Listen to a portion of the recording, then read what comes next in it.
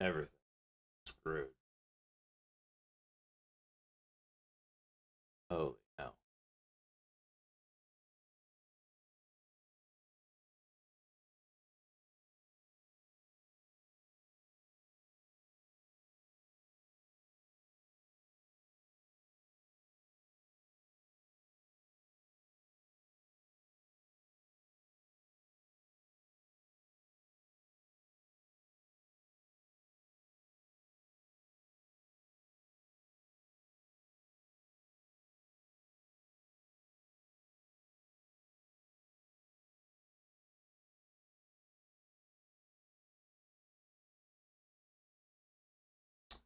Hey, Max.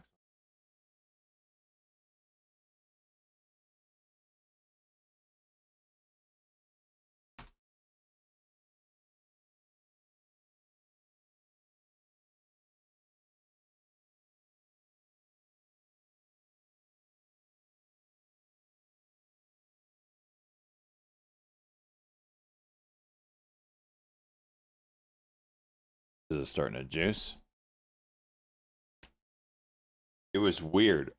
All my monitors were flickering on and off like they were being disconnected. I would hear it in my ear set like ba-doop, ba-doop, ba-doop, ba-doop, ba-doop, ba-doop. And it was constantly doing that. That was bizarre. So I turned the computer off in between flashes. I think the issue might be this riser cable that I've been using. That's the only thing I can think of.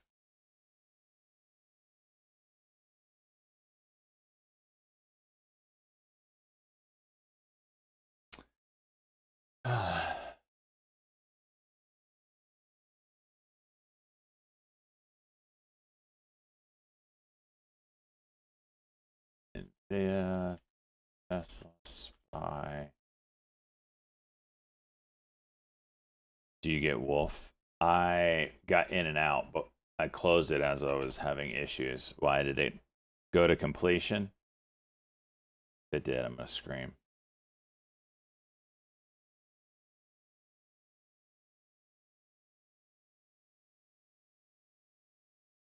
Migrating. Go figure.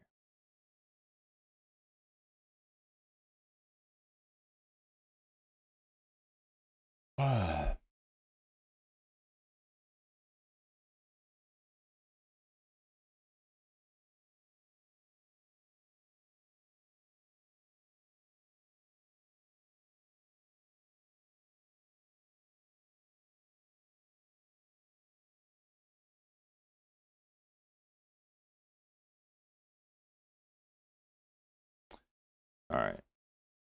Let's see here. NVIDIA.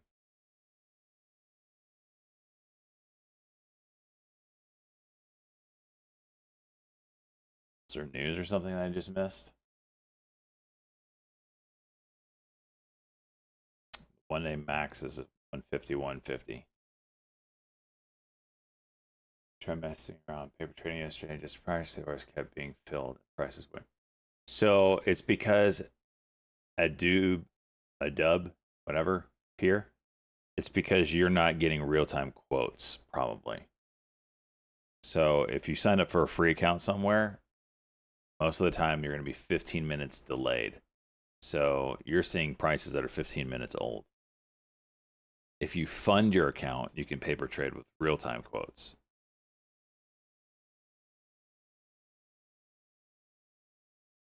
Okay, why?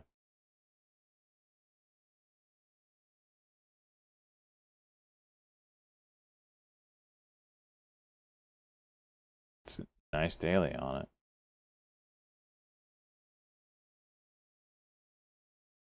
Oh, today's gonna be a short day, boys. I've been up since 4 a.m. I could not sleep last night.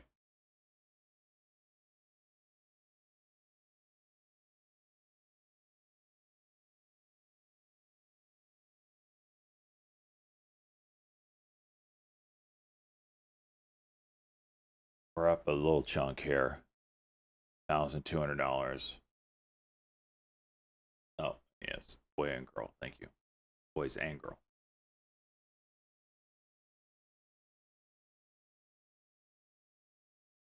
Oh, man. I'm tired. Oof.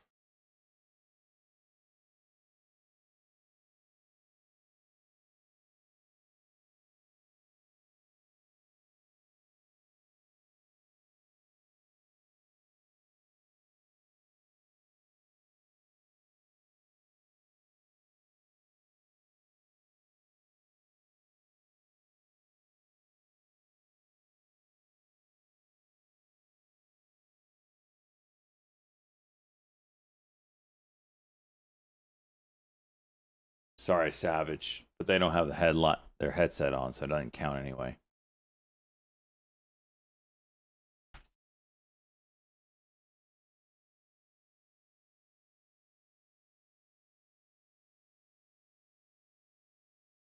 Oh, we got a lot on the table here.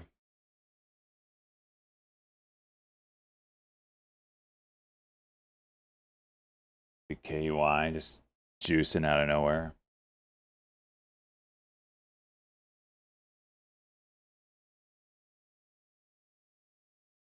Oh, my head. All right. I gotta get some stuff.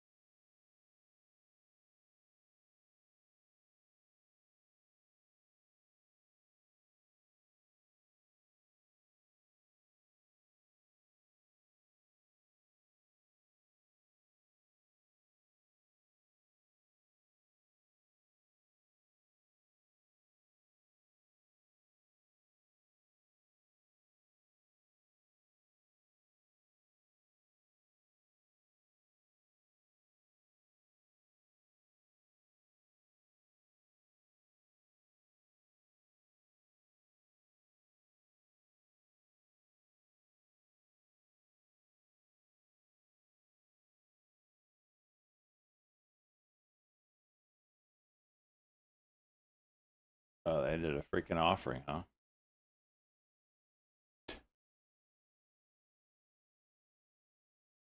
Jeez. Right at 9:30. Soils, if I open up this DM and you're up $1,000 on this wolf that I had to close out of because my computer started fritzing out, I'm gonna lose my mind.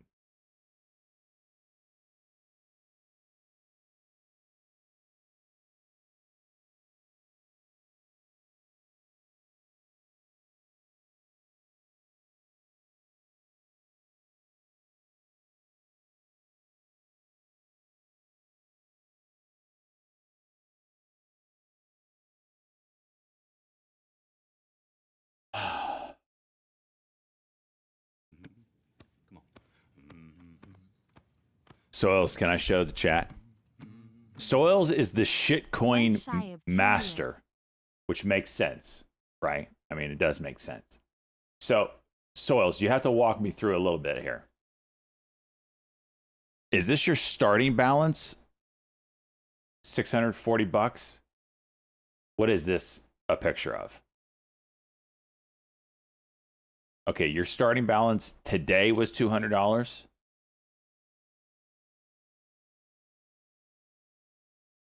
Evac's juicing up a little bit here. Boys and girls, I've been digging in the shitcoin world.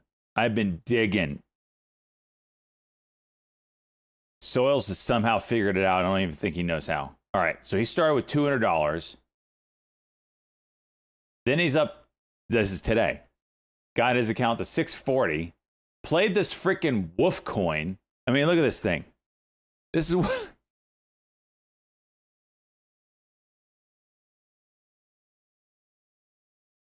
okay. Now his account is at $1,300, almost $1,400.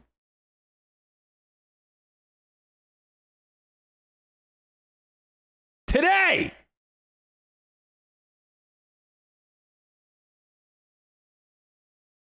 What's the chart look like since it migrated, Soils?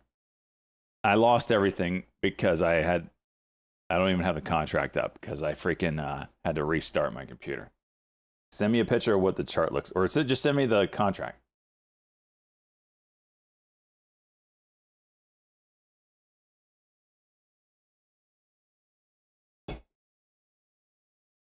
You buy Trump coin too? I played Trump when it first came out, not now. There's no point. I was my best hitter of the year. I bought it at 30 and sold it at 70, or 35 and sold it at 70. Can you stream some shitcoin trades like you do stocks? When I figure it out, I will. Okay. Let me see this chart, Soils. Holy shit, it actually looks decent. Oh my gosh, it's at 2.5 million.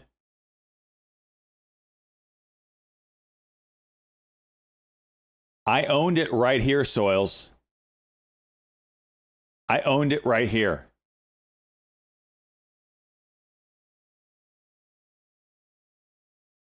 This is when my computer went on the fritz and I was able to like sell everything and close up and restart. This is what percent gain am I missing out on here? Only an 800% move. No big deal. Son of a bitch. Shut up, Juan.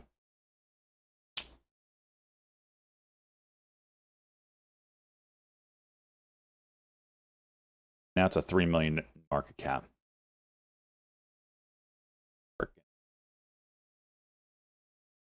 Like, we'll go when things start slowing down in the stock market. We'll go look at some shit stock stuff. AL, you are $6 a share. Wow, what an absolute shit show.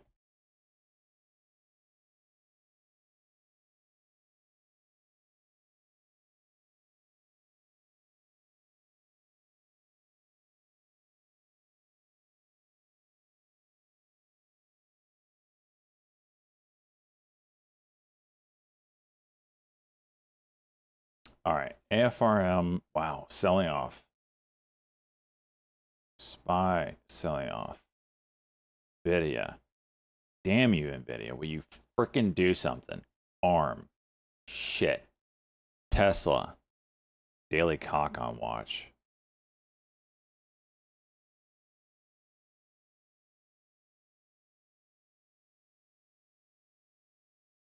EVAX. Is that halted? Wow. Right at that level there. Soils, that's really impressive. Soils, next time you do something, I want to know the why. I want to know your entry, and I want to know what you're seeing. I'm trying to learn this shitcoin world. This isn't even shitcoin. This is like diarrhea coin with dicks. Diarrhea dick coin level stuff. Like there's shit stocks that I play. There's nothing below that. In the shitcoin world, you are playing in the diarrhea dick coin world. And somehow you're killing it. And I need to know how.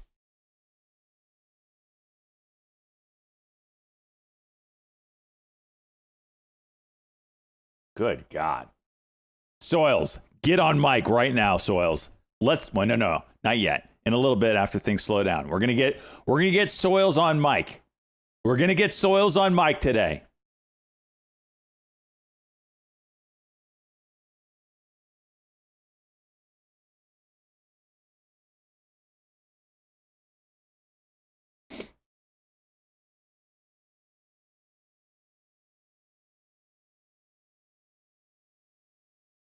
All right, let's see about this thing.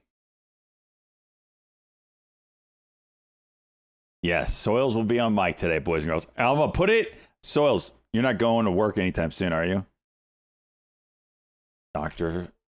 Soils on mic later today. I'm putting it in the stream title.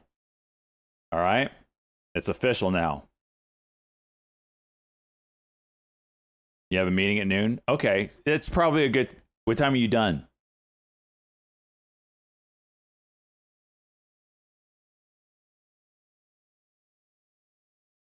One-ish? That's probably the best time to do it. Shut up, crawler. All right, I need to make a ChatGPT thumbnail for this to make it official. First off, damn thing has been making. Okay, hang on.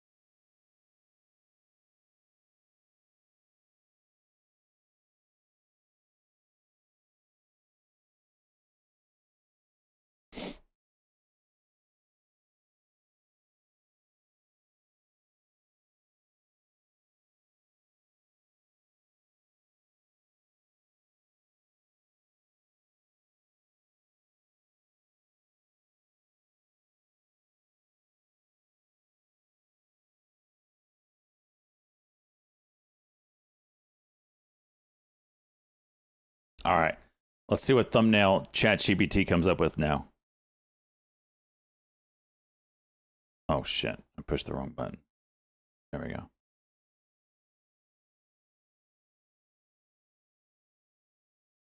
This is what it came up with. Now make one celebrating Dr. Soils being live for an interview and him being the meme coin master. That's what it came up with. Live with meme coin master. And it's a doctor. Live with Dr. Soils. Oh, this is freaking great. ChatGPT just put like half a Fiverr out of work.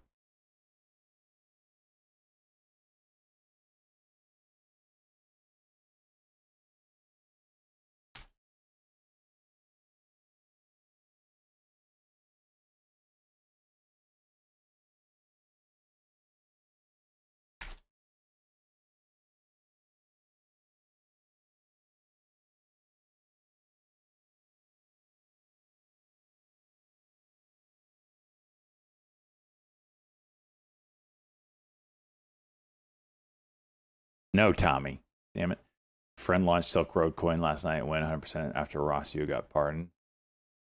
A little late. And it's still.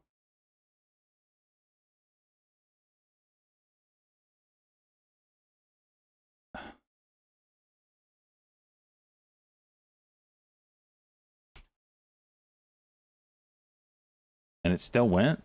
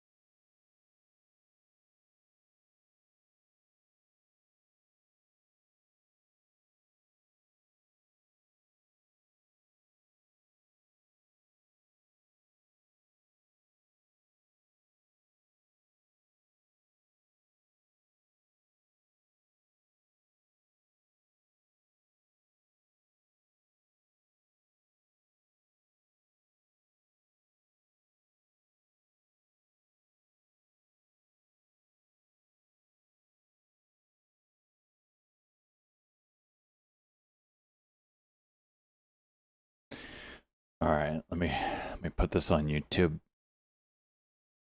I got another version of it, by the way, Soils, because it wasn't giving me the link, so it made a new one because I don't know. This is the updated. This is the updated one. You have a monocle now, apparently.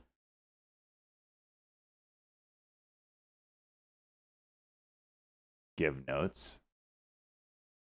Yes, see that I have seen. So Soils, you save all your slides. We're gonna go over it at 1 o'clock. But yes, I have seen that one and I've noticed that one. Oh yeah, this is official. He's a doctor. What was I doing? Oh yeah, YouTube.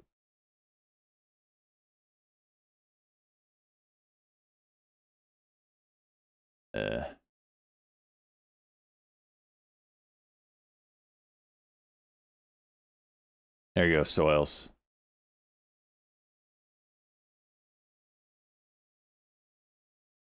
RNAS going.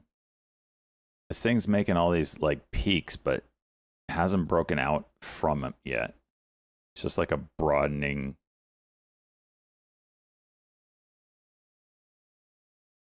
You get over like 950, then we talk.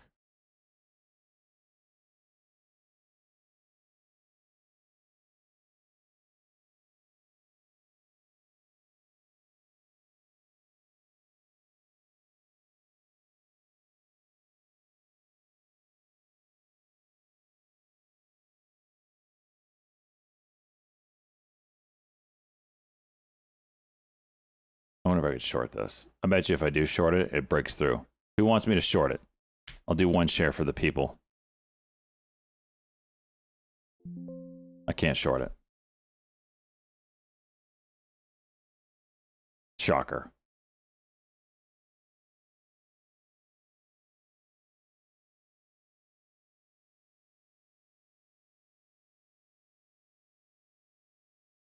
Ladies and gentlemen, we are going to have Dr. Soils in Shitstock Diarrhea Dick Coin World later on today, probably after 1 o'clock. Be ready.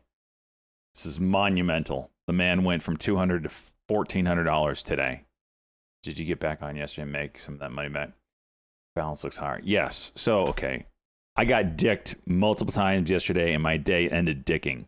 I got almost all of it back. I was within $500 of break even at one point yesterday. And I was like, okay. Then I played Boeing After Hours. Dicked me. And then I ended the day minus like 3,000 or something like that.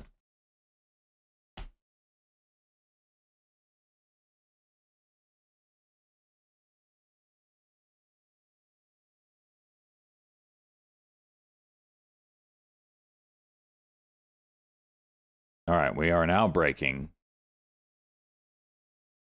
This could get interesting.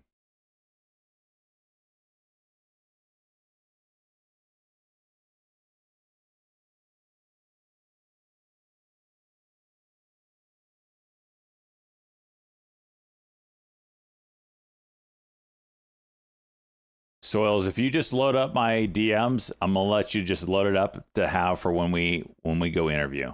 Is that what you're doing?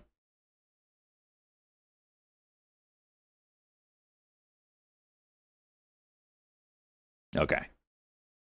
So I just won't respond because I know you're just loading up.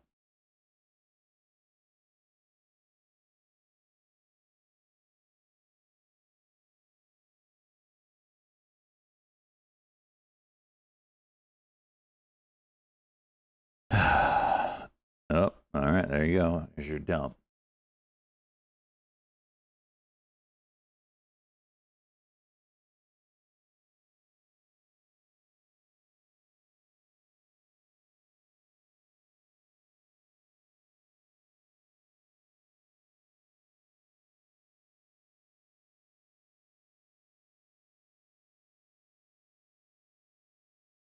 Market looks horrible.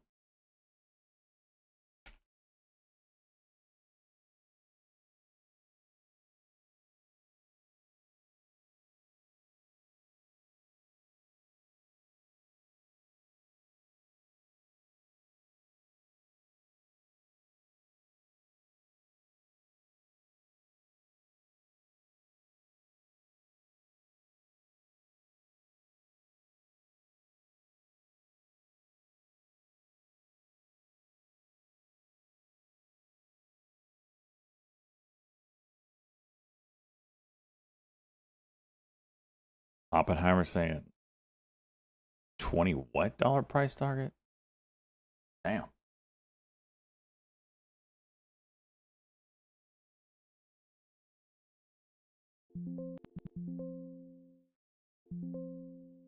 There's a little of the volume. It's pretty early. It's not even posting anywhere yet.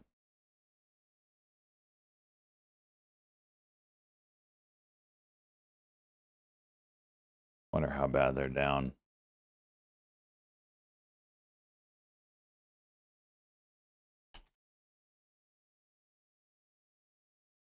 $26 price target on an LRMR from Oppenheimer. Reiterating.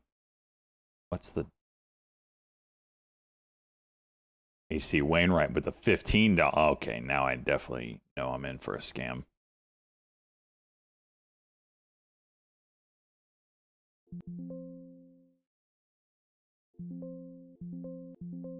All right, I'll take my small wins.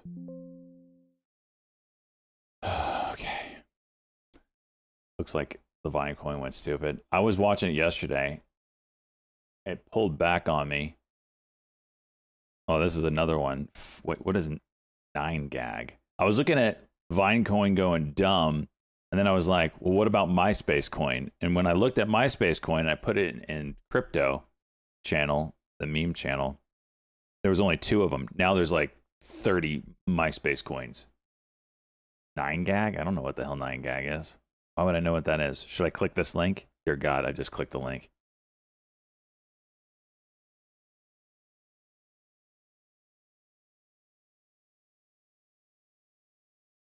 I don't know what the hell this is.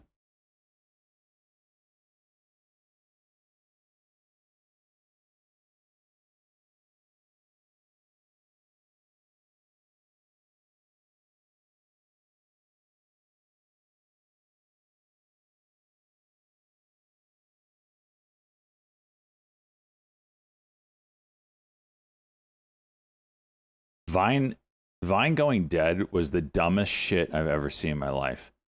They were killing it, and then they're just like, oh, we're done. You're what? WKEY, Cuck and Go 5-minute here. 9:13 we need to break.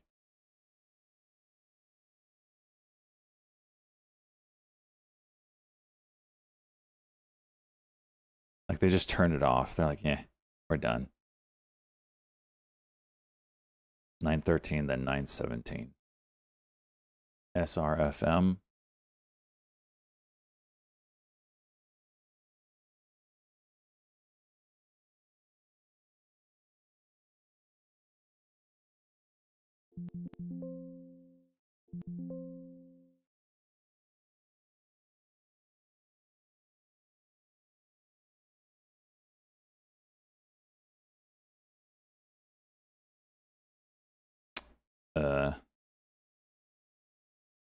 Can we not do that?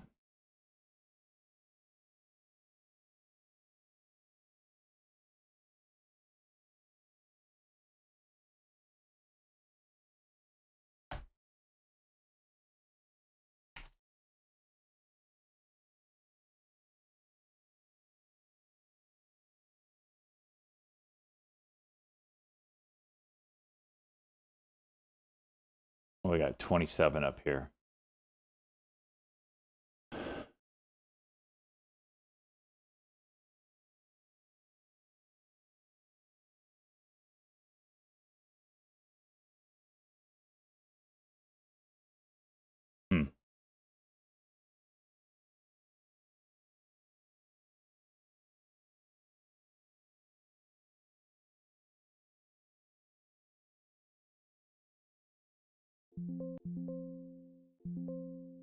It broke it.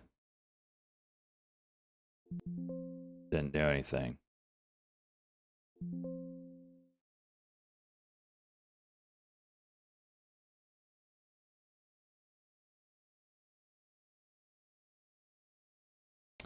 What are you doing with your ARM calls? Looks like they expired today. Well, nothing. I can't sell them because there's no bid.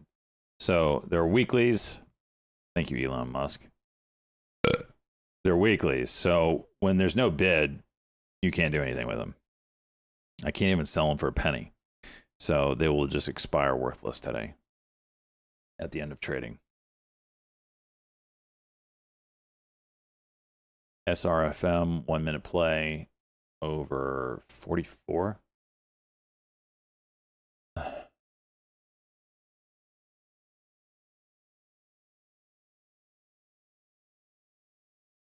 No, there's no bid. And that's pretty typical when it's damn near impossible for it to happen.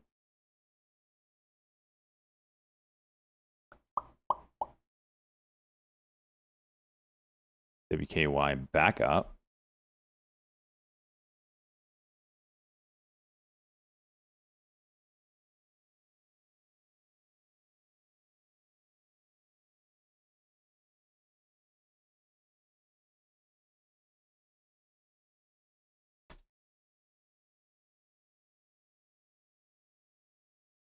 KOPN. Interesting. It's not, something I would probably actively trade just because it's a large float. But if it opens up, right against it, SRFM still got the 1 minute there. That would be a 39 break. Okay.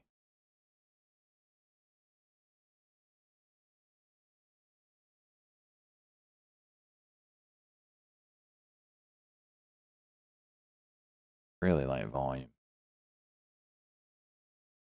They're bidding for a military contract. Nice. RNAS is very spicy. Big range. How?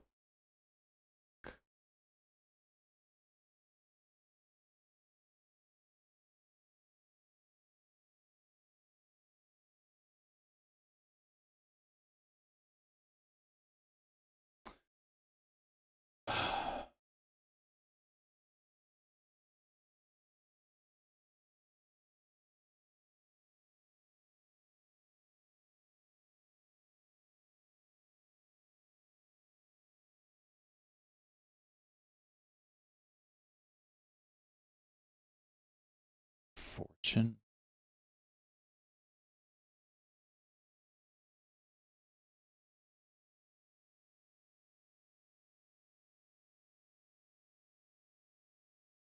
QUBT, look at this daily chart, yo.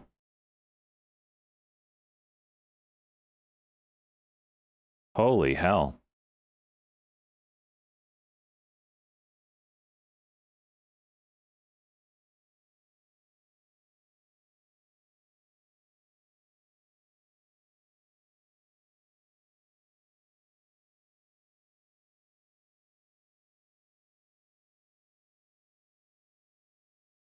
Dude, damn Wolf is 6 million market cap now? I was in at 50,000.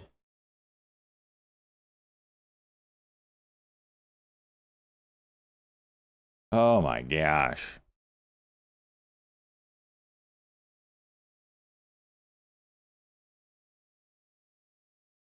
Let's go now. Well, I don't really. There's too much moving right now. Damn it. All right, Soils, get your ass in here.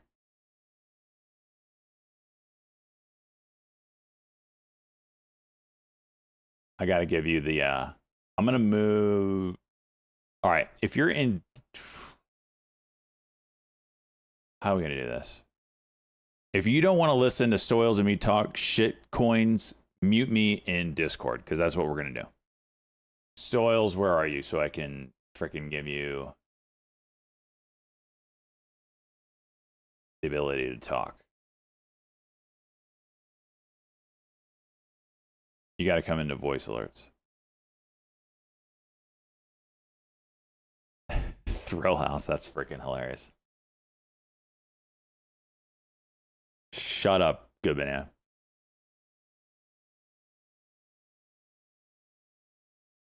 Soils is rearing to go.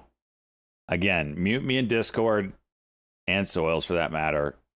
We're going to talk shit coins for a second while it looks like everything I'm watching. Well, hang on, DWTX. Hang on, Soils.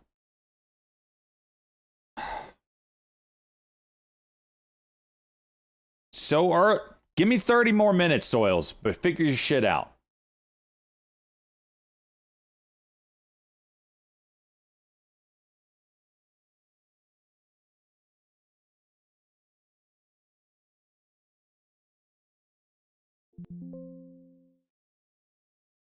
Good, Phil. Could take that.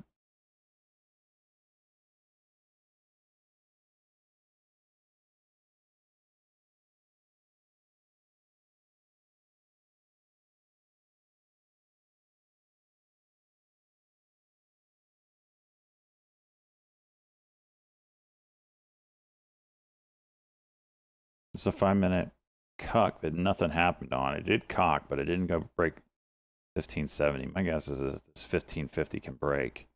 It's got a chance. So, Titan pointed this one out in chat.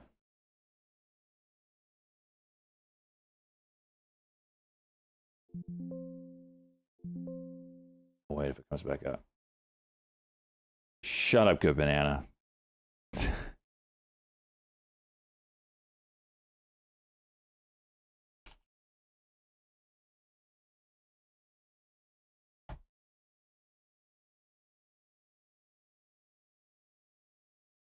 PFRX now. What is this shit? Watch over 4.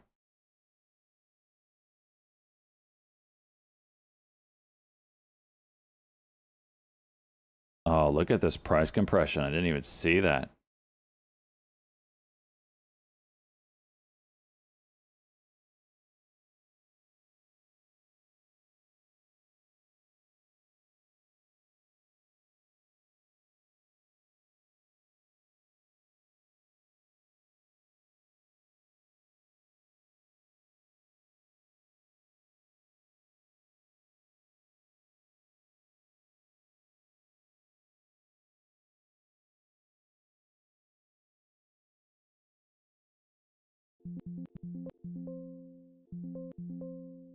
Over 87 would be the 30-second cock. Right there.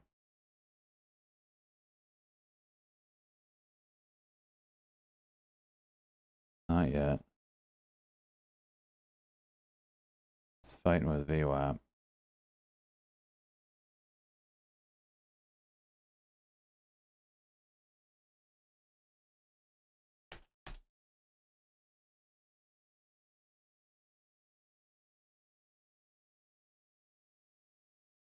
Okay.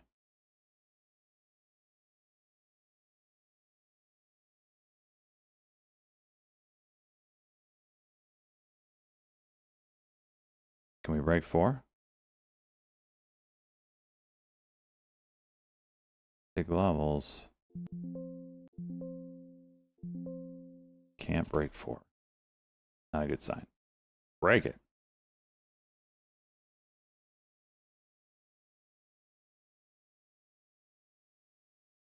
Hollow with a headline here.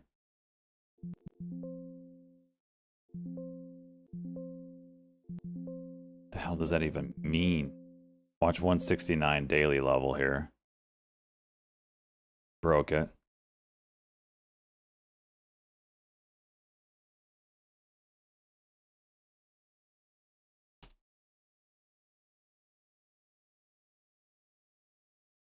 Explore the combination of detectional fields and quant.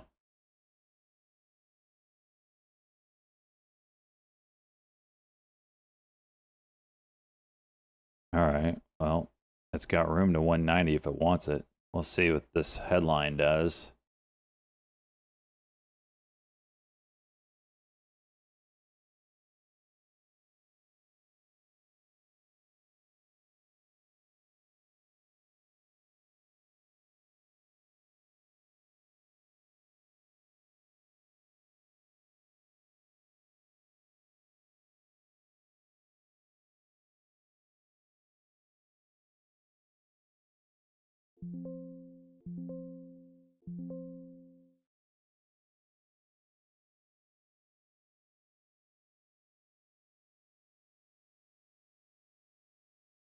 PRFX gearing up again. Kind of a nasty dip there. High day.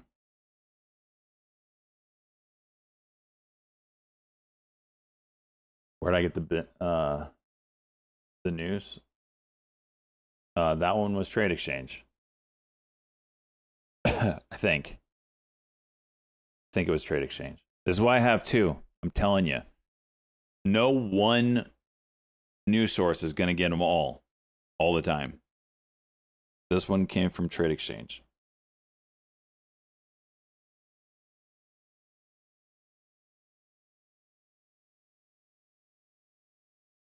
Okay.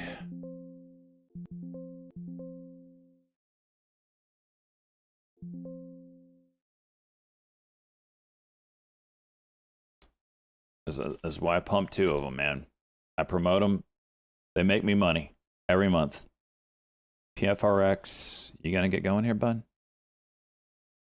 Got some levels of 408. That last pop high day break didn't really do anything.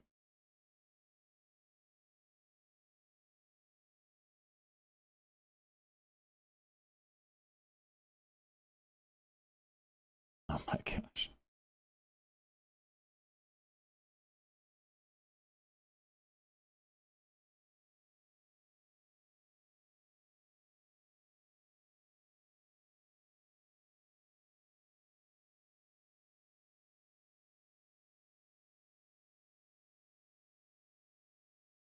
Evax. What's it doing? Might be some levels here.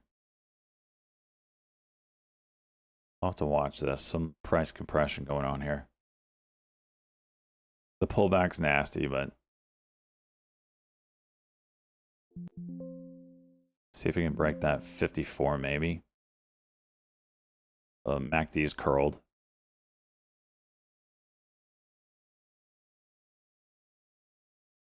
Okay, it broke it. Can you hold it? Yep. Next level is 92. Ooh. Selling. Oh, good fills, E-turd. All right, it broke. No, it tapped 92. No, it tapped 90.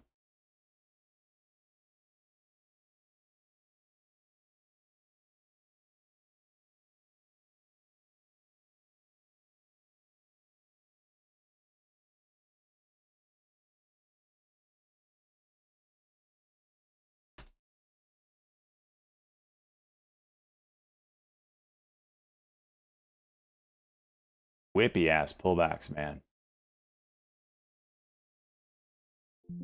Of course. Of course. Nuck, are you going here, bud? Nuck over 29.27. Hey, we're right there.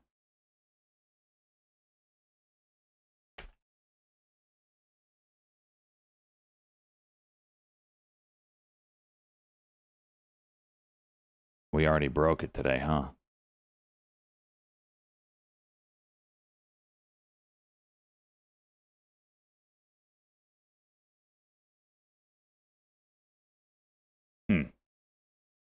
That daily looks so good.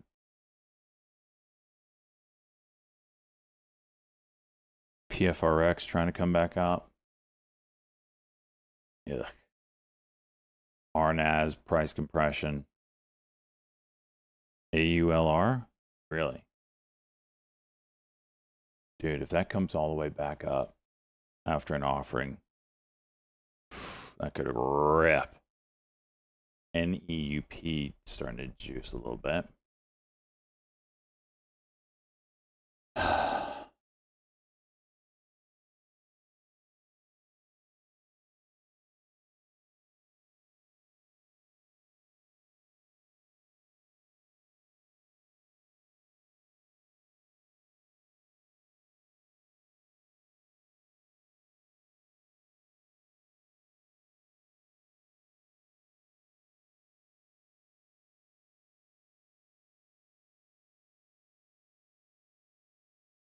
UVAX, dumpy.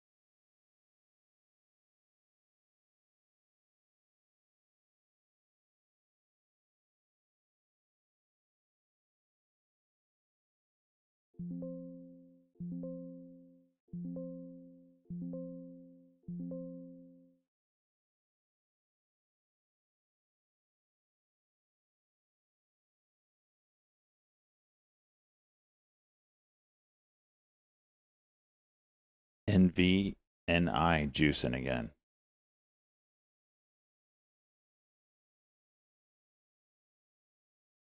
Jeez.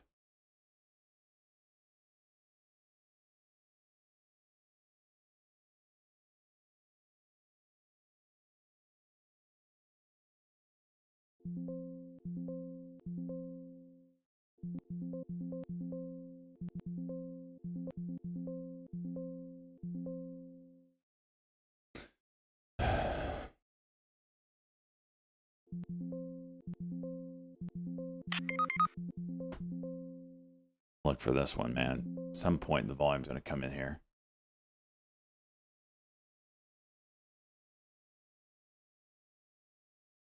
NVNI.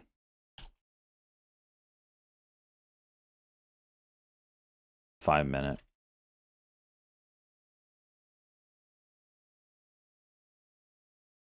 Big volume, low float.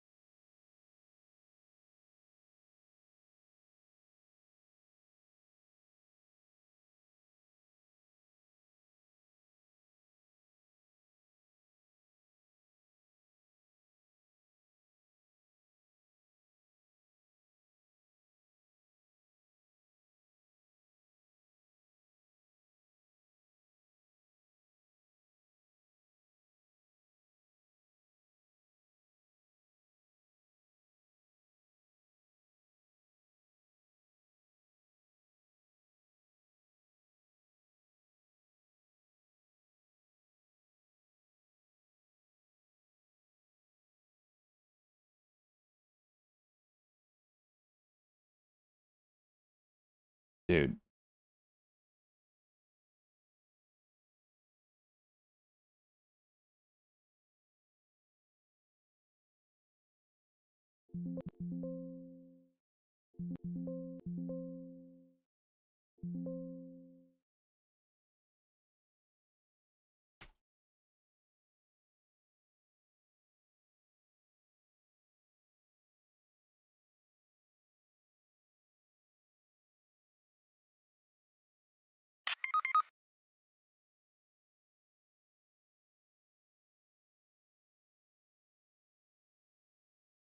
He did not say that, did he?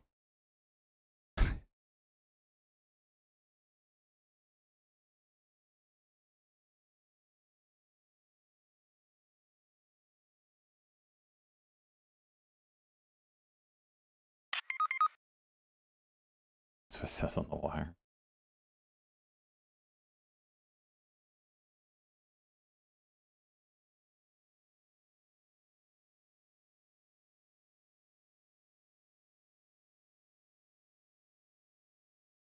Or pull back and then juice it.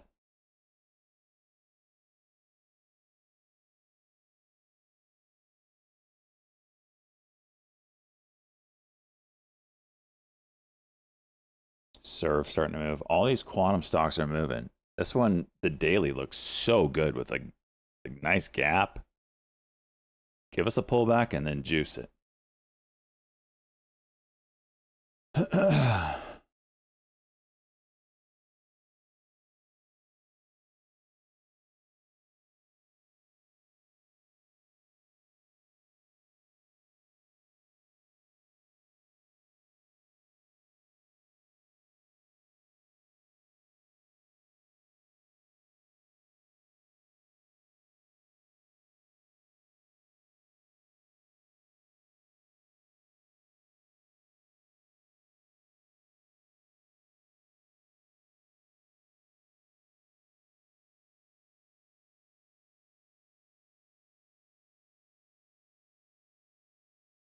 Get this freaking MACD to flip, damn it.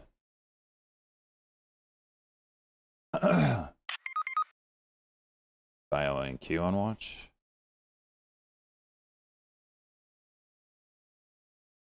Daily cock on that one.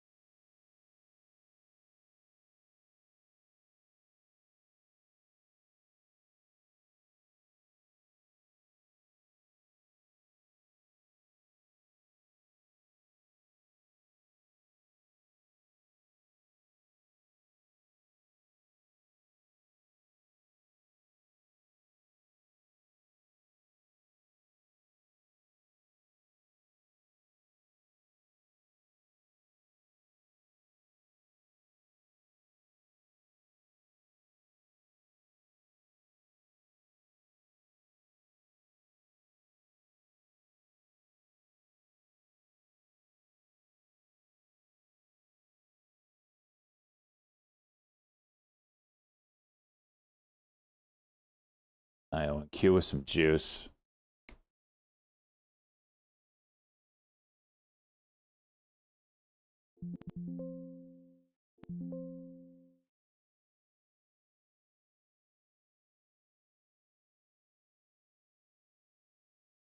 Wanted 35, but it just jumped right over that level.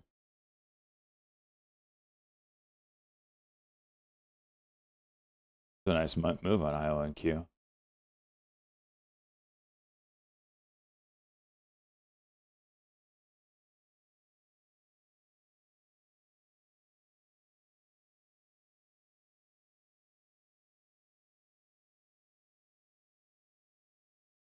A flat top there at 1245 now, which would be great. IONQ juicing again. Wow, this one actually is moving in lockstep with IONQ. As soon as the volume came in on IONQ, this one got the volume. 45 broke. It's got that 47.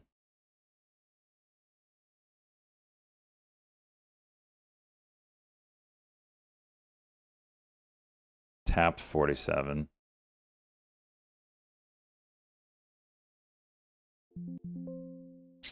Good fills.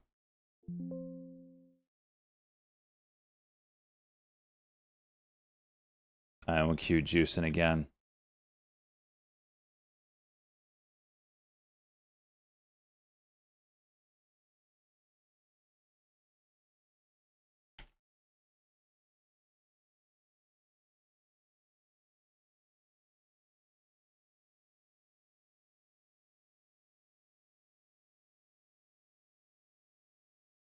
It's 47. 43? Huh? Oh, IONQ pulled back. That's why.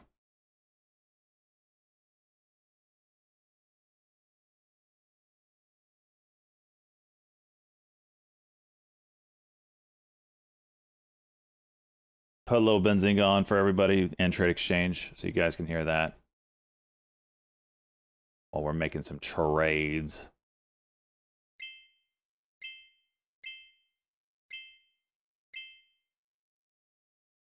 IONQ pulling back, so I'm going to sell the rest of these. I will play that 1247 break, though, if it happens. All right, IONQ, 1 minute cuck.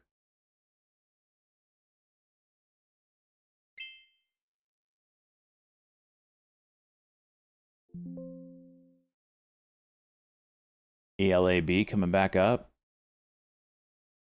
Watch that one.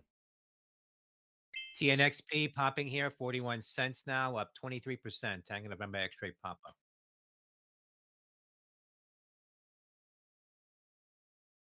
TZUP popping.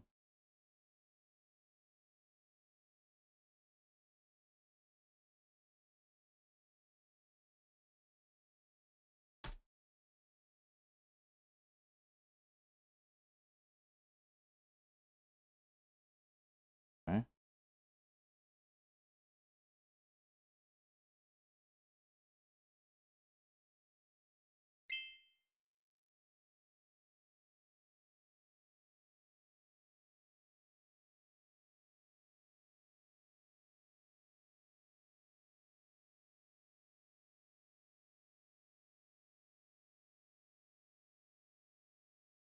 Classic. Nice work, man. That's what I want to hear. Holy hell. Hey, if you ever have success and it's due to one of our members, or it doesn't have to be me, it's people here helping you, we have a testimonial section in our Discord that we love adding to, just so people know we're the real deal. People think that because I don't sell something means, oh, you know, it must not be good. Where is it? I don't even know where it is. Where is it? There it is, up there. Come on in here. Let it go. We love to see it.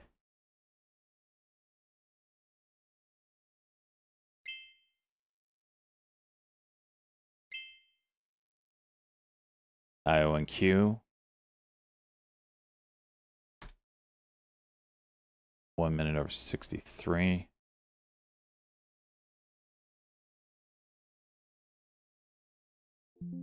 What? No margin.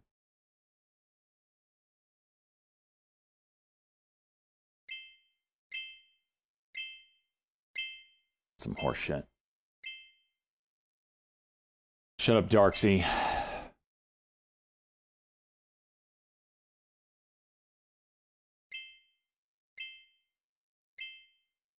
Pump it, baby. Pump it. Rip through that 1247. QUBT. Do it. Do it!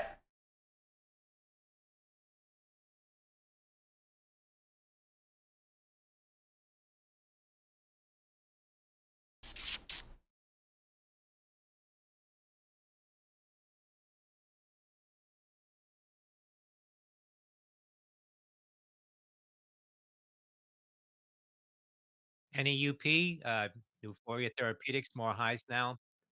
$5.97. He said, jump. Get back up there. Another one to watch here. Shares over $6 NI. now on NEUP. Got some price compression going on.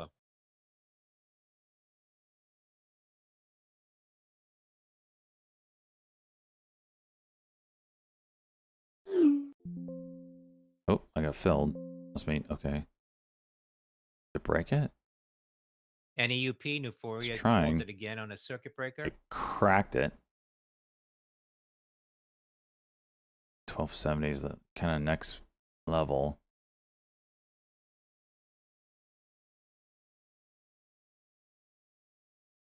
That MACD needs to flip. That is killing us right now. Perspective Therapeutics moving now to the intraday high, Charlie Alpha Tango X-ray. Right now at $3.96.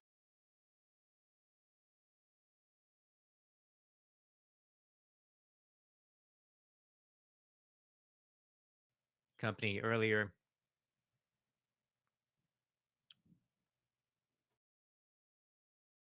announced that continues to pursue dose escalation.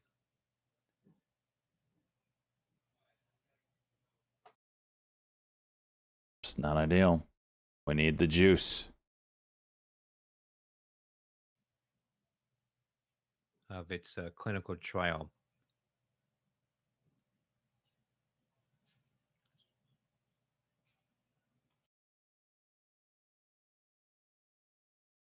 Top tick Tommy here.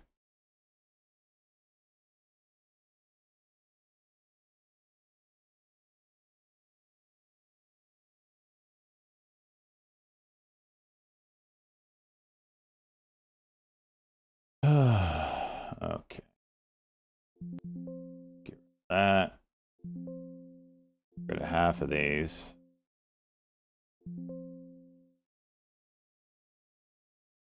IONQ's starting to pull back. Might need a 5-minute.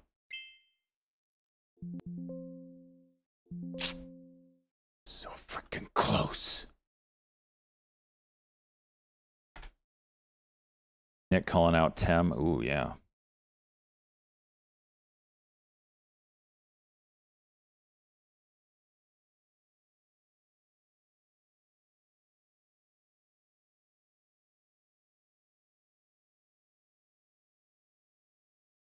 Can I have the freaking right chart? Thank you.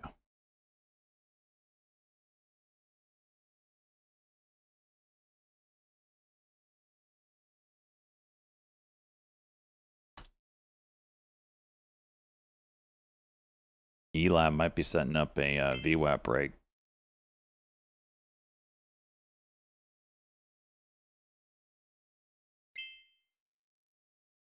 Another one? Wait, you got another play here?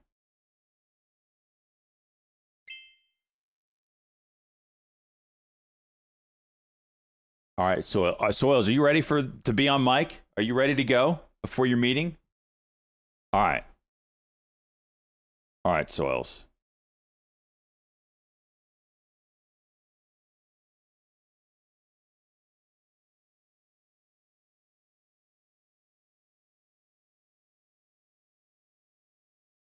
Uh,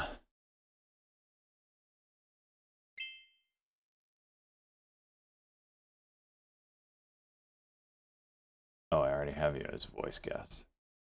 Try talking, see if you can talk.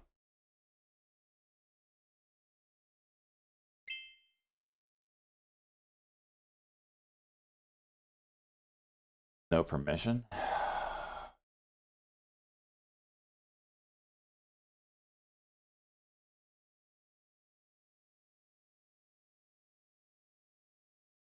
Try now. You might have to leave and come back. Yeah.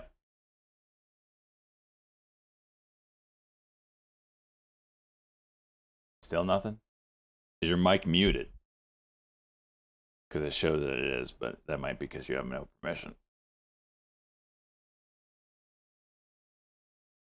I see that his mic is muted, but I'm wondering if he unmuted it. Soils and the right here is where you would have the option to unmute it.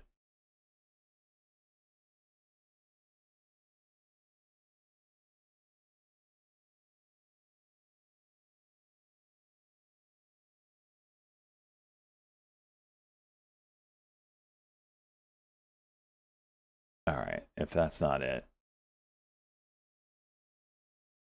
let me try something else, Soils. It might be a permissions thing on my end. Oh yeah, okay. Hang on, Soils.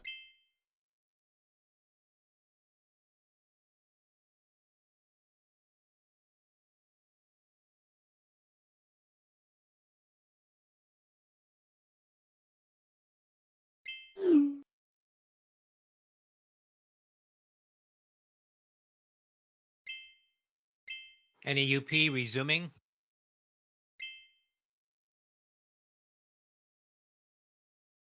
$7 the high now on Euphoria Therapeutics.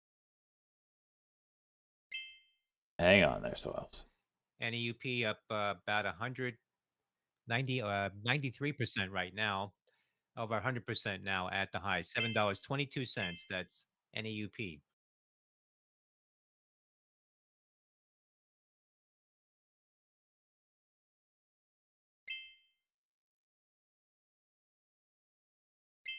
All right, Soils. Exit and then come back in. There it is. SJ figured it out. Nice. Can you guys hear me? Oh yeah, you can hear you. Nice. All right. Okay, let's head to the DMs. Ladies and gentlemen, Dr. Soils. Again, if you don't want to listen to shitcoin memery, go ahead and mute us. But we're going to talk about it a little bit because there's money to be made here. Let me scroll up here. All right, we're in the DMs. Okay. Go a little bit down to where I started making notes. That's up. Okay. Click on that first photo. Okay. Yep, the one with the tractor, the cute tractor on it. Mhm. It's actually a bed. Isn't that cool? Oh, that is Okay, cool. so when you go to pump.fun, you can create your own meme coin, right? Yeah. So this is where you fill it in, the name of it, and please read them. Big Dong SJ, ticker COC, description I'm gay. Got it. Yep. Okay. And then you upload a photo. And then from here, when you launched, there's a launch button down there.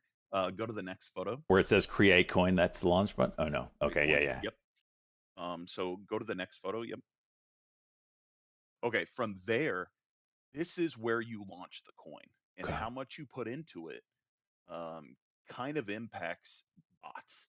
So if I only did, I did a test case of this, and so I did 0.1 Sol, and it instantly by a bot for like 2 Sol. It what? Okay. There was a bot that just buys it instantly. Okay. Okay, so if you go down, you could see the coin that I made. You American. can click on it. That one? Yeah. That's sweet, huh? Hang on, let me pull it up. Jeez, it looks like you're a master of rugs. Okay. Okay. So look at this, right? Oh yeah. And if you, okay, so on the left hand side is called the threads, right? And this is where the community talks to each other, right? Down here. Yep. And Okay. then on the right hand side of the thread, you can click trades, and you could see all the trades that are occurring. And this is a good way to find out what the hell's Oh, going on. So that. if Never you saw click that. trades, yep, you can see right there, right? So the first sell is me launching this coin at 0.1 Sol. Then instantly a bot buys. Huh. And then after a given amount of time, it just sells off.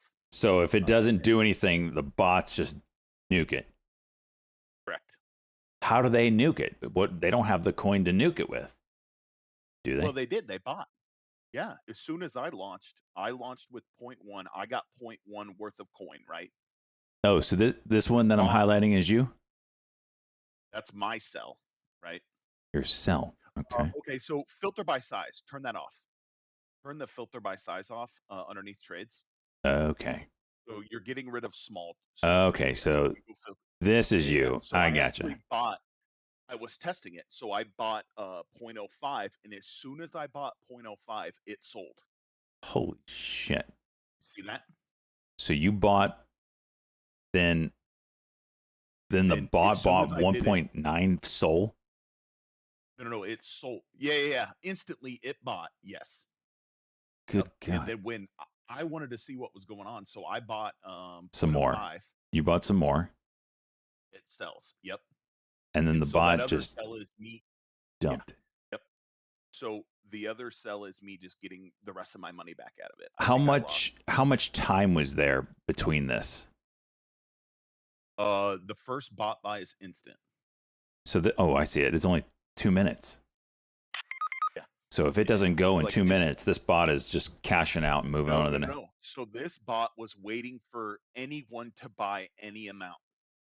And as soon as someone bought, boom, it sells. How long did your coin sit there at nothing before you bought and then it went nuclear? Maybe 5 minutes. Oh my gosh.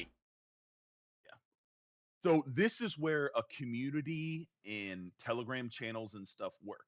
Because if you look at this coin now, there's nothing occurring because no one knows about it. Nobody's going to buy it. It's just sitting there. Okay.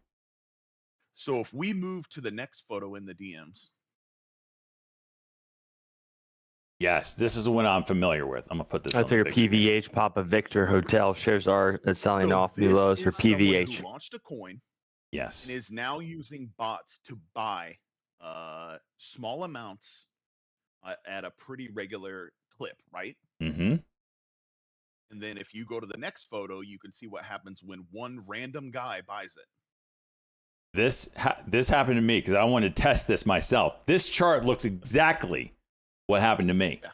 I bought like, I don't know, $20 worth of some shitter that was doing this. I'm like, this looks automatic. As soon as I bought, just like that. PVH And like I shares fallen said, to the lows, before you buy 91.10, Papa anything, Victor Hotel. look at the threads, see if there's people actually talking in there, or if it's just bots trying to get you into some Telegram channel or scamming you or whatever the fuck else, right? Do they have bots that talk in the threads? Yes. Yeah. Is it pretty obvious? Nope. Yes. Yeah. They'll have URLs like buy this rug, whatever, through whatever Telegram channel or something like that. Okay. So if you go back to the DMs, I have a link. I want you to click on just the regular pump.fun board. Okay. Clicked it. Yep. And show that. Okay. So if you change your sort to created, not featured with a fire emoji, left-hand side, yep, change that to creation time. Okay. Okay, this is how many coins that are being created. You pause the show animations, turn that back on. It's on. No, it's on pause. There you go. Yes, that's how many coins are being made, like hundreds a minute. Okay, so when one pops up you here, have the to thing is find- it's just created it. Yes. All right. So you have to find a coin that isn't scammed and isn't ran by bots. Good luck. Now look, everybody's trying to make these stupid cat ones because your little woof woof went nuclear. Yes. Yeah. So that they're attempting to make that the new meta because I think Wolf, yeah, it touched 10 million and now it's like at 6.8, right? Oh my gosh. Well, what about Mew? This one doesn't look like a bot. Look at the thread. Is anyone talking in it? Someone says winners. I mean, there's one person. Yeah, that's probably a bot or a scammer. Son of a bitch. But there's only like, It's tough. it just started a minute ago. How many people? Yeah. How many people talk? I'm telling you, man. It's a little bit of gambling. A little. See, look, someone must have bought. Oh, dead. Damn it. Okay. So from here, click on the next link that I sent so we can look at Ma. You could see what Okay. success looks like. Oh yeah. Okay. Lots of talking. Okay. So this is actually it's the second one. It's kind of a derivative of Wolf. It was the first one that I saw. So basically what you do is you try to get in early, right? When we are looking at them, when they're on this pump.fun website, their market caps are all under 50K, right? Mm-hmm. So it can go really bad really quickly, or it can go great quickly. Right. So for them to move to Dex Screener, they have to meet the King of the Hill, and that's a market cap of 58,000 or something like that. And then also there has to be enough trading to fill up this bonding curve progress, right? Right. So you can find a lot of coins where these bonding curves in this King of the Hill, nothing is happening, right? They're not going Okay. up. So this is where some people will try to get in for like 10K market cap and get out at 40K before it migrates. And then, that's a 4X, right? Right. But you're missing out on what if it goes to 10 million? Turning me on. This is, like I said, this is a derivative that did not do as well, but I made 4X on it. Gosh. I mean, the chart doesn't look terrible right now, but it's probably done though, huh? But it's a derivative, yeah. Okay. It's not the guy. It's not the OG. Yes. Fair enough. Okay. So when you look at the threads, go down there and you can see where I typed and where other people typed. Which one are you? GOEV, another pop Yep, here, right here. 89 cents, My up name is Weedman, 161%. Golf 69. Greco Victor. Here. So there's a few things that are called out in the thread, right? One is, do we have a banner? Do we have a telegram? And who is going to pay the DEX? The DEX is important because once you meet the bonding curve in the King of the Hill, the DEX has to be paid by somebody. It's around $200. And then from there, it will migrate. When you say pay the DEX, do you mean pay for advertisement or some sort of migration fee? What do you mean by that? Migration fee, yes. Okay. Yes. And there is a website to check this. If you go to your DM, there's a website that I plugged in there. And you can check. You just plug in the address, and it will say whether there was a DEX paid on it or not. Okay. Like if you're the owner, So like click how? that. Click the link. I'm here. Check dex.xyz. Yeah, so check. Yep. Click that. Yep. Check DEX screener. Paid. Okay. That green button. Yep. Okay. It says There. paid. So when you're in the threads, people will be throwing out, "Oh, this is a scam. Nobody's paid DEX. Blah blah blah," and they're fudding. They're trying to get the price down. So you can easily go and plug in the address into here, and it will tell you whether someone paid it or not. Because if nobody paid it, I'm just gonna do it. I'm not giving $200 to some random people. But somebody will. And once you know that, I usually like to load up. Because it is gonna migrate. that first couple minutes when it migrates can be really crazy because it will be about 1K market or 100K market cap, and it can shit down to 50, it can shit down to 30. It's just about whether to ride it or not. Let me ask you I this. got lucky this morning. Yeah. I'm going to think big brain here. Massive brain. Okay? Why aren't people using this to advertise? What if I made a stock jock on Twitch coin, pumped it for whatever, we ran the thing up, millions of eyes are going to now see it because it's now gone I don't know. to I mean, migration. So now you're getting into, do you think you can create your own meta? Yeah. Right? Yeah. Yeah. I mean, we would all have to be able to pump it to make it hit the king of the hill, right? Yep. And just know that when you launch, the amount of bots that are getting in there early, and it's thrown out in when you go to launch your coin. Stop doing that.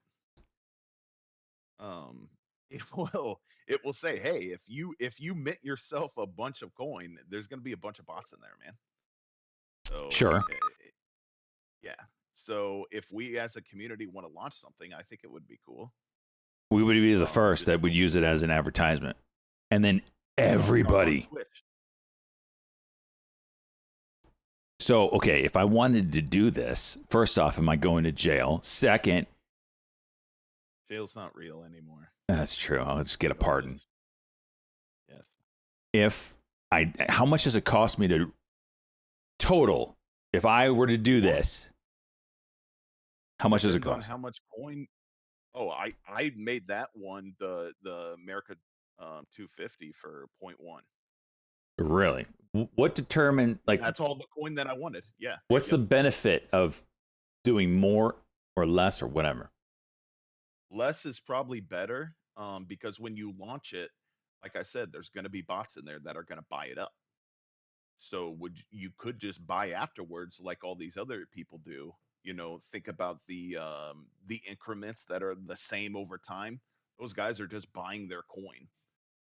They're waiting, trying to get volume into it, and as soon as someone comes in, boom, they're out. All right. When you created the coin, let me go back up here. Everything's legal, especially unless you're unsubbed. If you're unsubbed, get out of here. Yeah, suck a dick if you're unsub. It's optional. Wait, choose how much cock you want to buy. God. So when it creates the coin, is there a certain float that it creates with it? Yeah, yep. I forget what it is. It's all in the details. It's all set, or do you set that? I think it's all set. Okay. I don't know that for sure.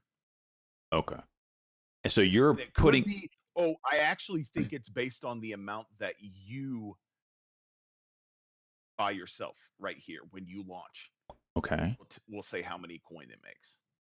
Huh. So you could see down there, 0.1, you get that much cock. Okay. So that's how much cock I would get. Yes, that's nice. When you created yours for that, how many coins are in that float? Do you not remember? You can go back. In that link, I can look here. Does it say in here? Yeah, you would probably have to go to the contract. Oh gosh, I don't want to do that shit. Yeah. View profile. Weedman 69. Oh my gosh, you're so stupid. What? It's two of my favorite things. Oh, this show. Look, is this your wallet or is this what you've traded? Yeah, that's pretty much what I've traded. Get out of there. Yeah, good luck with your CPA. I don't have a CPA, dude. I don't need it. Tax-free crypto, man. I voted for him. Come on. Tax-free. Yeah, send that to the dog fart. Oh, Doge fart. I apologize. Okay, so this is basically look at the volume you have to do to trade. And I just got lucky with 2 this morning, but I lost $200 yesterday. Okay. But you know, first day I was up $1,000. Today I'm up 1,400. So, Unbelievable. you know, what are you gonna do? Okay. Boys and girls. So this is it. This is coins. I think launching a coin would be cool, and I mean we know that our community's not going to eat it, so I mean, they might. What do you mean? I mean, no, they might. $100. Yeah, they might. What if we created the meta for advertising This on this is- shit? Yeah, this is where you make your money, man. Who wants to get rugged, boys and girls?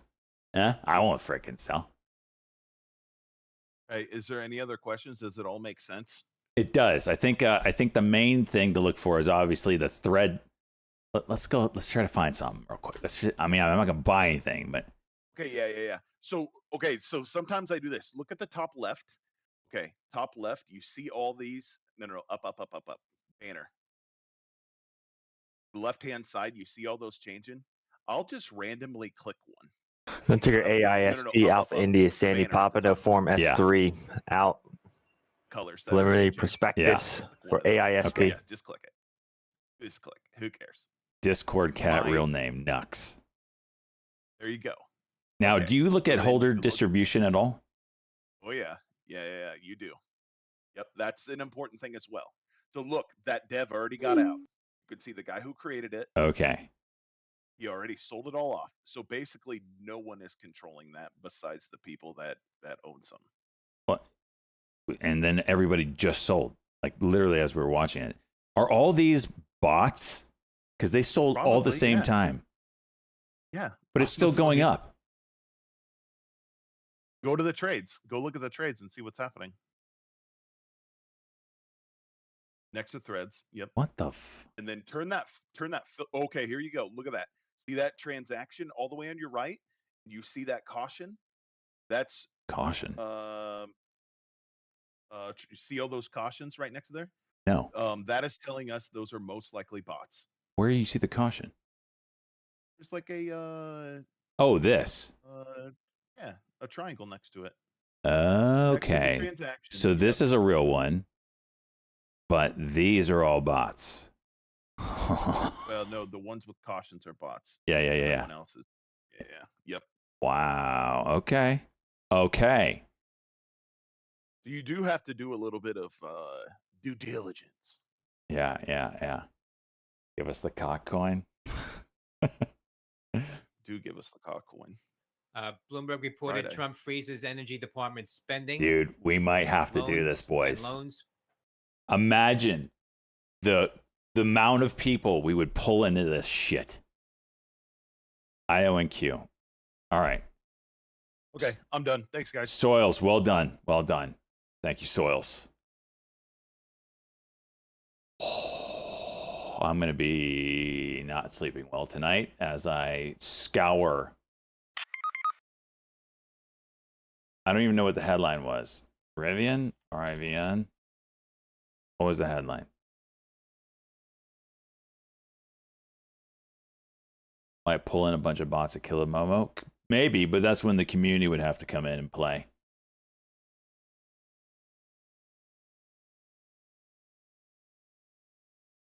Trump, want to see California have voter ID laws and changes to water policy. Want to see OPEC cut price of oil. I don't see anything on Trump. Someone that was paying attention, could you let me know what it was? I mean, Rivian.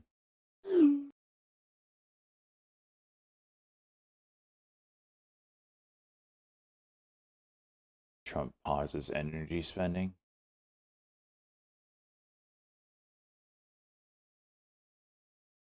And this is Juice and Rivian.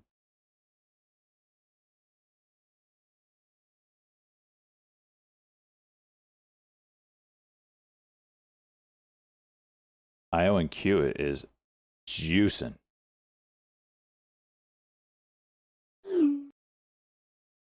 All right. Trump freezes energy department spending loans.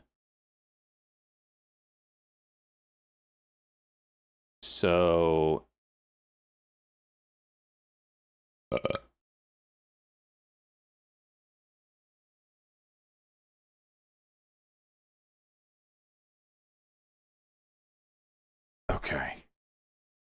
So someone brought up Bullocks. I saw that actually on TikTok today. I can't use Bullocks because NEUP, more highs now, increased on continuing you have to volume, be like early $7.29. access, and I don't have early access to it. That's up 108%. Like I'm in line and I'm at like the number highs, and shares are halted 300,000 again to on get a in. Circuit breaker, NEUP. Am I looking at that wrong? Use Photon.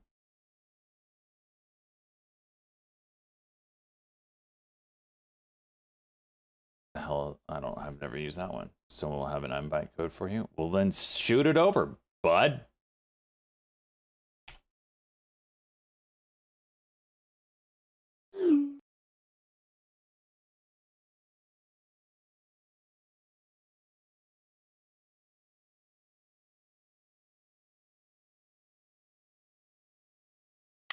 Make it unruggable on Algorand.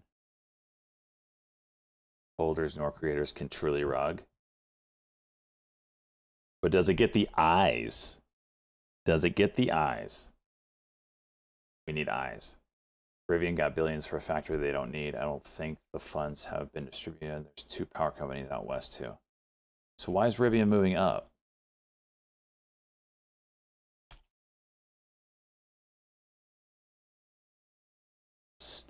Stupid stocks. It's not a rug if you make it. Yeah, that bought Soils is, I mean, it just got up break even. It sold its own pop. So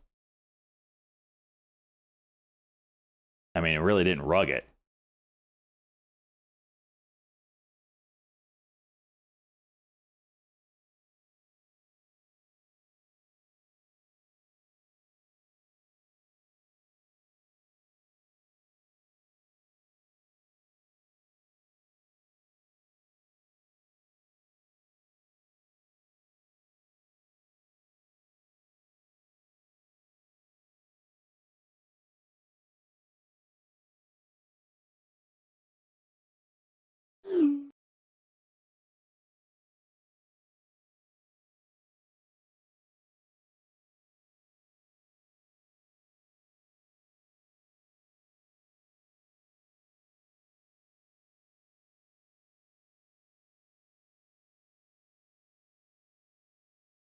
Going to be backed by something physical, like a collection of. Oh my gosh.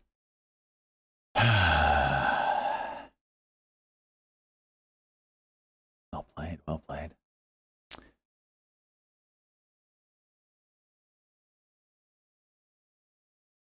Wow, okay. That's good. Lots of stuff today. Lots to digest. Soil's a freaking god when it comes to this stuff.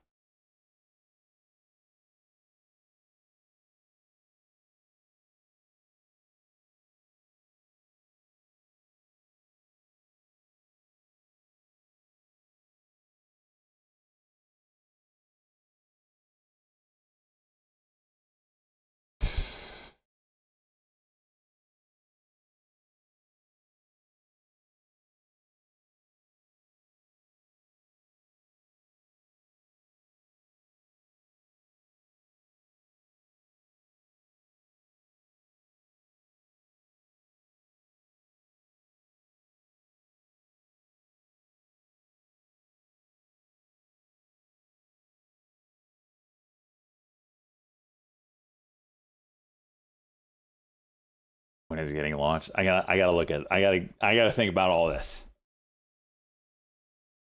But certainly, it will happen during stream. Not today. Not today. I'm too tired to focus on that. NVNI moving up here.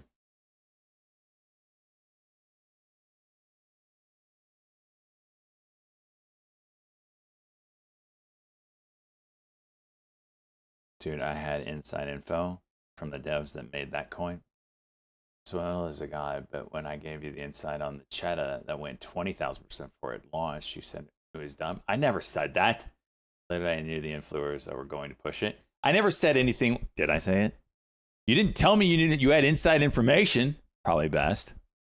Maybe that's why I didn't take it.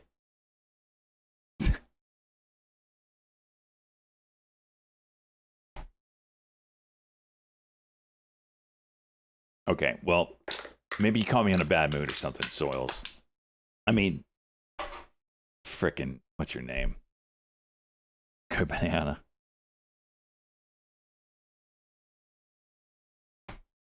Ask freaking Cheese. I've been in a bad NEUP, mood. Euphoria resumed trading. I've been in now a bad mood this week. $7.91. NEUP.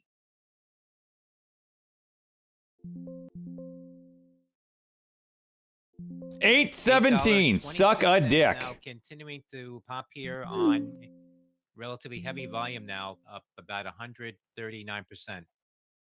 False halt. 837 the high, and shares are halted again. I'm taking some off the table. It false halted once already, and this is a weak ass halt. It's going to false halt again. It's going to false halt again. That's Euphoria shares now up 100, almost 140% at the highs. What a weak ass halt. Shut up, Jake.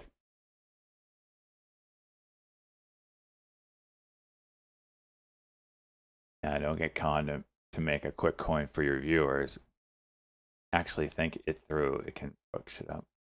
No. I mean, if I did it, I would put the amount of money I would put in it, I would think of it as an advertisement. I don't think of it ever coming back. I'm not trying to make money here. I'm trying to get exposure.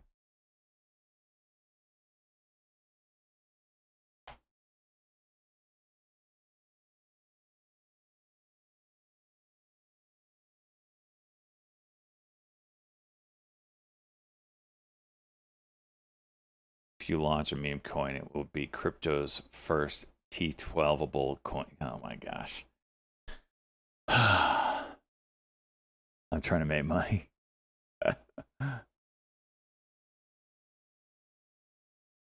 Pan exposes self. Oh my gosh.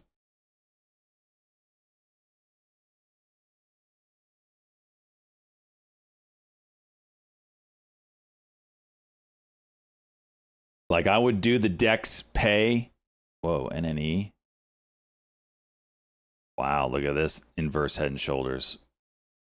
Hot damn.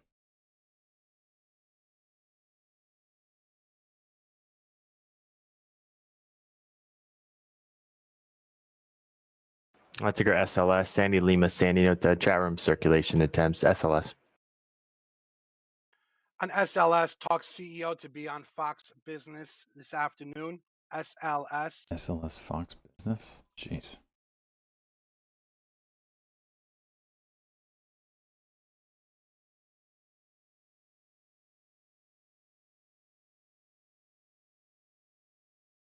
Dude, this chart looks great. It holds.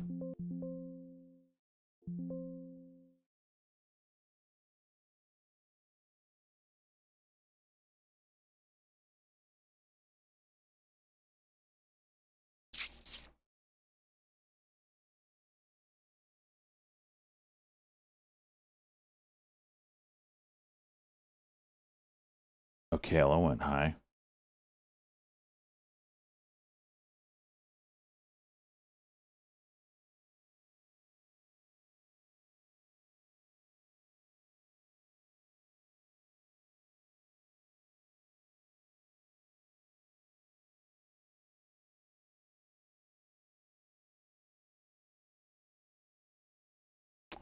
It's a cock. Okay.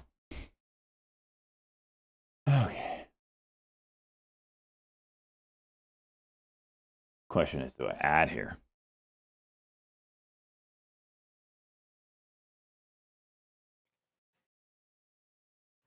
SLS, SLS Life Sciences CEO to be on Fox Business coming up at 1:50 p.m. Eastern Time. 6, 7. That's Sandy Lima Sandy. 17. High day is 17.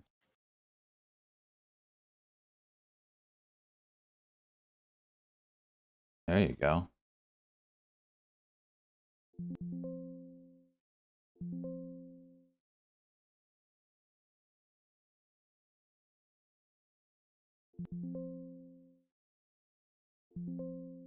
Stop on quote.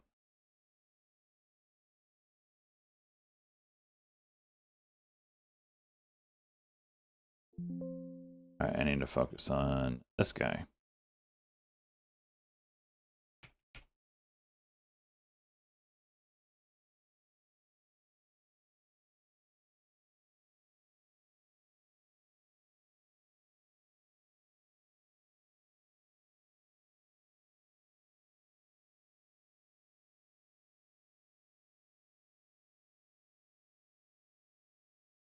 It is gapping up a little bit.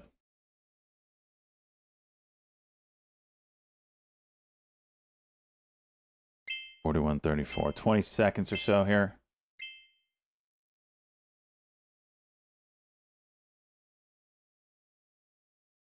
Am I in at 817?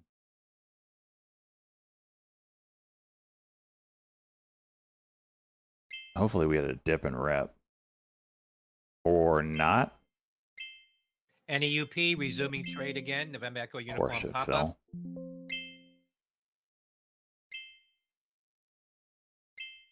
Shares hitting $9.13 at the high in NEUP.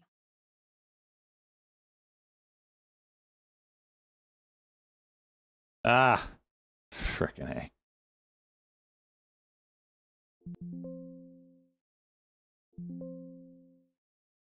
What? On ticker LTRN, Lima Tango Romeo November. Note shares are seeing a spike in activity, new highs. Note social media circulations on the name LTRN.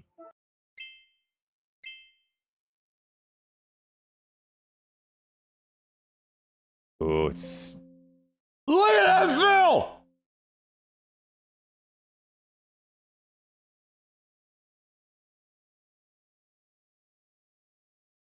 Insane volume. But should have halted up and didn't.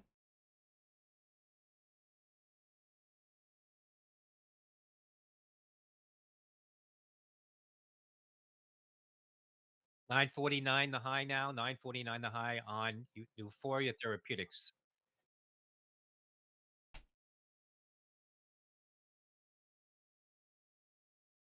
$37 break.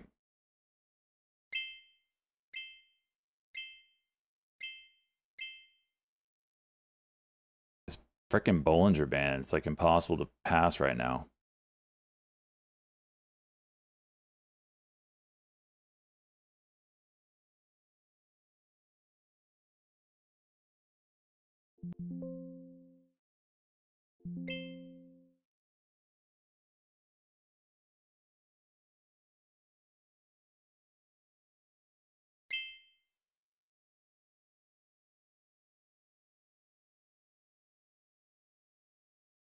You gonna go for 10 here, bud? Man, there's some selling up here.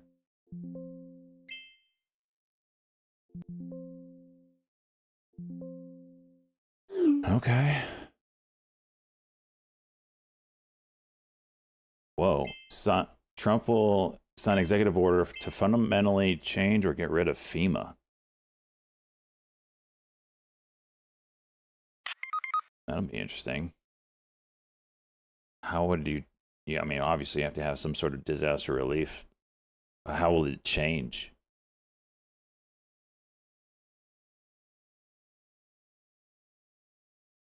Wonder what the plan is. Give it to the states?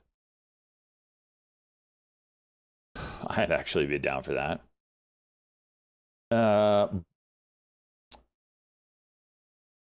That's a tough one. I'm not a big socialized person, but when it comes to safety nets, I kind of am.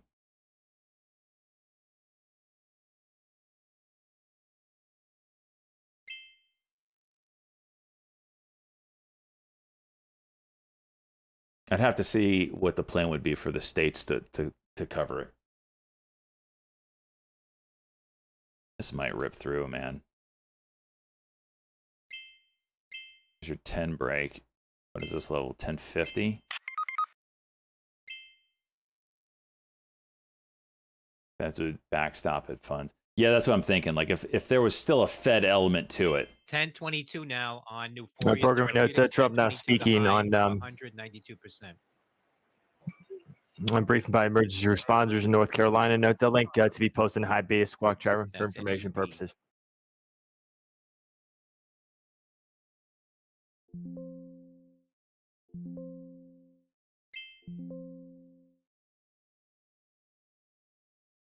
Levels 1050. Does it moon over 1050 or are we just going to get shot down? Another attempted halt. False halt.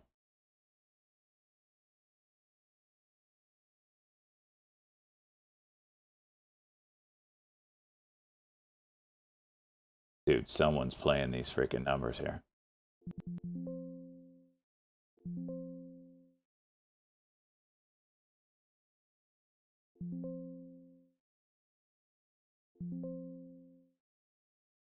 No fills?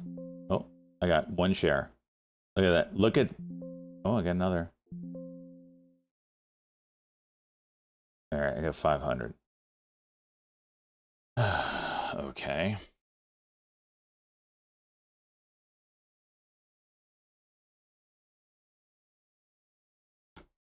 Dude, they might give me more than 800.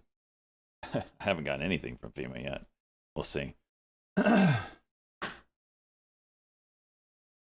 I'm getting your reward check DMs if you're man enough. Listen, Banana. That was a special prize for you.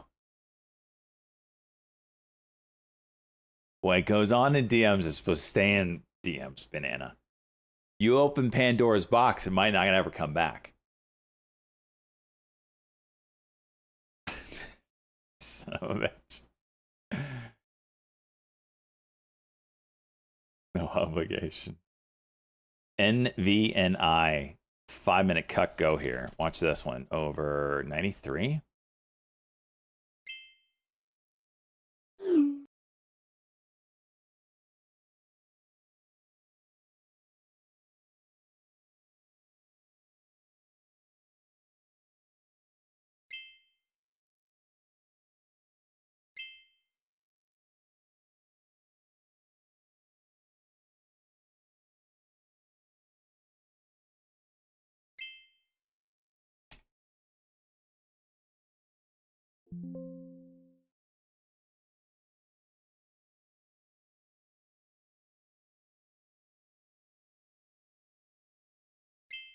Watch it fill me and immediately don't. Piece of shit.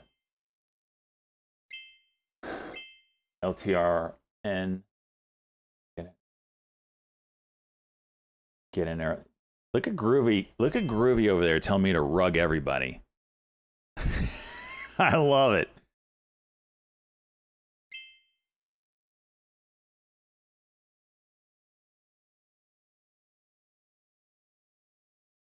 Uh-oh.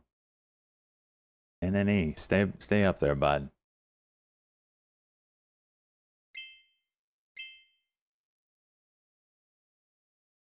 Let me live today. What if that was the banner? What was it? That might be a good banner. That might be a good banner for our meme coin.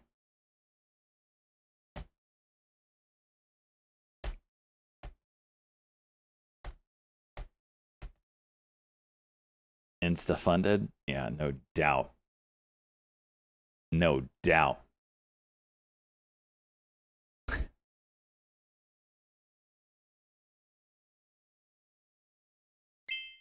What do we got on this?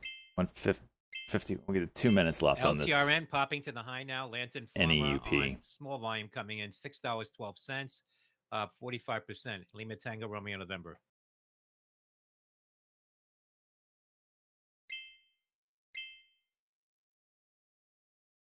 Evax popping up again.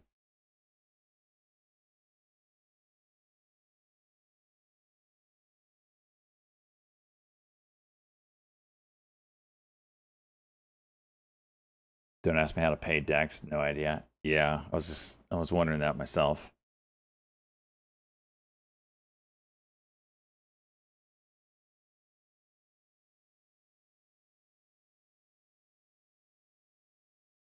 $51.34.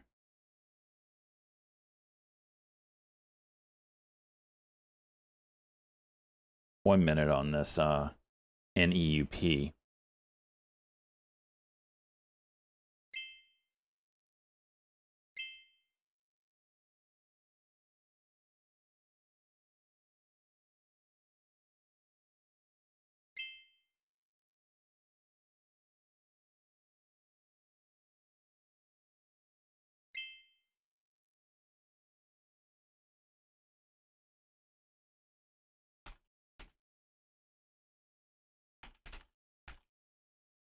$10.68 resumption price. It's over your level, 1050. That would be awesome. Then you got blue skies.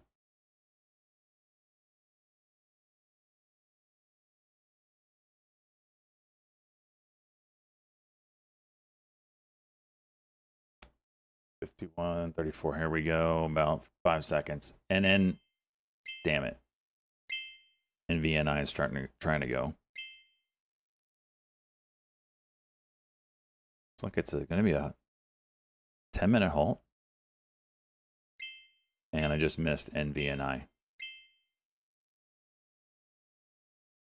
I missed it. I think just juiced to 420.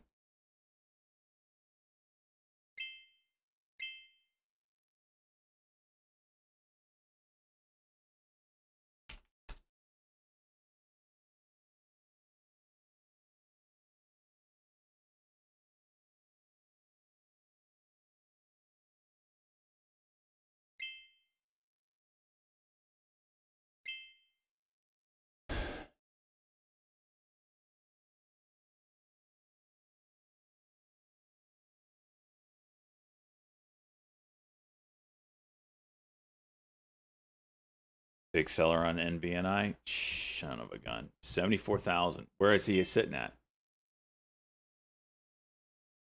Under 4. This has got a hold right here.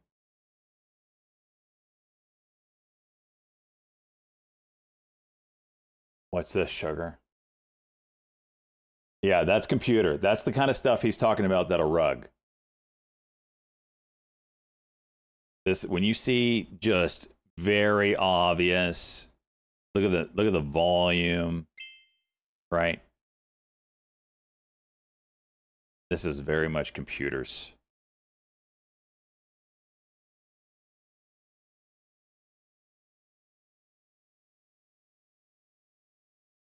Totally this shit.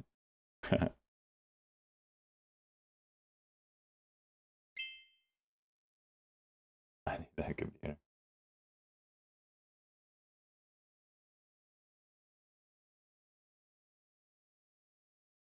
SOBR, sober safe, getting a pop here on volume, big spike in volume on Sandy Oscar Bravo Romeo. It's a 30-second cock here in NBMI. 20s 11 break would be nice.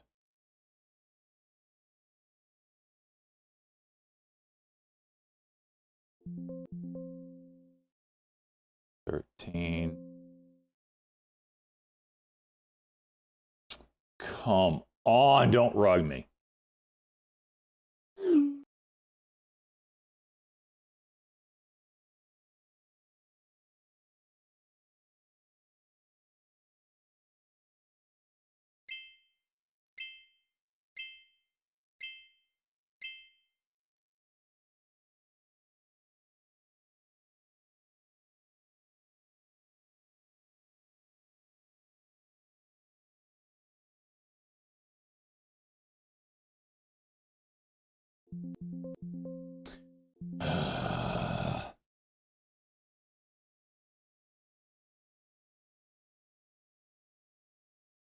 Why don't you go another amount? I swear it knows. It knows when I'm out.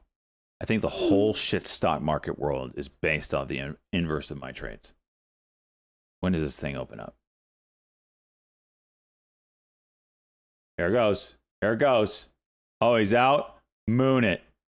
Moon it.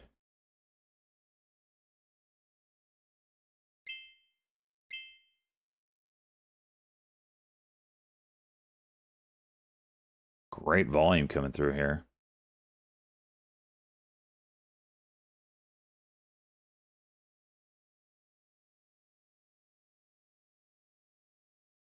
tried to put a stop order in. 438. 440.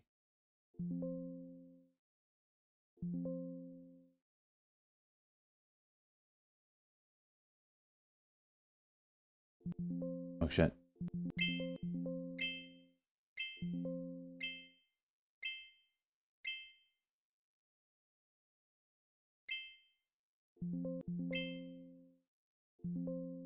Weak ass move. Back to this. 56.34. About 20 seconds.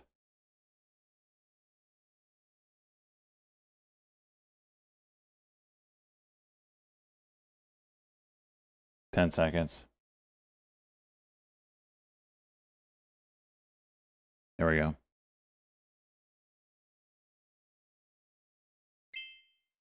NEUP resuming. It's quite the move.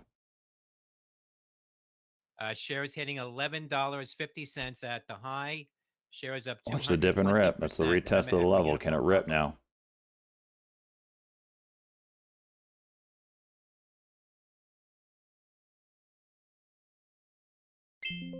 Yep.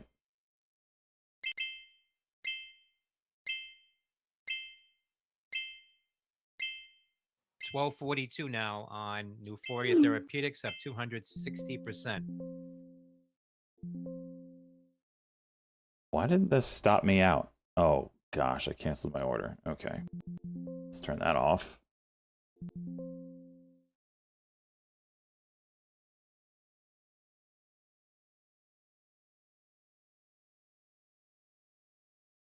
Jeez, we are over some levels here. Members on that NEUP, we mentioned earlier a low flow play on watch. Now at Shares highs halted up at 260% $12.55. on NEUP. Yet again, That's NEUP another halted mover again at the trading highs, on up volume, 260%. up 260%.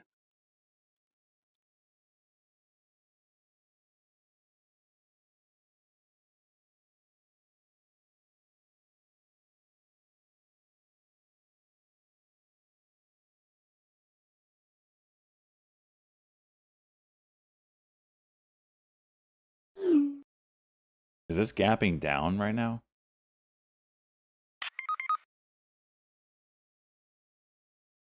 You want it? Oh my gosh, Cheese, are you in this? Let's see it.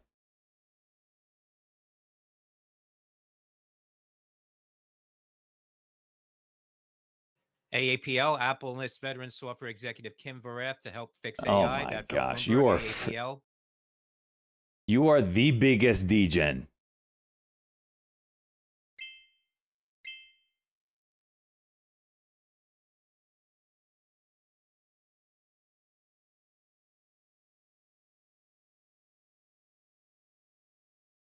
Shares of Apple right now are near the lows, 222.80. CEXOD, stock minted on Algo blockchain. Stock minted? Are you talking coin?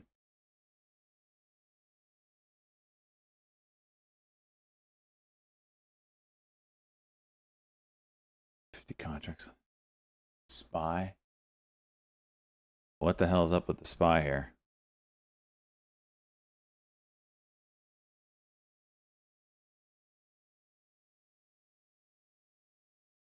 Man, this looks like the freaking. Tell me this chart doesn't look exactly like the rug chart. That isn't rugging. SOBR, sober safe, more highs now. Tell me that chart doesn't look like the exact same thing. I remember seeing a little action in the markets, and all three indices seeing a downtick. Nothing specific news-wise. President Trump conference just ended.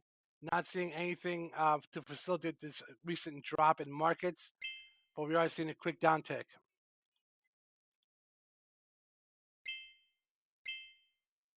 Dude, this Baron So coin ticker SOBR shares seeing a spike in activity, new has highs. a Sandy 25 Oscar billion Bravo market Romeo. cap. What the hell? NVNI. The social media circulations of that name SOBR.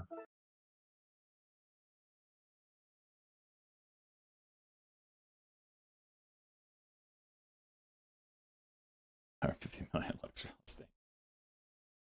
All right, NVNI. Are we gonna like break out here, bud? It looks like we got like a bit. Maybe that's not the cleanest. I'm not sold on this rising resistance.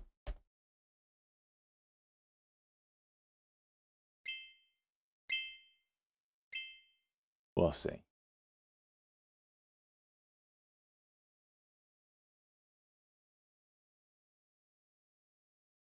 Oh, they're all scams. Let's be clear, they're all scams.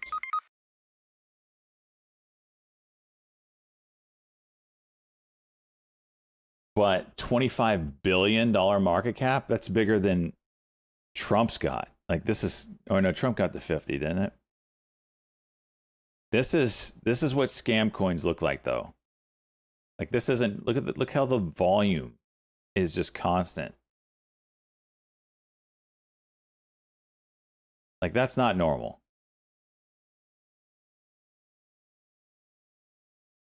That ain't normal. 27 billion market cap. No pullback on a minute chart. Like where are we going? You got in at 8? Why did you get in on this thing? It looks so scammy. I mean, it's paying off, but that looks scammy. Right? I need to pay attention. 0252. All right, 20 seconds on this thing.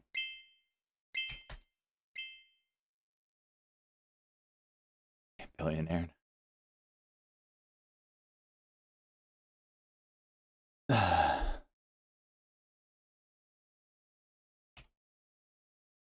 $12.60, so it's not really gapping up. You got 13. Okay. Dip and rip.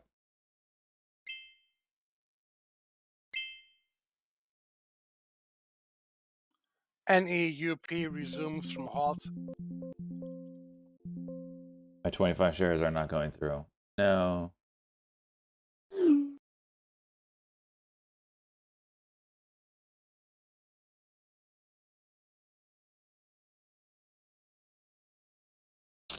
All right. Cancel those.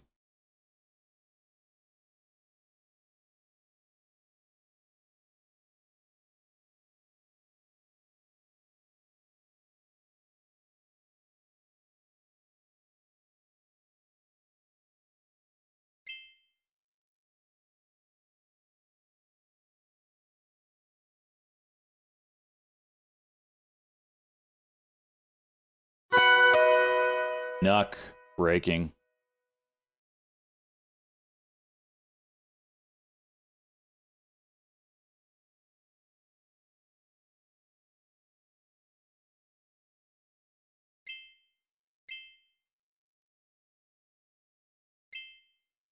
And VNI still going.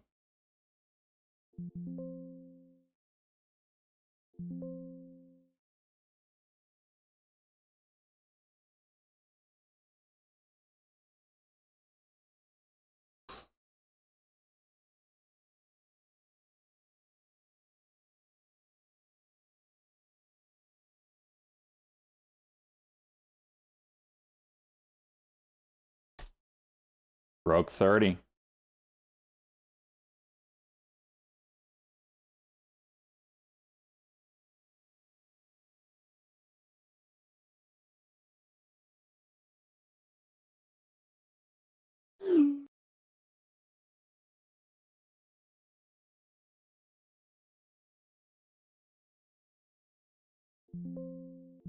Locking in half, just so. Now ticker VIRT, Victor India Idiot. Romeo Tango. No circulation. New long idea from Zach's VIRT. Shares see new highs. NVNI. Jeez.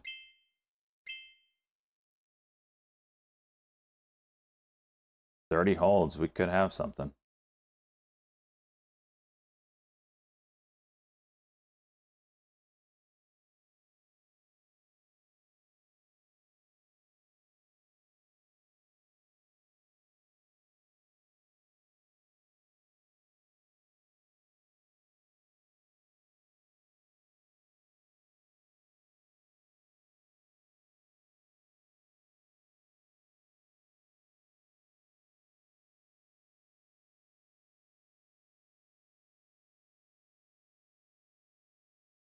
I think for Trump stock, DJT.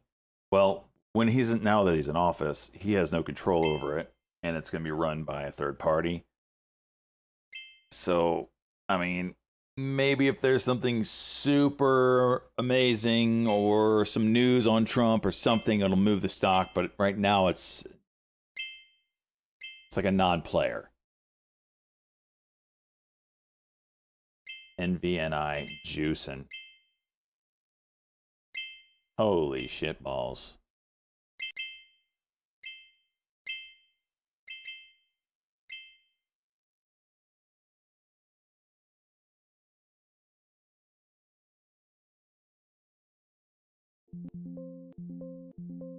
All out the NUC. I gotta focus on the NEUP. It's gonna open up here.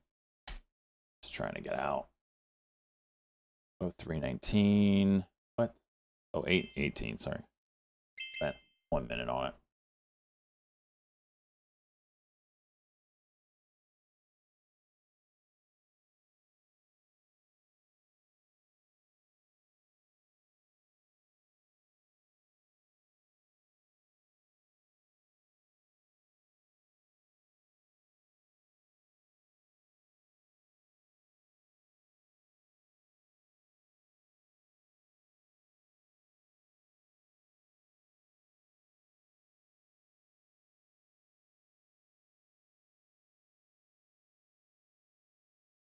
IWM reversal.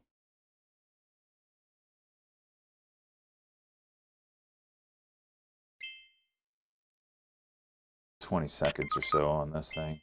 Shit gold algos jump on Trump, tariff talk dump, and snap right back.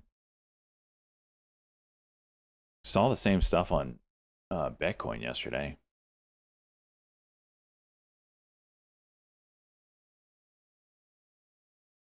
Nvidia dumpy. SGLY pricing they're offering.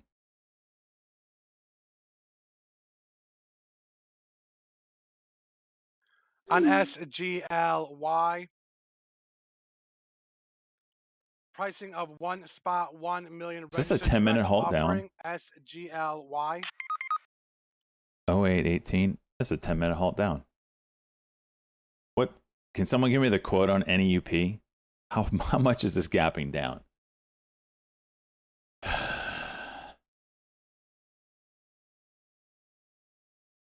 $8.98?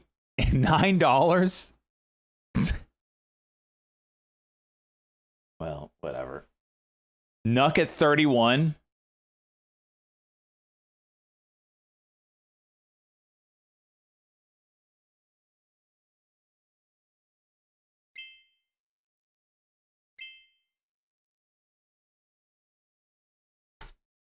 Can I just put a market order? Nope. Limit $7. Sell. All right.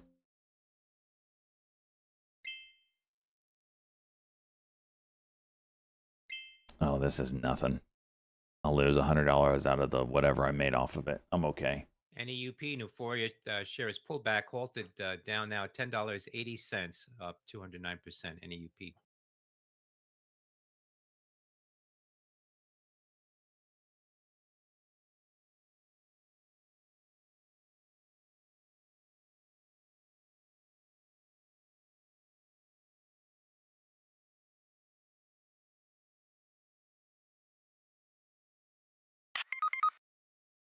$9. I don't care. Whatever.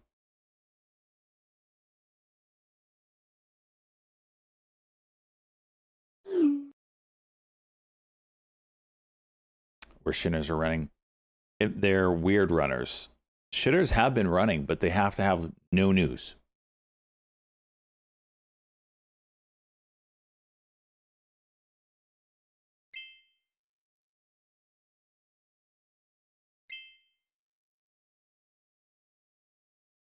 What's up, Googly?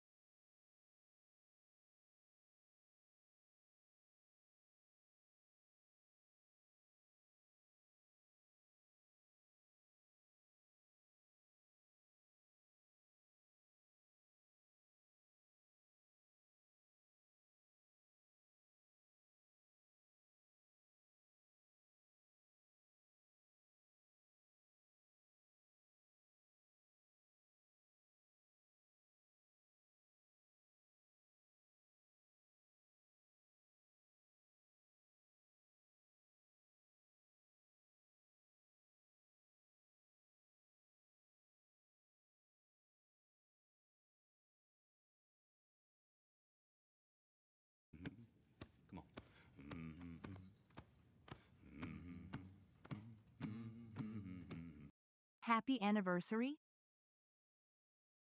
Wang, let's go, bud. 13 months. Wolvie, I see you. 23 months. By the way, boys and girls, 30,000 followers. I forgot to post that on Twitter.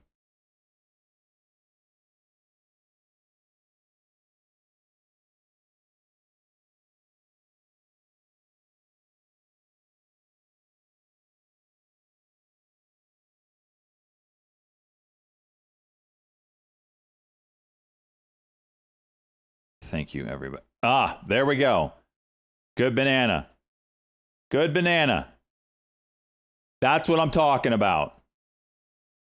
That's what I'm freaking talking about.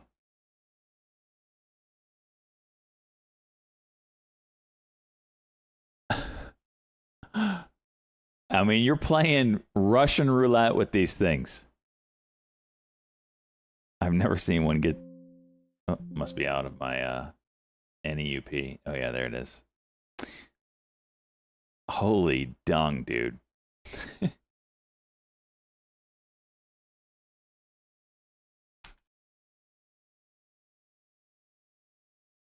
SGLY Singularity shares at the just off the lows now, $1.77. If they're pricing, they're offering at $1.63 per share. Sandy Golf, give me Yankee.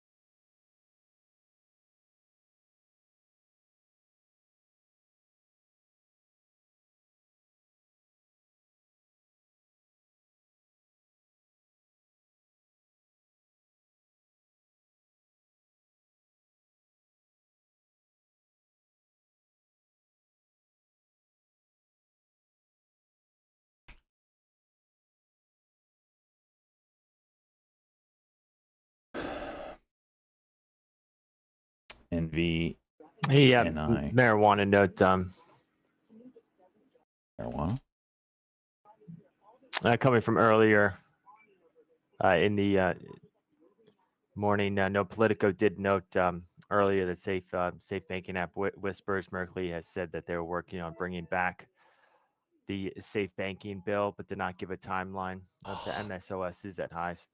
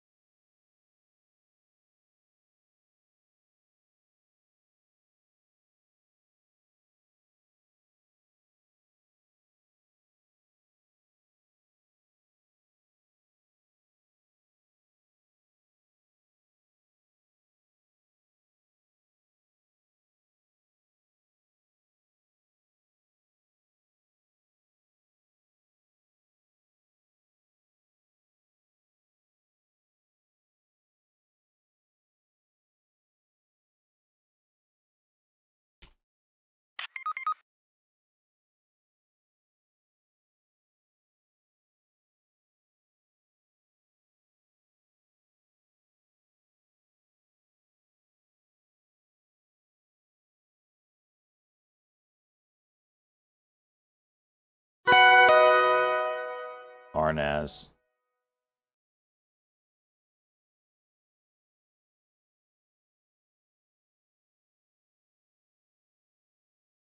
Still watching this one.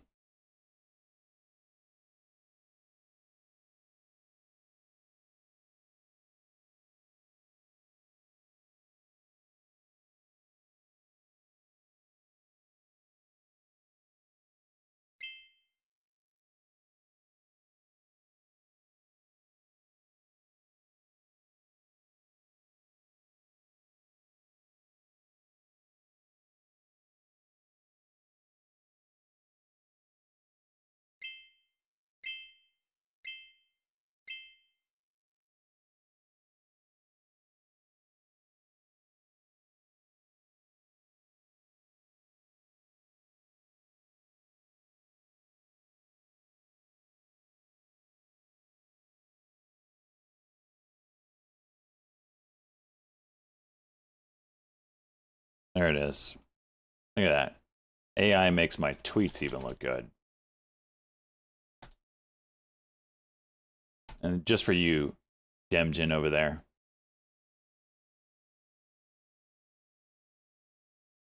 Holding down the fort. I want to let me pin my own freaking message. There we go.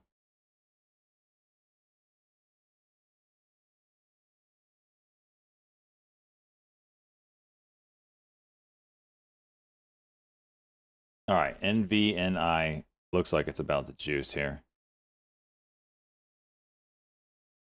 64.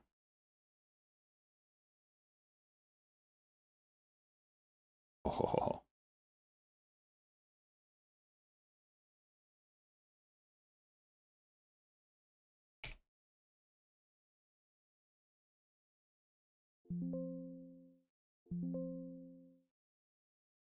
That, you got to be careful. I mean, it's a wedge, but you could get false breaks with that MACD starting to dick you over. Actually, let's do 500 lots here.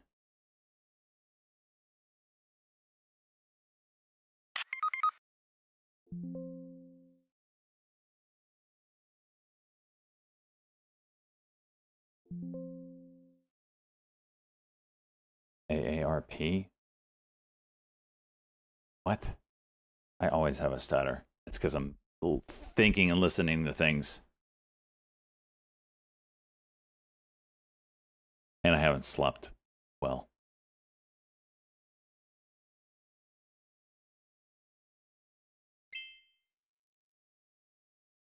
PFRX back to the highs?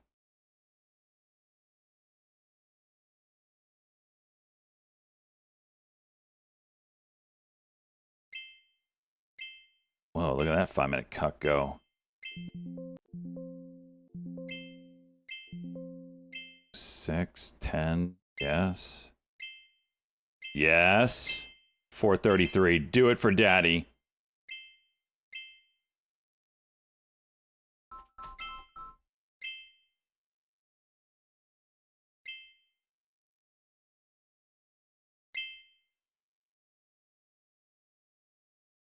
PRFX pain reform getting a pop here. $4 39 on volume. PRFX.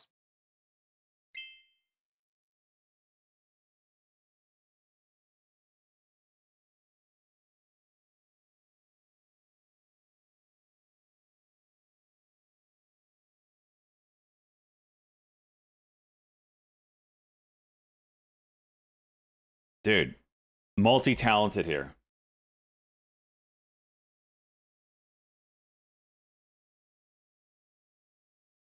I'm getting my tree people here finally talking to them at the same time, getting into a halt with decent size. So you know what that means? Time to T12 me and get dicked. Time to T12 me and get dicked.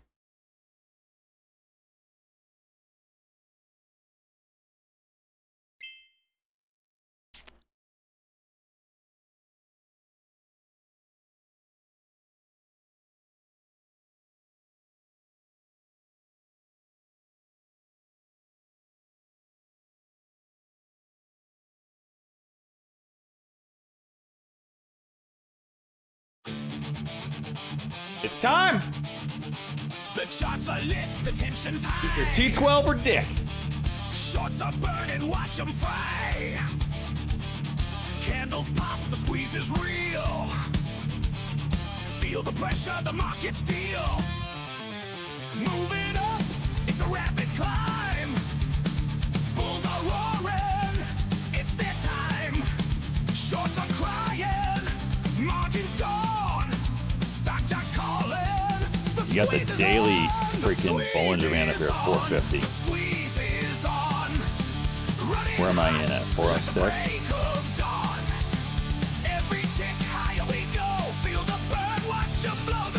Any notes on palladium related stocks? Ticker PLG, ticker PAAX. Now, the Bloomberg is out saying the SEC has disapproved options trading Volume on spike, spot chaos palladium and reigns. platinum ETF. Fortune Watching shift on the palladium market stocks on that. planes. Moving up, it's a rapid climb. Come on! It's their time. Shorts are crying. Margins gone. Stock jocks calling. The squeeze is on. The squeeze is on. The heat is real. Shorts are breaking under the wheel. Every spike, the margins thin. Feel the crush, the bulls will win. The squeeze is on. The squeeze is on. 450. Options burn and FOMO bites. If we get stupid, 511's a level. Shots explode, the volume's king. Shorts are trapped and the bells all ring. ADB. Moving up, it's a rapid climb. Delta Bravo Echo. Bulls are roaring. It's that time. All right, when do we open? Crying. Margins gone. 25:34. 2 minutes. The squeeze is on. The squeeze is on. No escape in sight. Shorts are drowning in the bull's delight. Shares of Adobe getting fear grows strong. Watch the best all day long. The squeeze is on. The squeeze is on. Ticker runs, the Hulks come fast. Momentum's here, this ride will last. I need to have a squeeze cam. I need to have a squeeze cam. That's the next thing I need to make. A squeeze cam. Traders Not laughing that up kind on of this squeeze cam. crowd. Moving up, it's a rapid climb. Bulls are roaring. It's their time. 25:34. Shorts 1 are minute flying. and change. Margins gone. Stock jocks calling. The Squeeze is on. The squeeze is on. The thrill is sweet. The shorts are folded amid defeat. Every tick the bulls parade. The victory rides on the gains we made. The squeeze is on. The squeeze is on. Options play, it's the perfect storm. Ivy rising, the shorts to form. The squeeze is on the markets. Wild bulls are feasting. The gains compiled. Every shot of victory. 30 seconds. Shorts are gone, but the bulls still cheer. The squeeze is on. The squeeze is on. No ticker CCJ, Charlie Juliet, no shares are seeing increase. Call activity next week's $58 call is kind of active for CCJ. His gains are strong. 10 seconds now. Focus.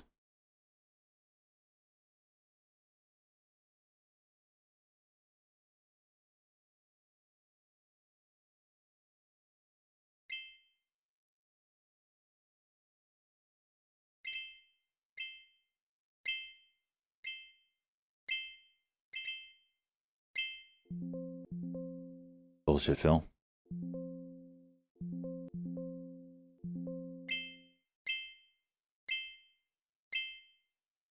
PRFX resuming after a circuit breaker halt. Papa Romeo Foxtrot X-ray.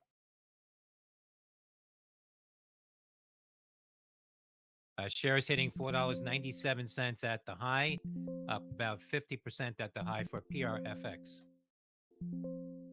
Dip and rip. Hires 485. Fuck.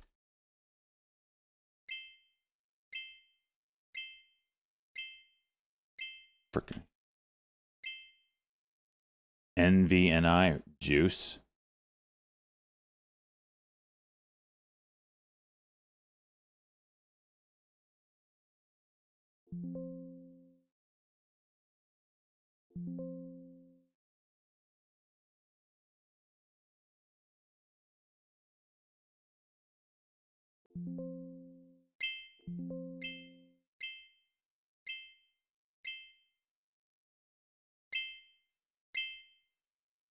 At 510's a level. Ooh, horseshit Phil.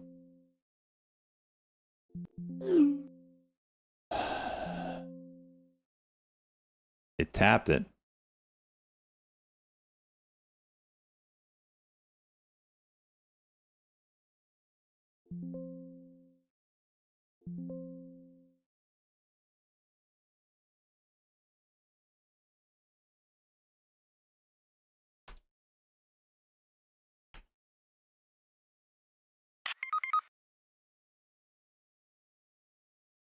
Take you out this. Damn it. Just can't get Momo to go twice for daddy.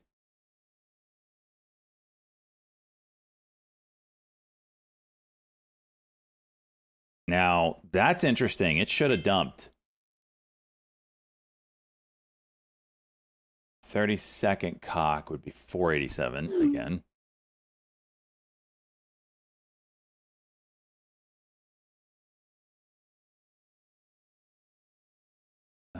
This might juice here, boys. Somehow I got filled at 410.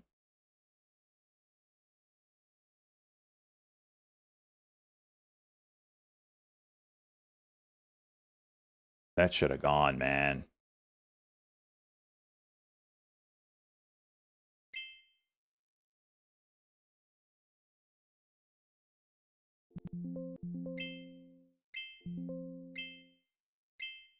$410 needs to hold.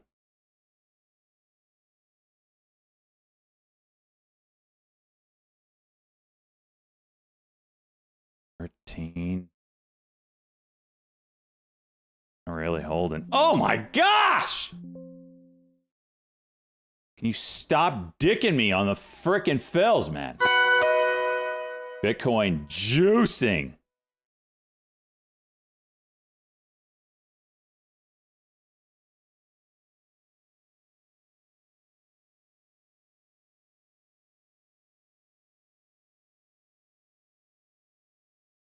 Here we go. Here we go. Here we go. Come on. None of this little patty cake stuff. We need to rip through some levels. Thank you. Still not ripping. Taking some off. Can I get through that 30 wall? I would say some. Okay. Okay. Still. Whippy. PRFX, more highs now. $5. It's like ramming into this Papa Romeo 5 Bollinger Dragon Band Drake. and just not Shares going up anywhere. 64% at the high PRFX. Okay. Jeez. I don't like that. Just can't get past it, and this might just. Yeah, okay. Only 5K shortable left.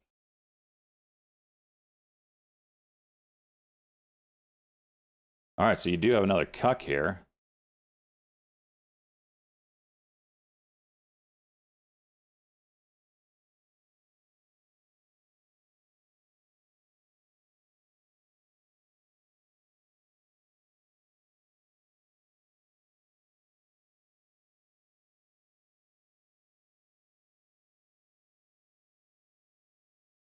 Over 504 is a 30-second, and I get filled at 20 something. Unbelievable. Unbelievable.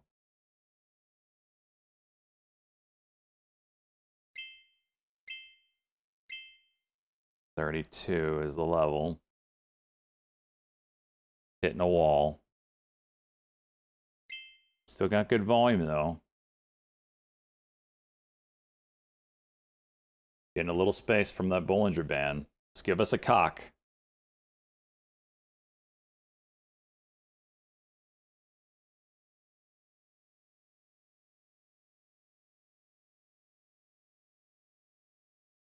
You gonna retest frickin' 5 again? Sure you are. There's some buying. Don't 30-second cuck it. What you're gonna do. 100% gonna do. That'd be 494 break.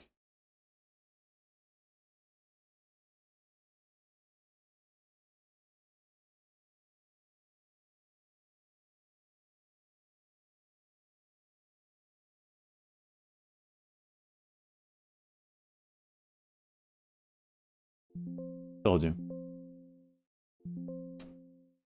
thievery.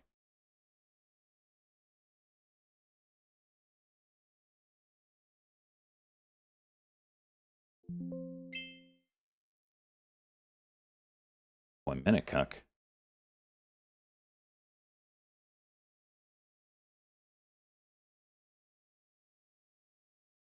MACD's flipping, not yet.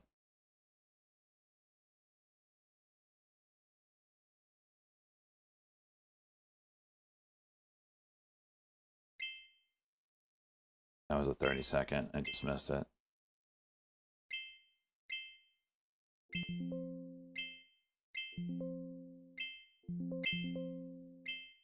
PRFX 550 now, more At highs. 50. PRFX. 40. 51, 2, 3. What? Did I sell it all? Son of a bitch. It's totally gonna juice now.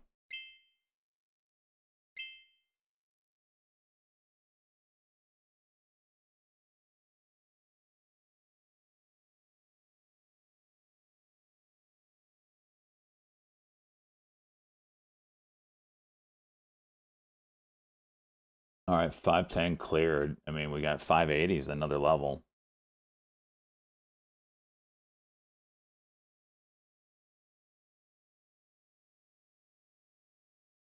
Ace of spades, I see you, bud. 40 months. Let's go. 40 months. Shorts covered, SJ.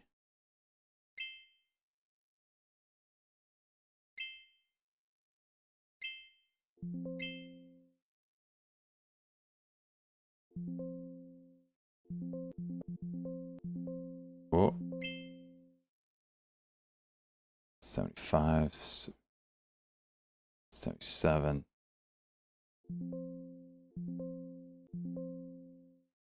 That's 3 false halts we've seen already. This is going to be a real one.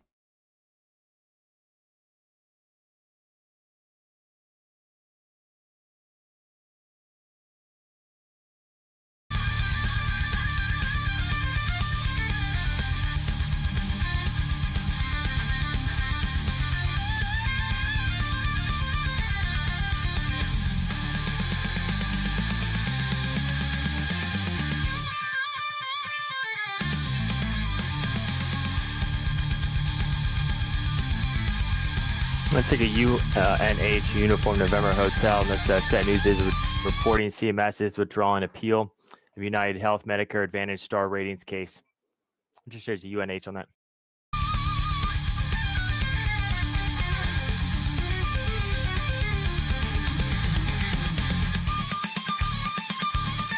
This looks ready to do something, huh? The squeeze is on, the freeze is on. The shots are folded and met defeat. Every tick the Bulls parade. Victory rides on the games we made. The squeeze is on. The squeeze is on. The squeeze is on.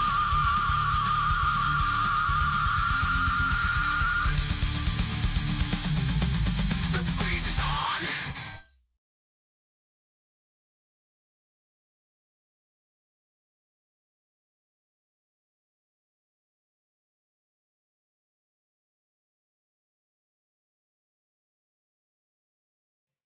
PRFX pain reform shares were halted at $5.76 at the high. PRFX.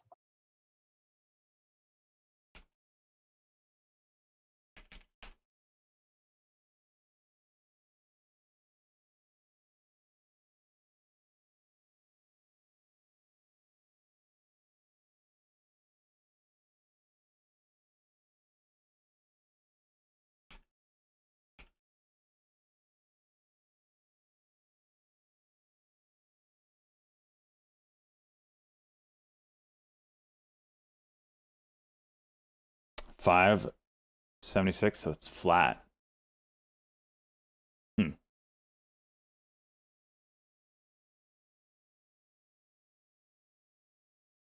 Okay.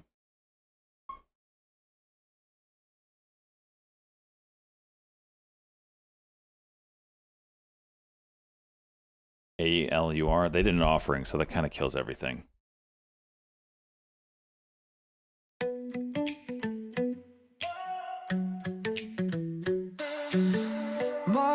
market's buzzing like a beehive. Stock jocks dancing on the live. Not really. PFR's about to fly. That's what I like to hear. Sky's the limit, oh we try.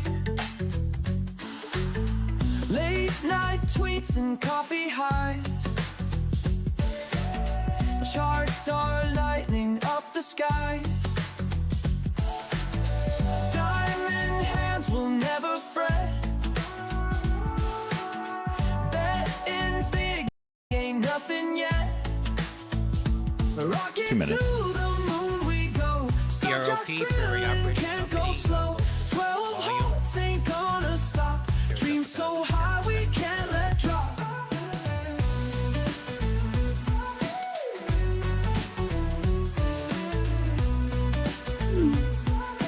590. Woo! Red suit staring from afar. New spike up there raising bar. Margin calls to join the show. 594. Fear and greed both ebb and flow. Bold predictions don't come cheap. Stock jocks losing sleep, they peep.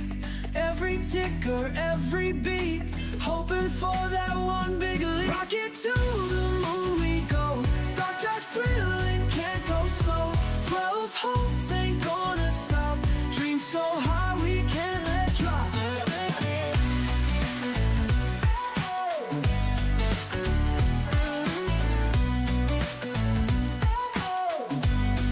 Oh, shut your mouth, good man.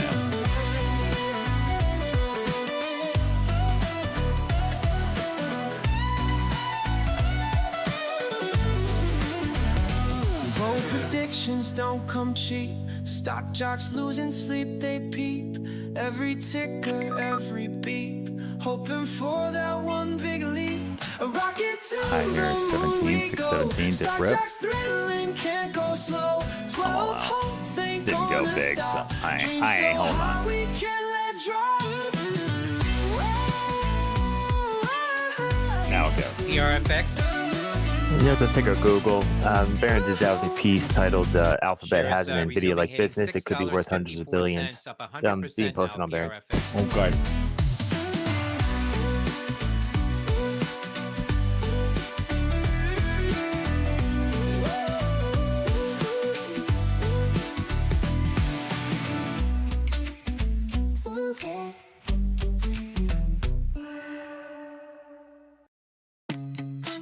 Stop. That's enough.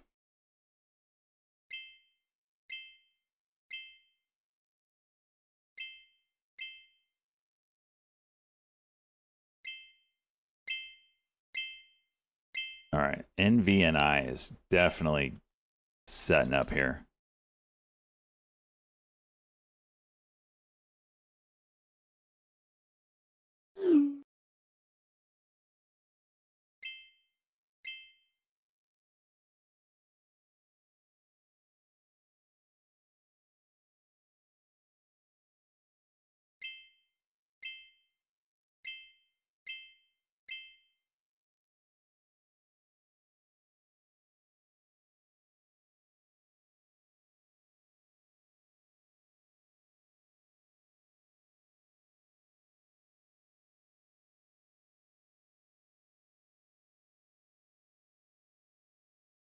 Continued activity for United Health.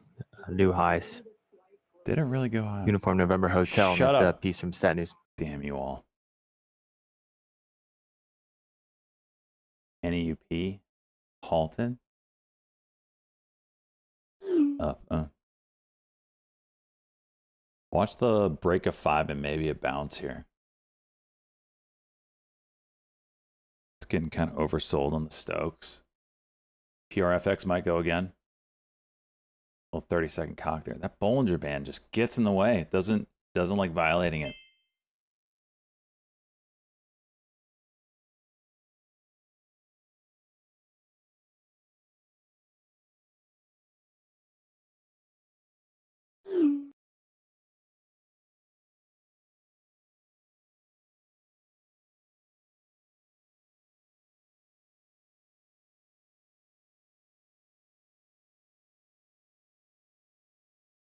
The ticker NITO, November India Tango Oscar. Shares are seeing a spike in activity, new highs. NITO.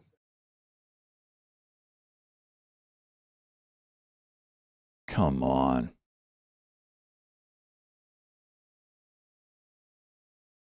That should have gone.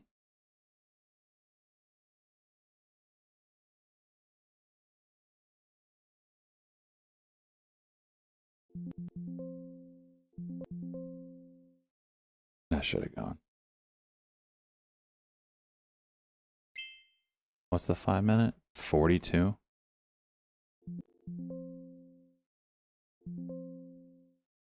$35. There's a seller there.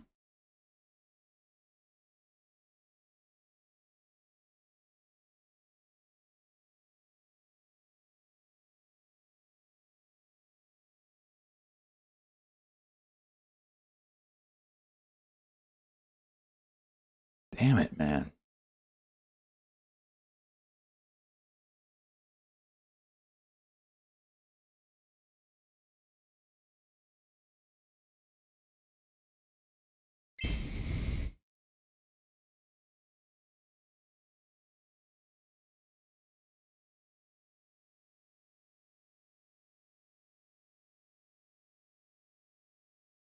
It's so close.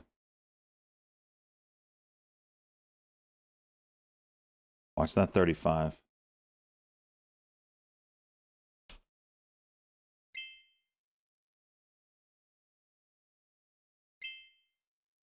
There's the 5 minute. Needs to break 45 now. It did break 45. Shit, it could sell off now. That should have gone so bad, man. That should have absolutely ripped. That MACD didn't cross though, and now it's in jeopardy of dumping.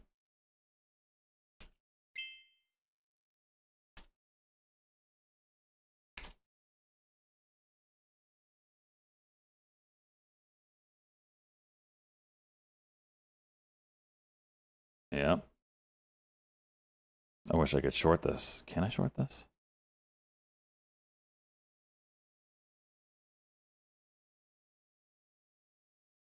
No way that, yeah, order rejected. Shocker. So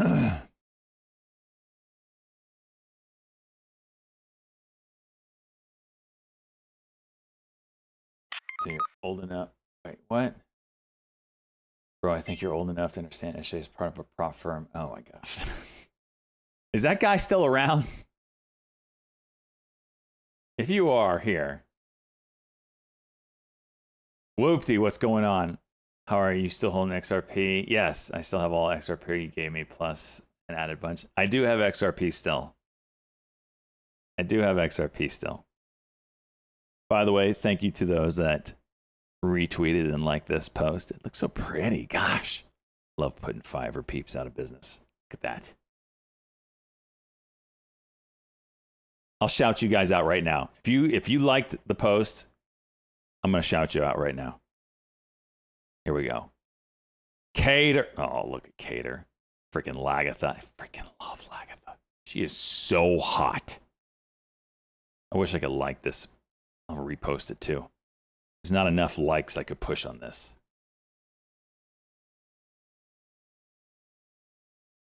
Carl. Big Harry. Eddie. Zach. Full Port Degen. K-Dub. JP. R. Cole. Paul. Enigma. Salt Life with the repost. Live. Where'd my thing go? J Gel. Shafted. Moogle with the fallen NOLA trader. Zach.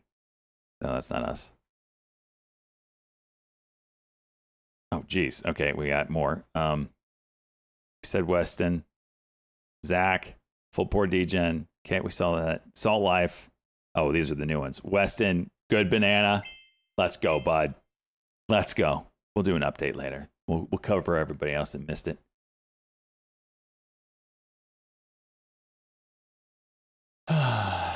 You're Weston? Nice.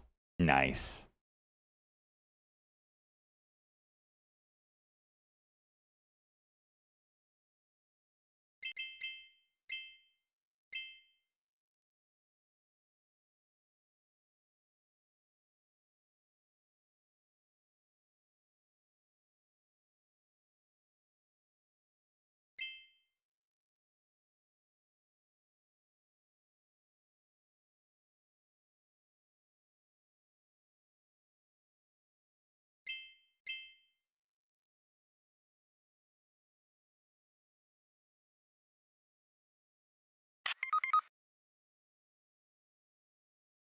Off one day, men.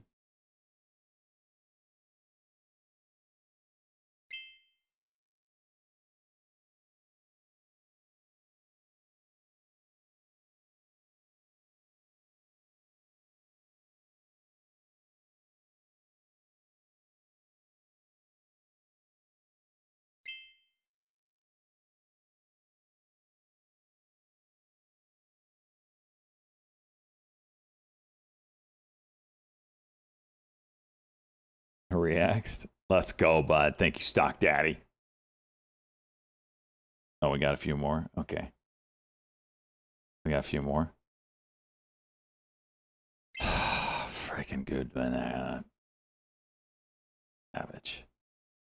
Who we got here? Nola Trader. Dividend Factory. Look at this. You're getting shout outs to your own Twitter here. Look at this. To over 500 people live. Who else does this? Space Martian. No, wait. Space Tartarian? What?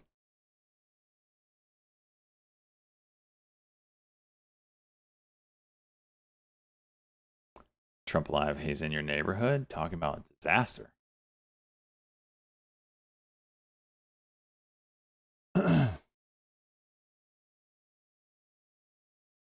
Coming up in 10 minutes, the Baker Hughes U.S. rig count.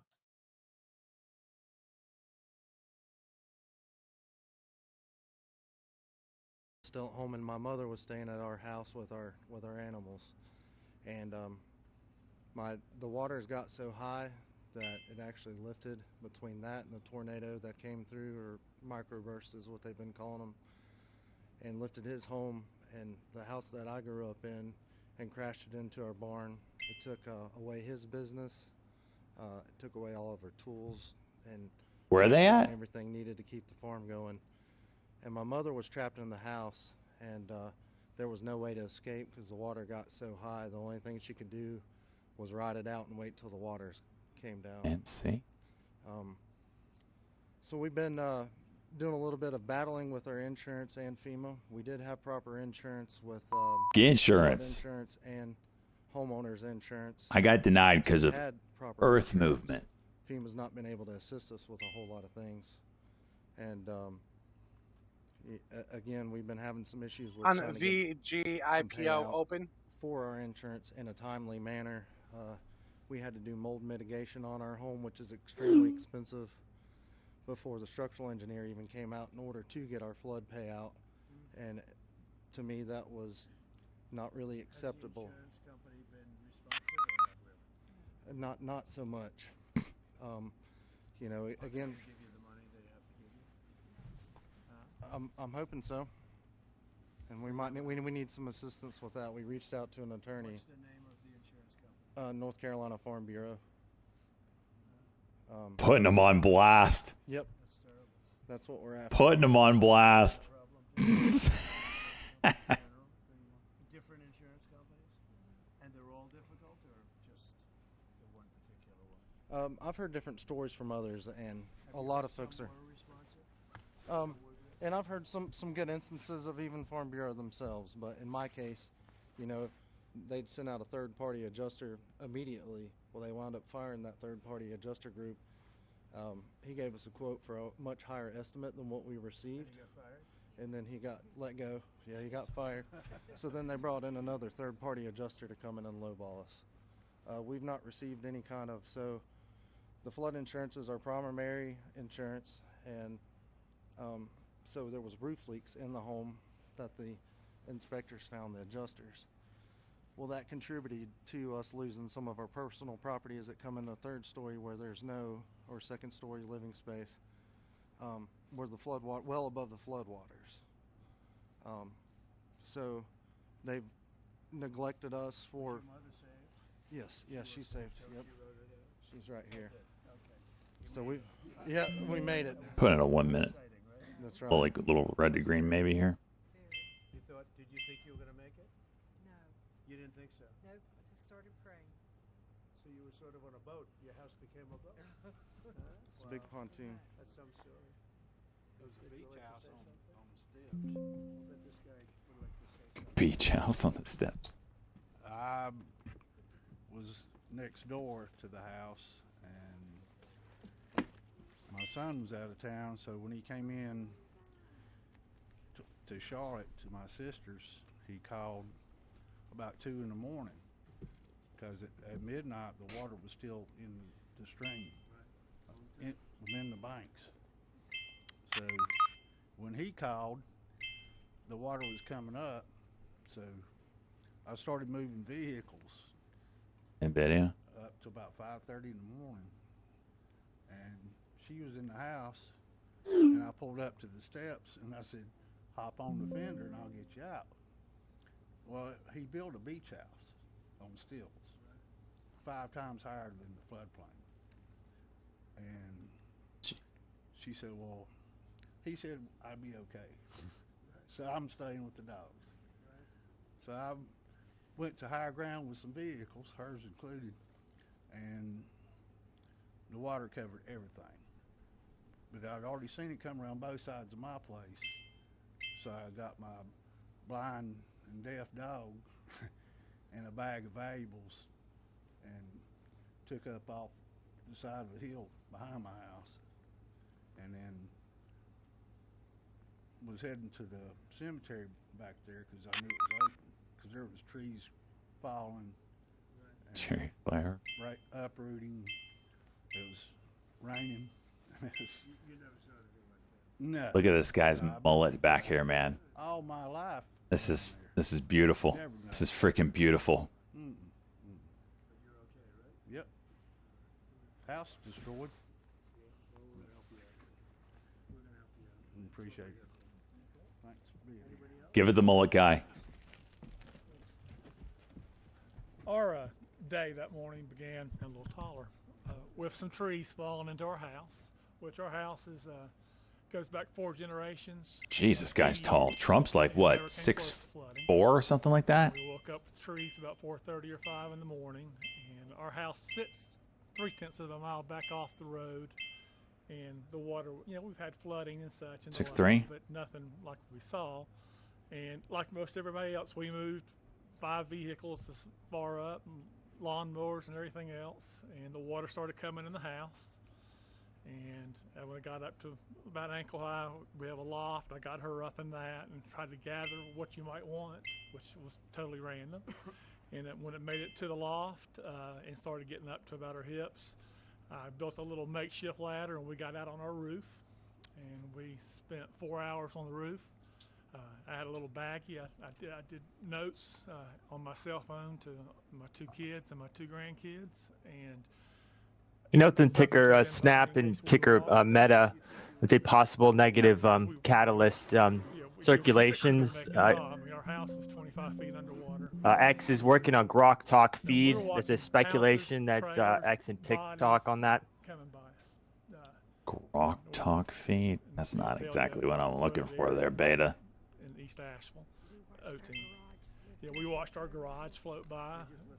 Yeah, but you know, we got to a point where I'm gonna we get out of rested that. I don't about really 4 like feet that up one. On the roof, we took about 3 or 4 hours for it, so we could kind of BJDX starting to curl up here, boys. Got out in the mud to higher ground, and I got out higher ground up to the subway and got over to her daughter's house, where when she saw that I didn't have her, she lost it. And I was like, she's okay, she's alive. And we tried to make our way back in there and gather things best we could. But you know, found a body right away. There was about 8 bodies in our area that first 2 weeks located, and we were lucky we weren't one of them, and blessed. But like other people, no insurance on flood insurance, so we had to depend on FEMA. They did what they could do, and of course it's not enough. Yeah, not crazy, but yeah, again, we're thankful to be alive, but it's a long haul. What are you doing now? Staying in a camper. I've never been, if y'all notice, I'm a big guy. I don't sleep in campers very well. And the first night we spent in the camper, very grateful with the Asheville Dream That's Center coming Dictagoff, through with one. 2415 off the And, offering uh, price. of Freaking A, $25. you are on Oh, yeah, something. it's You must be tiny. very It green on the looks week. like Good a banana. Now it's sand, but Is this soils? Do you intend to do that? yes.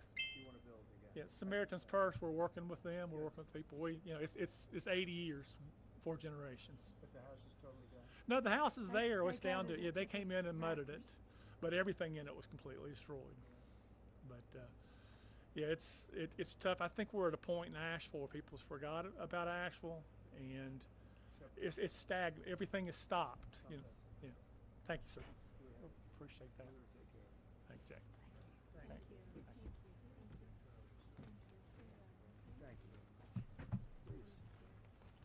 Lower the mic. I'm Pastor Nix, our church right down the road. We had only purchased in May.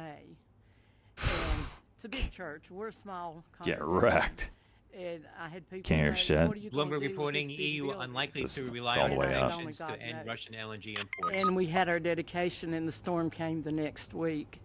And the outpouring of people. My son brought the first load of supplies.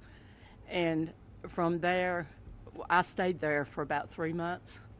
I slept on the You floor and for Jean? about 3 weeks because the need was so great. The people were so devastated. And I said, I want to be here for them. And they were coming in just day and night, so there's really no need for me to go home. But we had people from Kentucky, Tennessee, Texas, Indiana, Oklahoma, people from all over. We have not received any help like from the government or anything. But I said, Lord, if you want us to do that, people So they came from all over the states. but FEMA did nothing. It was, No. it was That's the same in my area. I haven't seen anything The official around locals here. and the people Anything that's that, been that helpful knew is us, and at the beginning before anyway. the week was over, locals our church or was people from so out of state packed that were helping. with just private supplies. people. We couldn't even was walk. awesome. Even in our sanctuary, it was up to the platform of things, and in our halls and in our rooms, and we're just now And beginning now to get a little everything's, like straightened they out. said, stagnant. Like Somebody nothing's said, "How long nothing's you going gonna on. Be here?" I said, I'm going to be here through the winter and even on, if possible, because when you meet people that's been through the struggle, I had a little lady come up and I said, can we do anything special for Defunding you? FEMA will fix it. And she said, I don't want to be selfish, but said, could I have a cup of coffee? On We'll take a DRMA, RH Romeo Hotel, and the Hunter Brook is out with a short report for RH. DRMA. She said, you don't realize how, Patton on how DRMA. important the little things.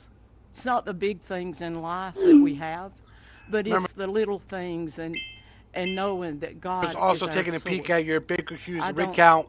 Look, to Total man, rig I count don't coming have in to at have a lot minus of 4 things. to 576. I had trees, about 20 trees down in my yard. But Or rig count that coming in at didn't really minus matter. 6 Like to today. 472. Because I'm the getting needs tree of the work people finally done around my is house. what- Like I can't is what mess I with want to these be because they're there like for. widowmakers. God is good. It's a He's team from very good. Virginia. And my daughter now, her house. I've been on their is list for really in bad 3 shape, and months, I'll but let her they're tell you finally about here. that. But thank you, They got President. skid steers This and is our everything. president. We appreciate you so much. I live out in the Moogle, it's Fairview browser-based. area of North Carolina and near the Bat Cave, Lake Lure area, and our area was hit. It was hit really hard. Seen some volume in I DRMA off was that home patent alone, talk. and my husband had stayed in town because we take care of a little lady that's 98 years old and she lives out in the woods by What's up herself. with And RH? I said, Yeah. just stay with her and make sure that she's okay. Are they gonna make fireworks? But And I they got don't up the split next it. morning, They'll cut it into rounds and for me my though. first thought was I want to go see what our road and bridge They don't have a looks splitter like. here, and I So don't as need I them was to. making I'm it just thankful down that someone's to taking the them road and the down. bridge, there was no road and bridge.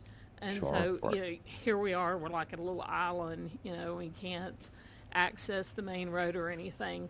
And then the fire department came by the next day and said that they were evacuating. You know what I would be a down neighbor for because a is if landslide the was going government to gave come. states And they told me to get an my allotment of stuff and money get per ready. year. And so while I was getting my stuff and getting Let ready, it be there was a state run knock rather at the than door, so having I to thought it ship was in fire. federal And I government went to the door, workers and for there every stood disaster. My 21-year-old son, his name's Nathan. Bitcoin's juice in and here, he boys. had drove as far as he could to get to me, but he hiked 5 miles, and it took him a really long time. And he got there, and he said, "Mom, grab a bag. We gotta go." And I said, "Son, there's no way I can hike out of here." And he's like, "No." He said, "We gotta go." So we started hiking out, and I seen one of my neighbors who she had no clothes on. Her skin was like chunked up. It was just, she was blue. She had been in the No ticker water AMD, before Alpha she Michael was in Delta. the No, water. AMD is I don't tweeting have it. excited to share that AMD Horrific has is just all I can integrated say. with But DeepSeek then model. as me and my son hiked Deep on What's out, the AMD on that? model? went through where Is that a this place, we call it Craigtown, but there were like a lot of family members there that passed away, like 11 of them, and there were people out everywhere looking for their loved ones. And How did I fill were in? dead Look at that bodies, you fill. know? My son's like, "Mom, you're gonna see things you don't want to see." And Is this some sort of so anyway, we got through all that. Ticker AMD seeing heavy I activity stayed now. at our church and our Holy shit. sound booth. My husband. Is this and some I sort were of just there quantum thing here? because we didn't have power or anything for about 2 months out there, and then we went back. I've been fighting with FEMA since day one. Our community, there's like 32 homes. We don't have a road and a bridge. We're driving through our neighbor's property. You know, I went to EMS and I said, "Look, my concern is if DMine we is a have Google a fire product? or we have an Okay. emergency out here, you're not going to get to us. You can't get those big trucks up here." And I've called Holy and called shit and called balls. FEMA, and you know, I said, this happened on September 27th. That's 4 months ago. Well, for us today is still September 27th. You know, we haven't had help. And so when I talk to FEMA, I'm explaining the road and the bridge, and they send me a letter that tells me to basically fix it and send in my receipts, and they'll refund me some money.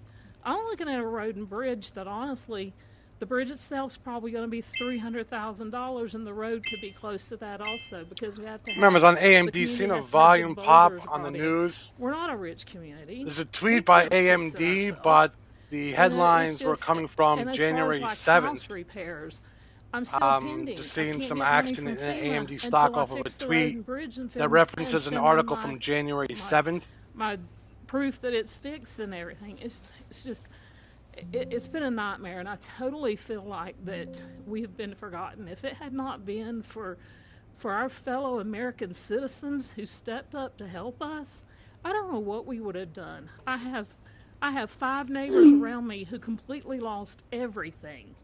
You know, I have damage to my house, and I don't feel entitled. I'm embarrassed to even say I need help, because, you know, and sometimes there's even that survivor's guilt is what they're calling it, but you feel guilty to even be alive sometimes. You know, when you look around, you see your neighbors that are gone, and it's just, you know, we need help. I wrote a letter to send to Congress. You know, I don't understand what's going on. Watching an If AMD we coming can't get back. FEMA help, then will not- you guys help us? Will you step up I'm not and be sure. our fellow citizens? It was a Will you tweet step up and be our neighbor mentioning and send us an something? older Help us, article. help us get our community back. Seeing volume on that tweet, I but could go on. It's coming just back a- on I AMD. don't know, it's just heartbreaking. Notated that in the news desk. That's on AMD. Good daughter you have, huh? Good daughter. Take care of mom. And your son must be great. My son is great. No, he sounds like a real leader, smart. He really is. That to hike How would in, you have been if he didn't come and get you? I don't know.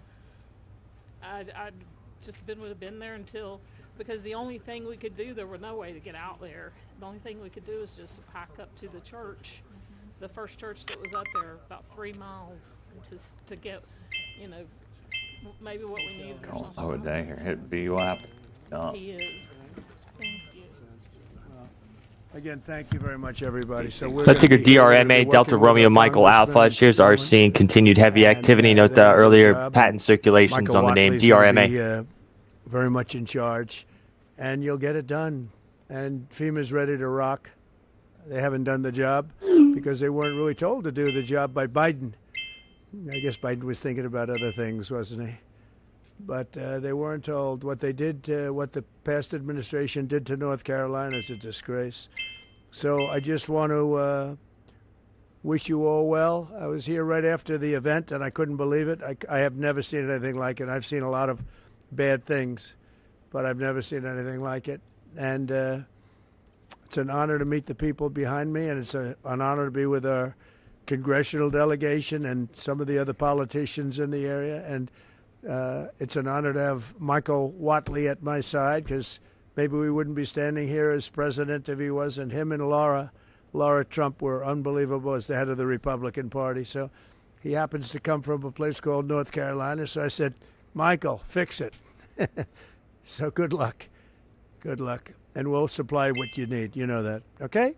Thank you. Thank you all very much. Thank you very much. Heartbreaking stories and how there's been so many local groups Yeah. stepped up to assist Yeah, these that's families. one of the things you Is there hear. Any talk on having money instead of going to FEMA and going through the bureaucracy to go to them? That's what I want to do. We want to bring it locally so that a state takes care of its problem, and then they can bring it down to a local level, like Samaritan's Purse and Franklin, because that's one of the better examples. But you had numbers of people that did a great job. You have groups that did a great job and organizations. The one that believe didn't it's do a going on good with job was frickin' the Pat. government. They did a bad job. They did in many ways, they did no job.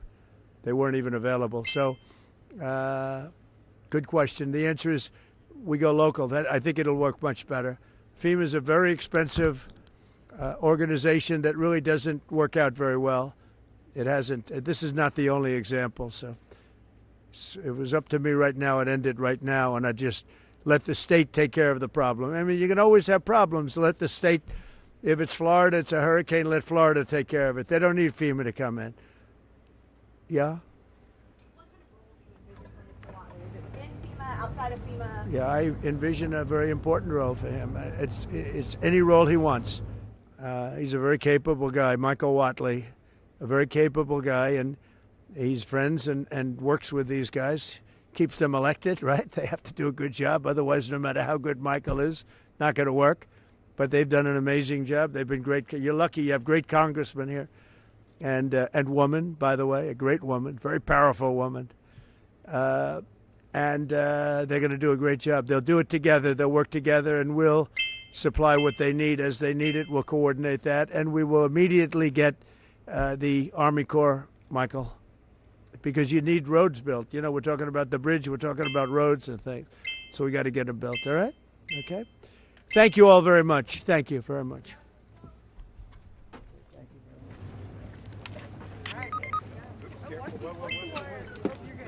Everybody watch your wires.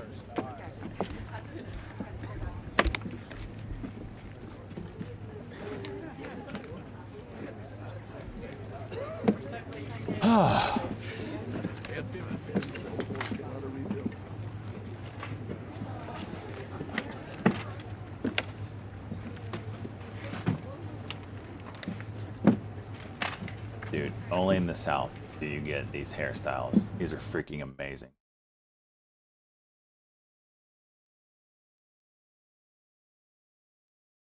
Well, we didn't get any news. A little FEMA information, I guess. What's this one? Sugar Rush.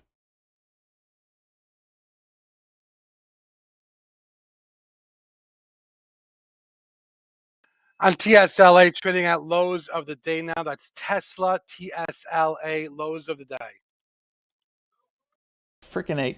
Did you make stock warrant as a contract that gives a holder the right to buy and sell a company's stock at specific prices? Is this supposed to be a stock jock warrant? Did you make this? So I assume this is you, and then there's that bot again, that 2 bot. Wait, this might have been, I don't know who this is, but this is bot. 2 Soul, man.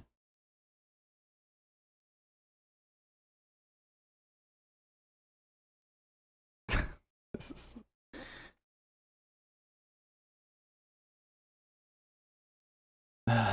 Filter by size? No, I want it all.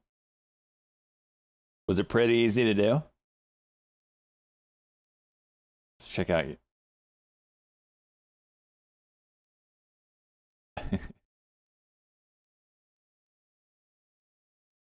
The rug is on.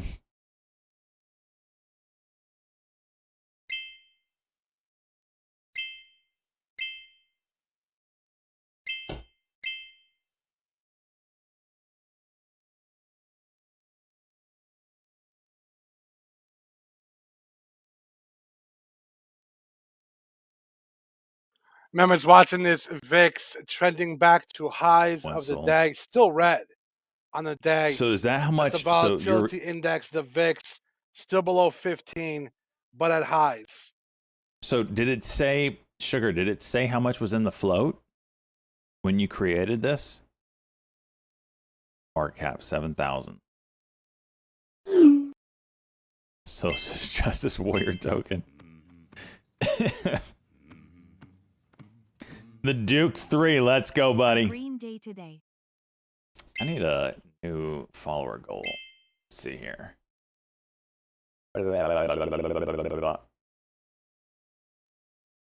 Not subs. Followers.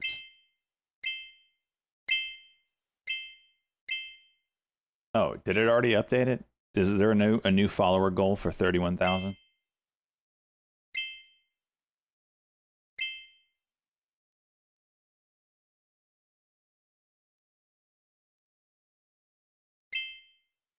It says 50K. Or are you just saying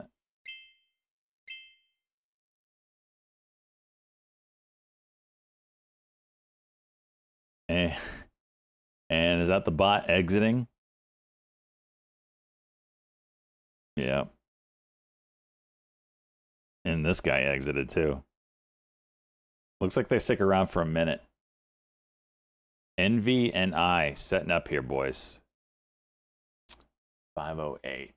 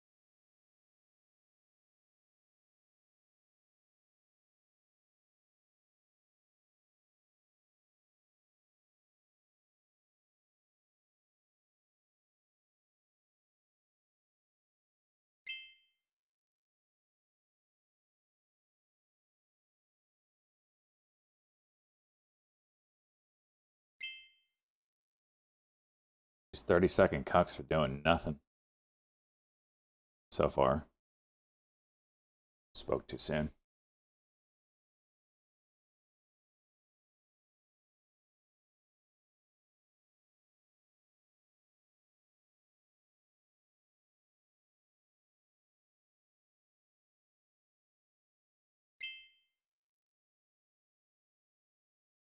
NXTT. Little juicer there, huh? Oh gosh, dumper, not juicer, dumper. Holy hell.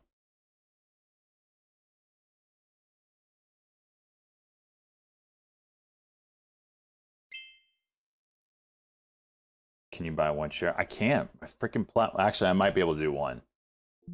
Nope. Oh, limit order. Okay, let me try.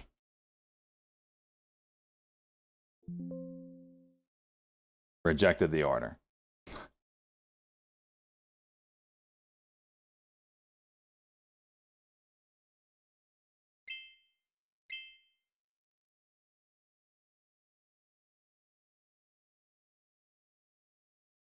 So a bit of a diagonal through here.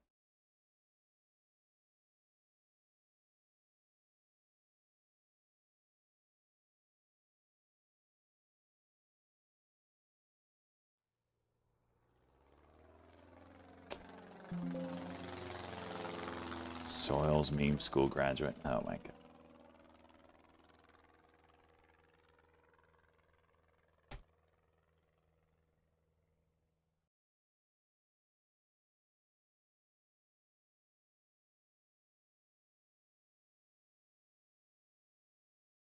CLSK juice in here. Is Bitcoin still moving? 107,000 on Bitcoin. Oh, Billy.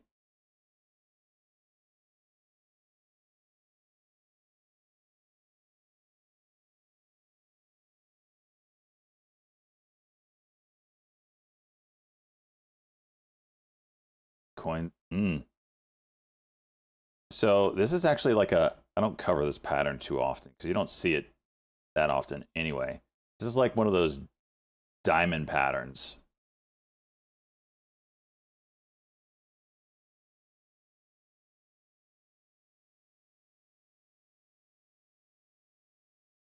And you can't really draw it the cleanest, but it's certainly got that look to it.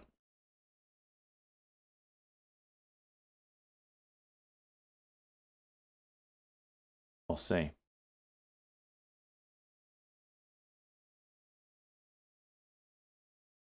And if that happens, you know, measured move gives you like what? Basically 120,000. A lot of dirt and rock.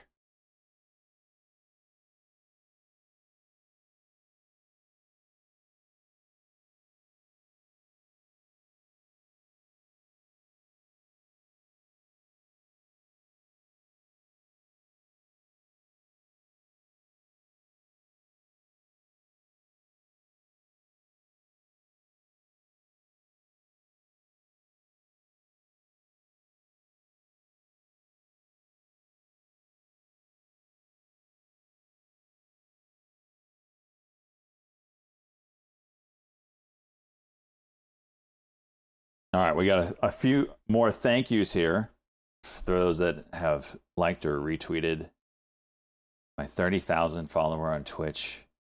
We got Space. I think I already called you out, but you retweeted, so thank you. Good Banana. Crying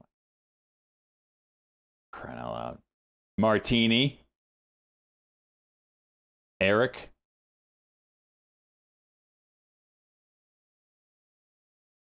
Dividend Factory. Time Taker. Dude. Let's go. Carl. And a coin I just made to celebrate. Oh my gosh.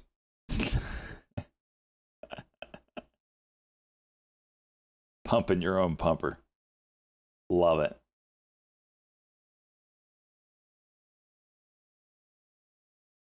I mean, what's there not to like there? Good man. NNE going for a 52-week high here again.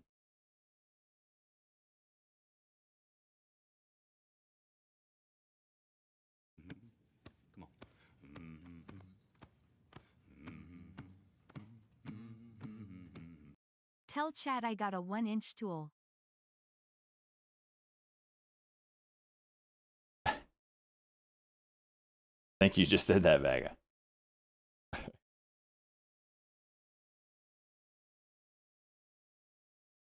$5.05 is what I'm looking at here.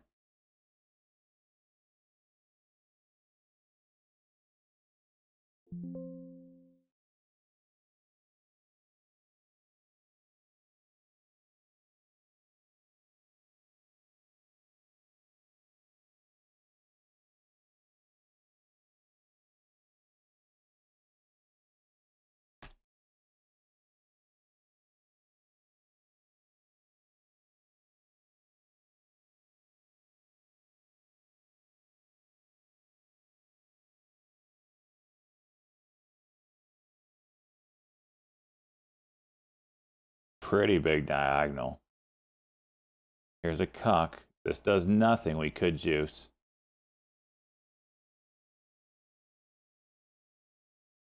Over 95. 95, then 98.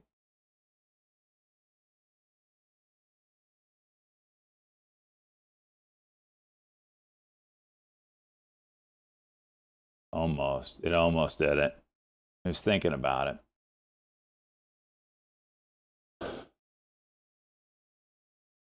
And an E 52-week high. Wow, look at that move.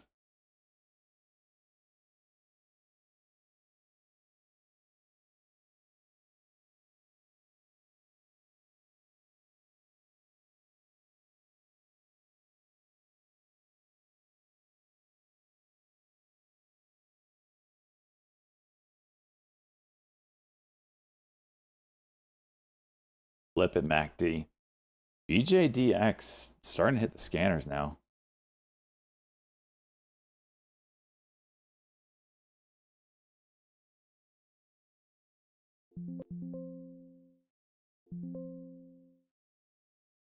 Nope, not yet. Keeping it real tight. Not trying to.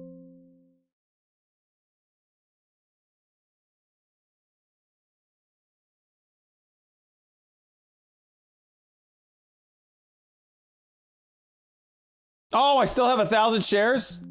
I hit it twice, E-Trade. Freaking A.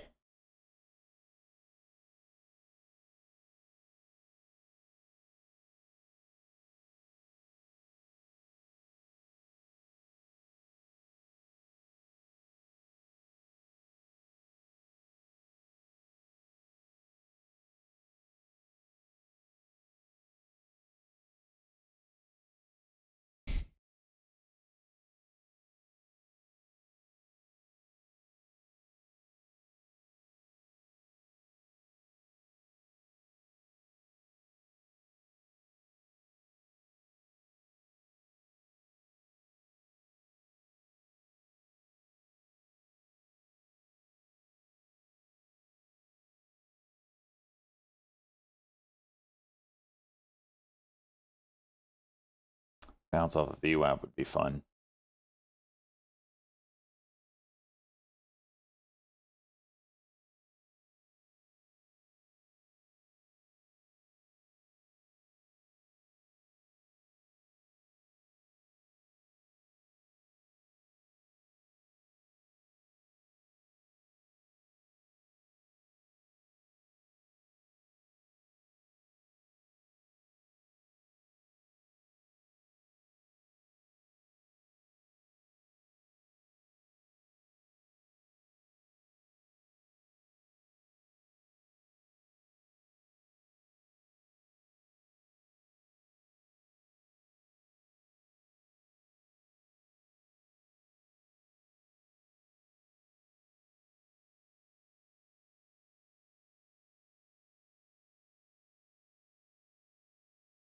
Bitcoin.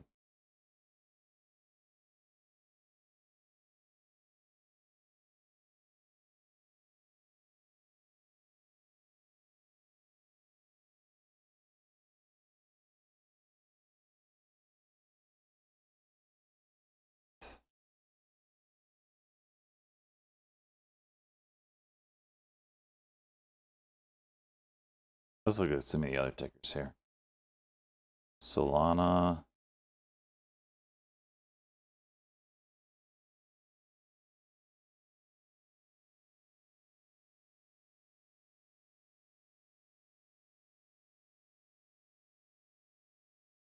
Look at the 4-hour on XRP. It's got to squeeze. Gotta get that momentum to shift up.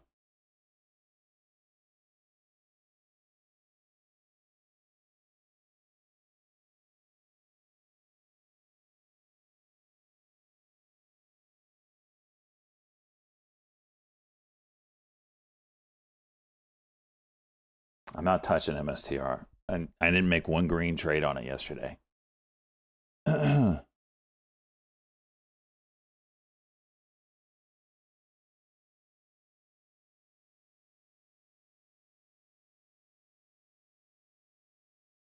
What the hell am I looking for in Discord? Or looking at?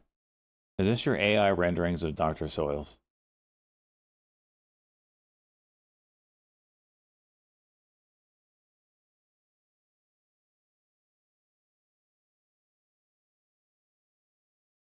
Oh, I wanted to listen to that. Yeah, we're going to do that.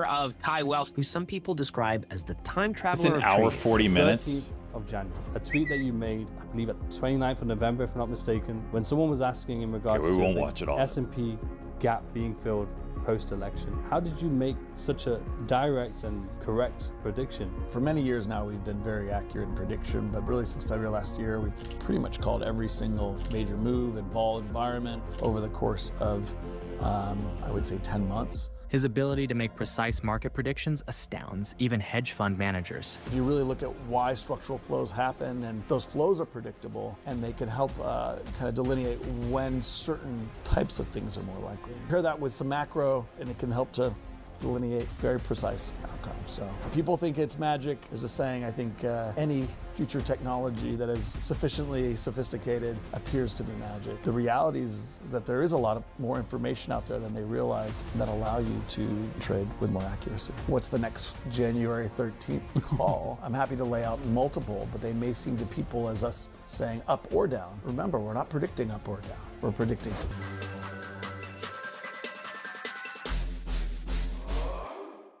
Welcome everyone back to the Words of Wisdom podcast. We are back once again and still the #1 trading podcast in the world and the fastest growing thanks to all of you and our incredible guests. We're currently on our US podcast tour, the biggest tour in podcast history. I've not seen one like it. We are 10 states, over 20 podcasts, all with verified, profitable, and some of the very best traders in the world. And talking of which, today we're in Chicago. So we're actually 9 states into our podcast tour. Darden Restaurants, DRI, shares are seeing a bump in activity, new highs, Delta Romeo India, So DRI. make sure you have your notepads ready. And this tour wouldn't be possible without our sponsor, TradeZella, who helped us make this happen. They're the best tool in the market for backtesting, journaling, in-depth analytics. So make sure you check them out, and a huge thank you to them. But today, we are here with a 26-year plus trading veteran. He is a quant. He is actually the co-founder of Kai Volatility and Kai Wealth. During the great financial crisis, he was one of the largest market makers with 13% of the options volume. Is that correct? In the S&P 500, yep. Yeah, okay. Well, it's the one and only you've already seen. Jem Carson. And well, I was actually meant to add, apparently a time traveler too, is what I'm hearing on Twitter. A lot of talk of the town recently. I know you probably had tons of requests, so I'm truly honored that we've been able to sit down today here in Chicago. I know it was last minute as well, so thank you very much for being here. No, thanks for having me. Looking forward to a kind of an extended conversation where we can kind of get through everything today. Definitely. I'm very much looking forward to it, and I know we're going to have a lot of education when it comes to the audience on so many different factors. And I just want to kick off one question, and I know you've probably gotten this question a lot recently, but the 13th of January, a tweet that you made, I believe at the 29th of November, if I'm not mistaken, when someone was asking in regards to the S&P gap being filled post-election. How did you make such a direct and correct prediction 2 months out almost? Yeah, I mean, it's always about probabilities, right? So when you get something right like that, which we've done, by the way, several times in the last 3-4 years publicly, almost to the day, people's minds kind of explode. But the reality is there are dramatically more probable paths in a distribution of outcomes than others. And if you really understand flows and particularly market structure as it relates to derivatives, which have time components in them, they really allow you to pinpoint what those higher, more likely paths are.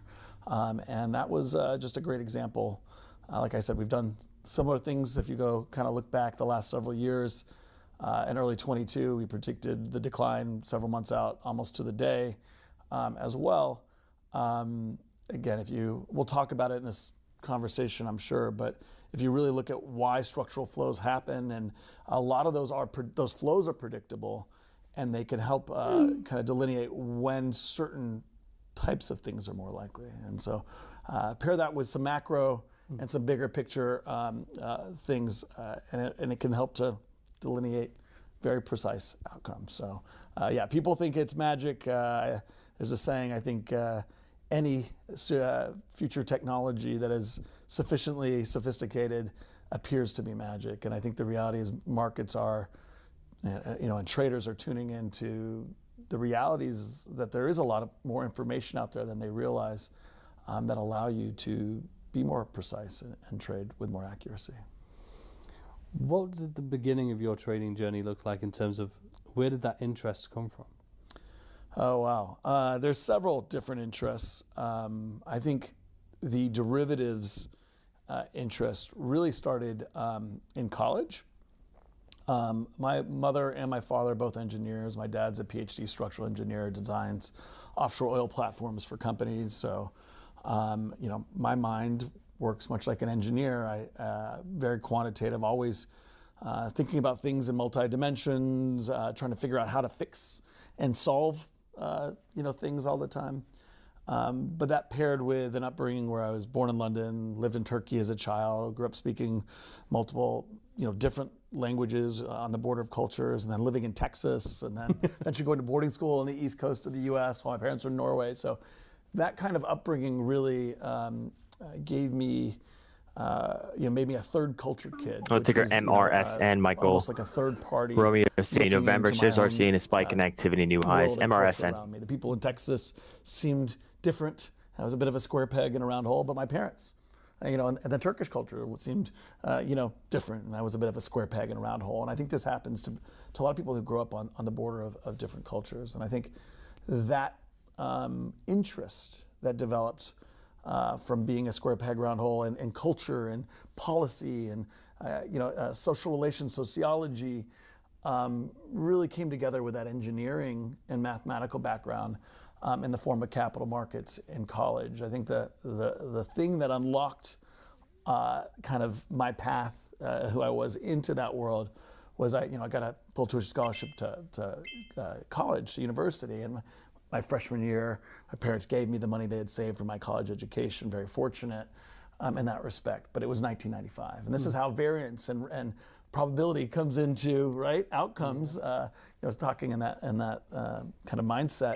95, if you're a student of markets, markets made a hockey stick straight, for 4 years up into the tech bubble. And I was fortunate to be managing some money that my parents had given me, and I was risk-seeking as a young man, and I was quantitative, and the people I talked to about trading in college had a similar mindset based on the school I was going to, which is a more engineering kind of, Rice University, which is a more engineering kind of focused school. And so I just got into options at an early age, got into quantitative finance. So my path was very different. A lot of people come into trading or investing, which are two obviously different things, but related, from fundamentals or technical analysis. And I really came from a much more quantitative market structure perspective. That drew me to Chicago. That's where we are now. I've been here for now 26 years. And it led me to the trading floors of Chicago and the options pits. In 1997, there was an event called Long-Term Capital Management, which some people here I'll be aware of. That was a massive vol and options-centric event that was incredibly interesting to me. I knew people out here on the trading floors who had not only benefited and profited through that, but had followed it very closely. And that was kind of the final thing, the straw that broke the camel's back, drove me to come out here and start experiencing that. But that's my origin story, I guess. That's how I got started. I really didn't know a thing about options. I thought I did, and probably like a lot of people that are listening today. There's a lot more behind and underneath their structure and how they affect markets. But had a trial by fire in those options pits in Chicago, and eventually built my own market making business, and grew that to one of the biggest in the option space, like you mentioned. So that's how it all started. That eventually merged with my deep interest in macro and policy, and so we'll, I'm sure, talk about some of those things. Definitely. Well, so much has happened in such a short space of time there, and especially when you consider that you came in around 97, right? I came to Chicago in 98. 98. Mm-hmm. So from 98, but then starting up your market maker business going into the great financial crisis in that short space of time, all things considered, that's a lot of progression to happen in such a short space of time, especially that introduction into options, as you say, with options at the time, thinking it was probably surface level, but then obviously over that time so much more deeper that we're definitely going to get into. But coming in at the surface level, what were some of the trials that you had to go through in terms of learning those different dynamics? Profitable trading really perspective. I actually, before I came in 97, 98, worked for a tech startup in Houston. So I experienced, inside what that euphoria was like and what the flow of capital tied to kind of Greenspan's monetary policy was like. And then I got to come see the upside volatility, which was honestly in history, at least in the United States, the biggest kind of right tail event we've ever seen. And that really is important because very few people have that deep experience. I was able to see dramatic upside volatility, not just in financial markets, but in derivatives and how that plays out and affects market structure. And then, those were early days. And then in January of 2000, I was moved to a senior role running RBC's equity index derivatives desk. March 2000, the tech bubble burst. And so then getting to see that right tail event turn into a massive left tail event. The NASDAQ lost over 90% of its value. 95% of all tech companies went bankrupt during the tech bubble. These are numbers that if you weren't around during that time are almost unfathomable. It was an incredible experience and education in bubbles, how they form, how market structure affects them, and what they mean, right, to broader liquidity as well. So I have ever since that time had those things top of mind, right, and been gathering in the back of my mind data to help construct a better understanding of how liquidity changes cycles, how it drives outcomes. So had a lot of success in that bubble burst, whereas other people were facing liquidation, options markets were the world was coming to hedge and get out of risk. And so that was an incredible trial by fire and education for me. It also, at a young age, gave me an opportunity through kind of my success to leave the bank and start my own market making group in 2006. And so I backed our group in 2006, started a more boutique index-based trading operation that eventually grew to, like we mentioned, one of the biggest. Through that process and evolution, experienced not just the banking crisis firsthand, but also saw the evolution of options markets and their importance, their increasing importance to outcomes. It was important in 2000, but by the time we got to 2008, much more developed, much more important as a feedback loop to the outcome that we actually saw. And that also obviously informs the way I look at the world today.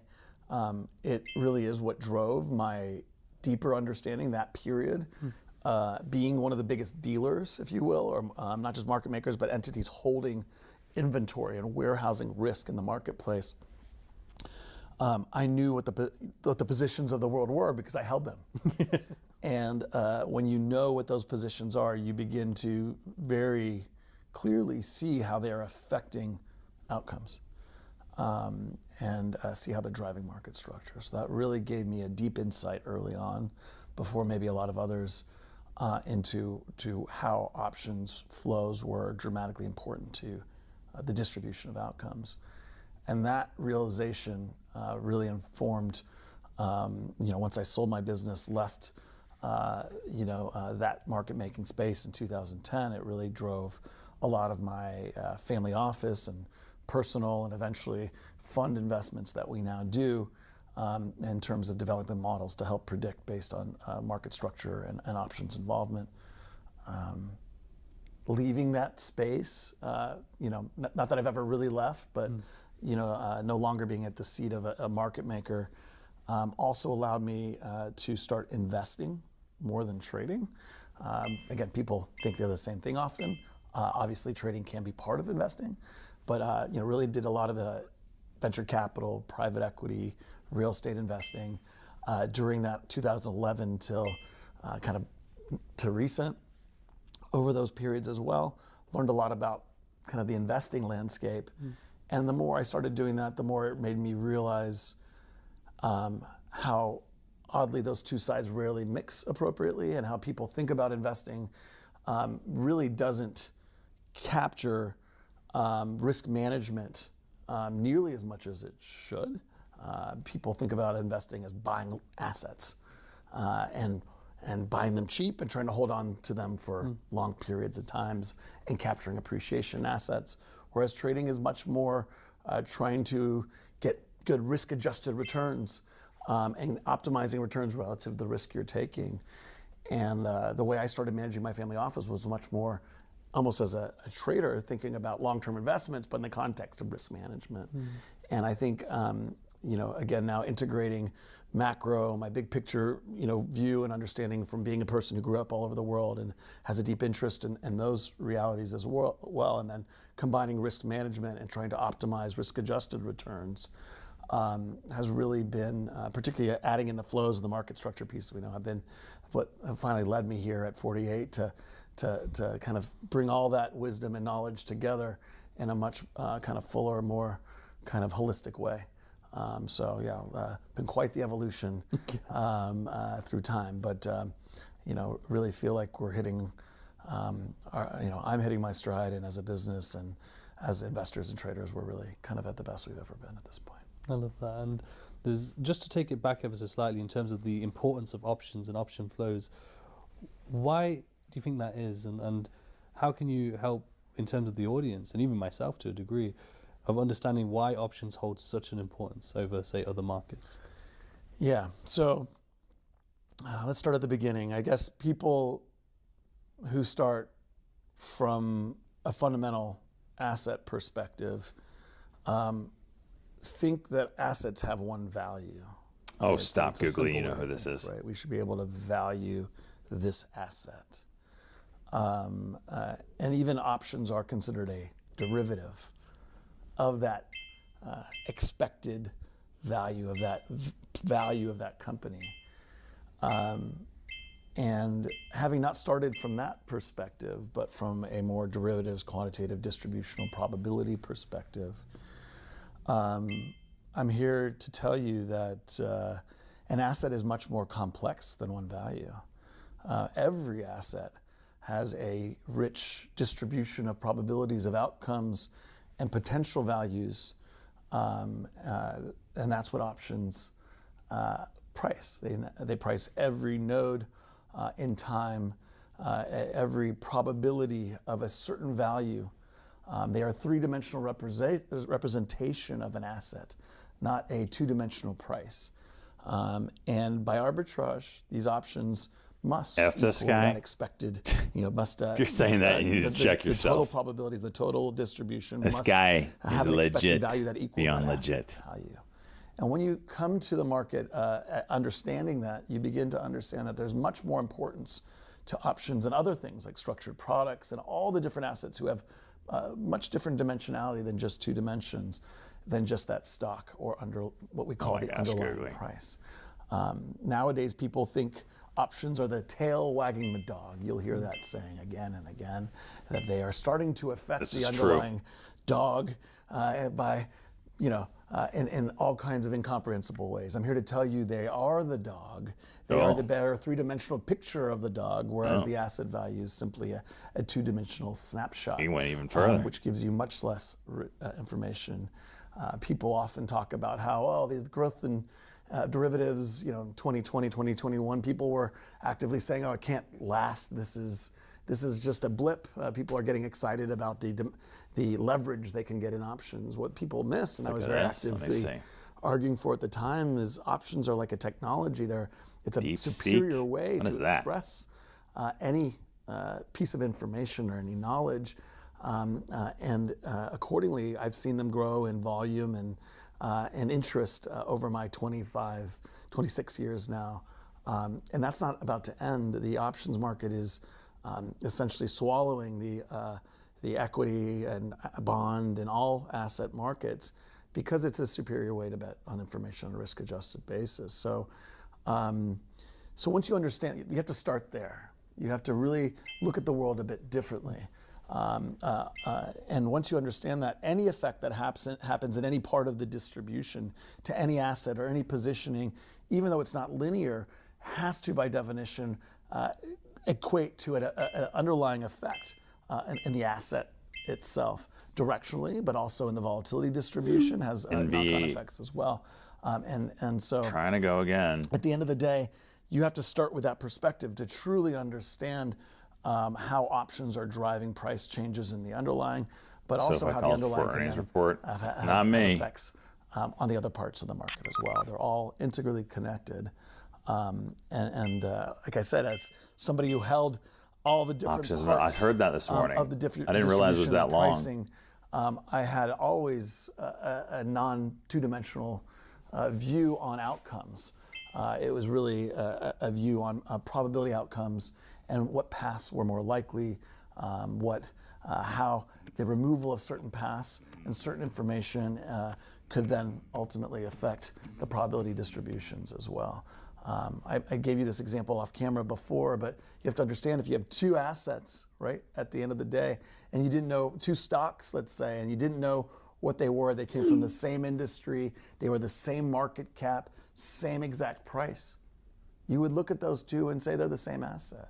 But then if you peeled back the option chain and looked, one might be incredibly right distributed with a massively fat left tail, and the other one could be left distributed with a massive right tail, completely different risks, completely different dynamics. You'd have a much better idea of the risks and returns and outcomes that are associated with each asset. And you'd realize they're not the same assets at all. And I think that's a good way to kind of visualize what I'm trying to talk about here. Yeah. And in terms of market structure, this is something that we talked about just before we started as well, is like the general retail definition of market structure and their perception is technical based, you know, like trending markets, higher highs, higher lows, and so on. But when we discuss that, from my understanding, is market structure really looking at the actual structure of how the market is moving and actually operating? Yeah, so technicals, and the reasons they work, other than the second order effect, which is people watching technicals, again, themselves somehow affecting distributions. But the real core driver of why the major adages, the things going from seasonality to momentum to looking at Bollinger Bands, understanding how those things work, are primarily a function of structural effects that exist, you know, macro flows that are not tied to anything other than the positioning in the market, calendar effects that are tied to expirations, end of the month effects that are tied to rebalancing and releveraging effects, and again, the positioning effects of options writ large. So people are essentially sitting on the other side of a door with technical analysis, trying to listen to what's happening, trying to you know, from a distance, understand what trends and rhythms they're hearing to try and predict what might be happening on the other side of the door. Whereas, you know, if you really understand what's happening, you have a keyhole and understand how positioning is affecting things, you can actually see what's driving a lot of those technical factors. That's the true market structure. Technical analysis is a sense of trying to sense what those things are that you don't really truly understand. So I think you know, technical analysis is still useful if you understand what's actually happening through that keyhole, because you may not see everything that's happening, right? You still have a keyhole, you can't see what's out of frame, all kinds of things are happening, and understanding trends and why they happen and relating those to what you're seeing then can help you project and predict. So I'm not saying technical analysis is useless, but on its own, you can often make very false assumptions because you don't have a clear understanding of the drivers and structural realities that are driving that technical trend or breakdown or different things. So. Where do you think a retail trader should start to learn more about, you know, actual market structure and actually what's going on behind that door? So it's a new technology, right? And much like a new technology, when I talk about options, not that new, but you know, new in the sense that it's becoming more readily available. It's affected by network effects, right? A new technology maybe exists for a long time before it gets adopted more widely. When I started in the business in '98, everything was written on a card in the pits. We had only quarterly expirations, 4 expirations a year. The options were on approximately, we had a 25 point in the S&P when the S&P was trading, about 400, right? So, you're dealing with like almost 1% gaps, no single list options. The multipliers on them were 250. Now you have 150, 10, 1, 0.1, right? You have every day to expiration. You have every strike, everything. We used to trade in eighths. Now we trade in pennies, right? Or fractions of pennies. So those network effects of more structure have also been paired with education, access. You said you were talking to Tasty Trade recently. Entities like them educating, providing access. People like ourselves sitting on here educating, right? So where do you start? There's an incredible richness of information and education out there. I'd say we're tip of the spear because we were fortunately, in the depths of those markets and understand these things maybe better than many others. So we feel free to follow us and listen to what we have to teach. But there's a lot of literature out there, a lot more education. But similar to myself, sometimes learning isn't just read in a book. Sometimes you have to get in there, watch, understand, listen, and participate. And like I said, there's more ability, more liquidity out there to do those things than ever. One thing that I found interesting from watching some of the recent interviews that you've done is prediction. I know is a big thing that a lot of people are interested in, and hearing your thoughts. And I know that you've set out sort of your prediction for the next year to 2 years in some of these interviews. Mm-hmm. But where does the sort of confidence and the mindset come from in terms of being able to make those predictions on a regular basis? As you said, you've already been doing it for the last 3-4 years publicly. Where does that come from? Is it from the mathematical equations and those distributions that you talk about, and then removing certain information based on certain outcomes no longer being in play, if that makes sense? Anthony, shut your freaking mouth. I think it's actually, I don't want to say easy, but it's a lot easier to draw distributions, to get close to a broad set of probabilities and draw a distribution. Statistically, it's done in lots of different places in the world, right? Given a large number of outcomes, people can predict distributions based on understanding the physics, if you will, the actual supply, the demand, the pressures on the system. You can draw very reliable distributions. Predicting a single outcome is with infinite accuracy is impossible.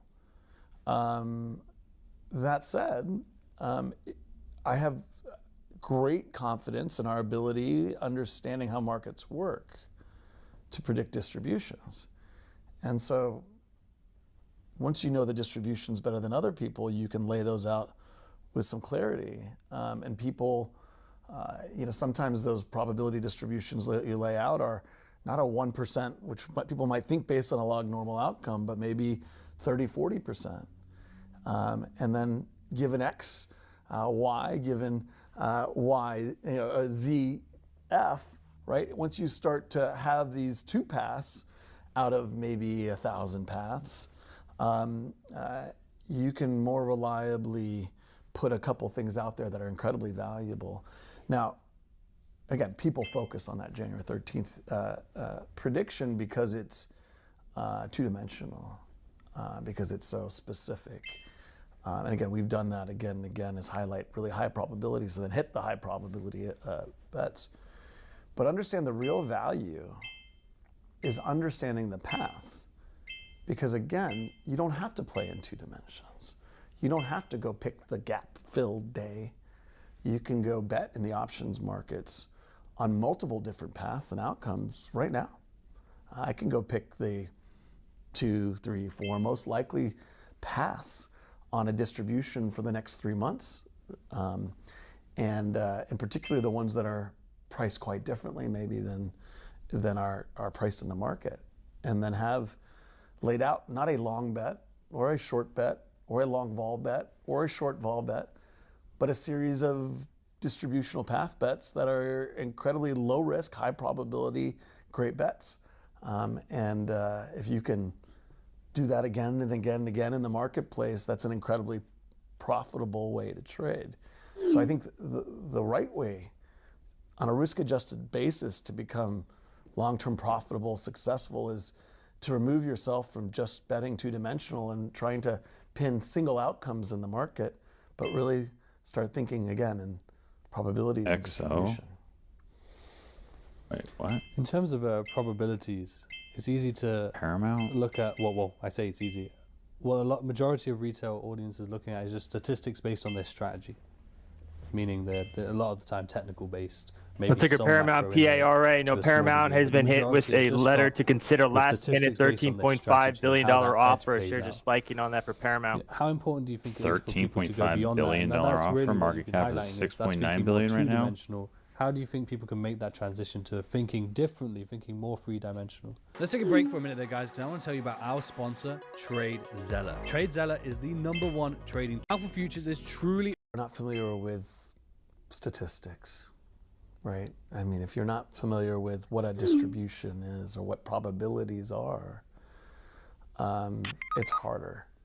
So I think everybody's got to step back first of all and get that. Doesn't mean you have to be a statistical savant. You don't have to know, you don't have to be a statistician, right? But the reality is our brains, it becomes intuitive once you learn, because our brains work on probabilities. You know, you reached out to me and you were like, hey, you want to come on this podcast? You know, my brain probably did some very quick probabilities of, you know, well, he's not going to be here that long. Will we be able to do it some other time? You know, how much time do I have? Is it worth my time? You know, what's important to me? You know, how does this mean? You know, and it drew some set of, you know, optimal outcome for myself to make me decide on expected value of yes or no. We all make decisions day in, day out, managing, you know, preferences and probability outcomes. When you fall, you know, when you walk before you fall, you're judging in real time. Your mind is judging whether you should put your arm out to protect your head, or if that's more dangerous for your arm than it is for your head. We do these things naturally. That's how our minds work.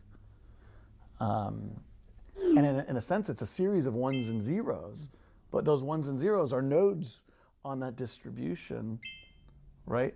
Members on this much like an option. seek additional bids on a challenge. I know this is blowing some people's minds out there, but Also this is a way of thinking and living and managing our lives and coming actually more in tune with what we naturally do. And I think it's an incredible education outside of markets that everybody should have.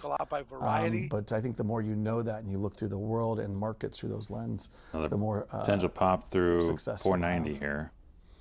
Taking that same mindset thick. I hate for this yourself stuff, man. personally, what's the time horizon looking like in terms of your positions? Are you primarily just long-term and thinking more long-term and sort of participating long-term, or is it a mixture, or is it more short-term? It's a mixture. Different things matter over different horizons. So when we draw a distribution, it's not, you can draw a one-day distribution, you can draw a 1 hour distribution, you can draw a 1 week, 1 month, 1 quarter, 1 year, a decade distribution. And we really try and do all those things to the best of our ability. Those distributions are constantly evolving and changing based on information and changing on change and what we know to be true. But obviously, easier to predict one day than it is 10 years. In some ways, actually, I guess, right? In terms of I guess I shouldn't say that. In some ways, a 10-year total outcome might be easier than a day, but very different. Your information taco? that drives those. Famous Benjamin Graham quote. In the short term, the markets are a Oh, it's voting pretty good. machine, and in the long term, markets are a weighing machine. And what Benjamin Graham meant Not by gonna that lie, is in the that's short pretty term, good. it's a function of supply and demand. People come to market, much like they did in the Agora and Greek and Roman times, and they have it's a function of how many buyers are in that market in that day, or sellers. It's not a matter of what that mule might be worth per se, right? But over the long run, with more liquidity, with more information, with markets that the value that mule trades for will be more in line with Ticker its BEC pure, and Bravo Echo Charlie November and ticker value in terms of QXO. what That people come can from use that mule Bloomberg. for. Beacon is said to seek So, potential rivals the to weighing QXO machine takeover is bid. essentially the outcomes and the true valuation, right? We talked about the tech bubble, right? Over short period of times, even sometimes years, valuations can be completely out of line with true value, right? As a function of liquidity and mismatch of supply and demand. But over the long term, things come into line with some type of value that's fundamental, if you will. The question is, what's long term, what's short term, fundamental value itself changes over time. But to your point, we manage distributions in different ways over different periods, and we do predict, try and predict to our best of our ability based on the information we have, all of those. And all of them, as you might imagine, that 10-year outcome does affect the 1-year outcome, right? Those fundamentals do matter in a year, much like the flows really matter for a year. Those 10-year outcomes probably don't matter that much for one day, but they still have some effect. I think the biggest problem in media and broadly is everybody attributes 1 day, 1 week, 1 month, 1 year outcomes to that 10-year reality, to valuation. And so few understand the structural flows that go on a day-to-day basis that have almost nothing to do with that 10-year outcome. So we do both. We make trades on an hourly basis based on morning and opening flows, closing flows, how things are happening.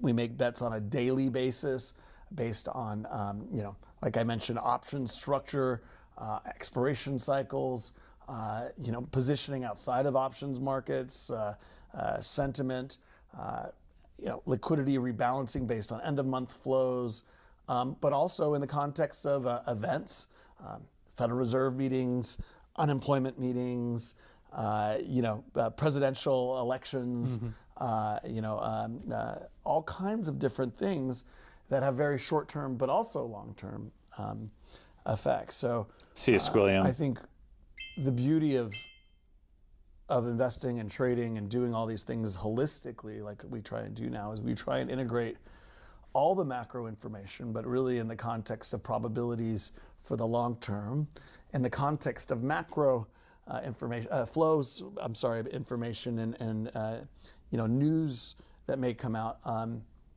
and how that affects short-term outcomes, and then try and integrate them all, mathematically and otherwise, in larger models. Would it be possible, the January 13th as an example, regardless of the accuracy of the prediction, could we maybe talk about what the actual thesis and the distribution thought process was towards getting towards that date? Yeah, sure, absolutely. I'm happy to walk through it. It's Paramount News on the wire November now. 29th, PAR. When the question was posed, in my mind, several things were clear in terms of probability distribution. One, that we sat markets dumpy post Thanksgiving and pre-Christmas and end of the year, that markets were up 20% plus, that we had in front of us the biggest annual options expiration for indexes every year, and you could argue the biggest options expiration ever in history because they're always going up at this point. Not to mention the quarterlies have become, particularly the end of the year, become even more important. Why is that the biggest expiration? The December expiration, by the way, which sits in the middle, the third Friday of every month, but the quarterly, was I think December 20th. Why was that the most important ever? Because structured product issuance has gone from 2 years ago $500 billion globally to $1 trillion per year. That issuance is bigger than it's ever been, and those are tied to a December OPEX. I also understood, based on pricing and looking at options skew in the marketplace, how high the skew was in those expirations, how big the positioning was in those expirations. And so you took that information together. And what was obvious to us is there's massive structural flows, which, by the way, we've been talking about since October. We had talked about the event and the election and how that outcome was also going to lead to this big spike up. So something we also were very out in front of and have talked about. So we knew that also people were aware of this and were out in front of this. We knew based on positioning and underlying assets that that positioning and underlying assets was very long, and sentiment based on many indicators were also overstretched. Yet we knew these flows were bigger than the importance of that. Remember, just taking a peek at and would likely lead to continued up movement, trending at lows of the day, the S&P, Nasdaq, and the Dow. So, before that made that call, we were very in October. We get a video swing. President saying that the market would get a nice spike. Now this is interesting. PCLA. November and Damn. December. Dow currently down You spot would have a lot 4%, S&P down spot slower 4, move 5%, in markets the because it was Nasdaq down spot 7, once that big spike happened. So jumping in here a little late, but understanding what the pressures are. So once you understand quick that little November scalp 29th, over 5 there. all of these massive flows coming in that people are, but yet people are very, very long. Hell yeah. And historically long speculatively. Look at that bullshit. You see this is what we were that watching this market will yesterday. continue I to wasn't glide paying attention, higher but this is until it definitely hits a a point blue sky which setup. we thought, back in I'm sure October, Discord was which all would over it. They probably had it yesterday. Start a little bit later, so something closer to early January to mid-January. Halting up. But we knew that before January 13th that decline. Does that not trigger you? Because it triggers me, and it happens We knew that the probabilities were very so high often. I'll try to freaking make $5 and lose $1,000 in the attempt.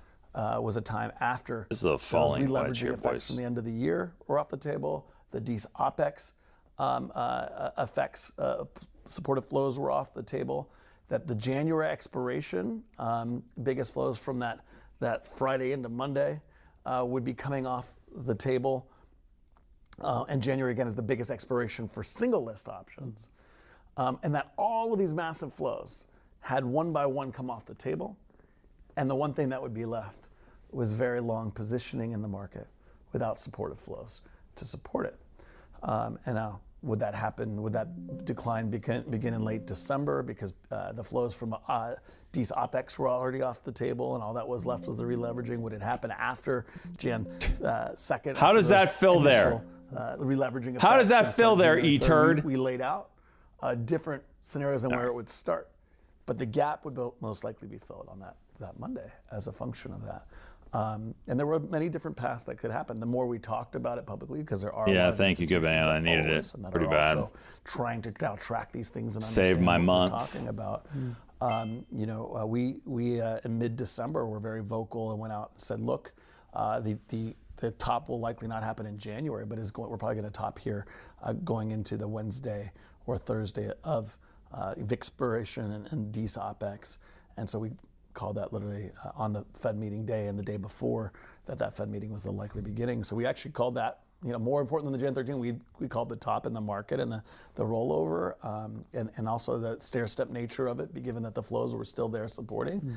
And then we also, obviously, my point is that there's much more information there than just the Jan 13th. And if you follow and you listen to what we're saying, there's many trading opportunities much far beyond that, just that Jan 13th call. But that's how that date came about. And again, some people think it's a lucky guess. It's well, not no a time lucky machine. guess. Yeah. No time machine. At least not that I can yet talk about. But is one part of that, or a huge part of that as well, like the knock-on effect of prior, what some may call predictions, but prior information that you then, led you to a particular distribution that then takes place, and then for that next one, so for the January 13th one, something would have happened before that to reinforce that one.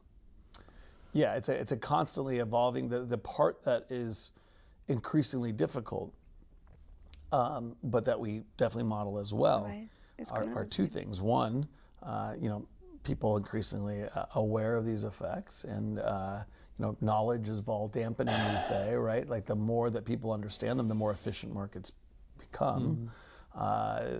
Those flows are immutable, to be clear. Those flows are still there, but there is a counterbalancing set of flows when people, and that's part of why things have been a little bit earlier. We actually called initially for a September decline that came in August, on that big August decline after a big slow summer. A lot of that was, again, people aware out in front of it. And then when things actually, there's a catalyst, like there was in the Japan, the yen carry trade, that can then break things a little bit earlier. You have a different set of interactions. That said, the market structure is the market structure, and understanding the different path that then comes out of that is a function of that other positioning. This was the December reality that happened, as opposed to early January. Nothing happened this time when the yen actually, or when they actually did raise interest rates. But also understanding that people are positioned in a way that now you have to account for in your probability distribution. So that, and increasingly, the more people listen to me and what we're doing, seeing the efficacy and importance of it, I have to be very cognizant about what I'm saying when now in predictions. So there's also, it's crazy to think that we're having direct effects on market outcomes and structures, but at this point, obviously, given the accuracy of what we're doing, we are. So we're redrawing probability distributions based on what I say, which means I have to be careful about what I say, or when I say it, at least remodel a distribution accordingly. And so it's complicated. When you say flows, could we just break that down for the audience? Trying. Yeah, flows are just simply supply and demand, buyers and sellers of underlying, for predicting that. For predicting volatility, it's buyers and sellers of vol contracts or things tied to vol compression. There are flows in different vectors of the market, but I think for the most part, people are thinking asset, right? Underlying asset. And so when I'm saying flows, I'm talking about the buying or selling. And I guess, if you want to measure outcome to market, it's a pretty straightforward equation. How much liquidity is there in the marketplace? How much incremental buying versus selling needs to happen for the market I don't want to take up my day. X or Y, right? And then measure. Don't want to listen to that.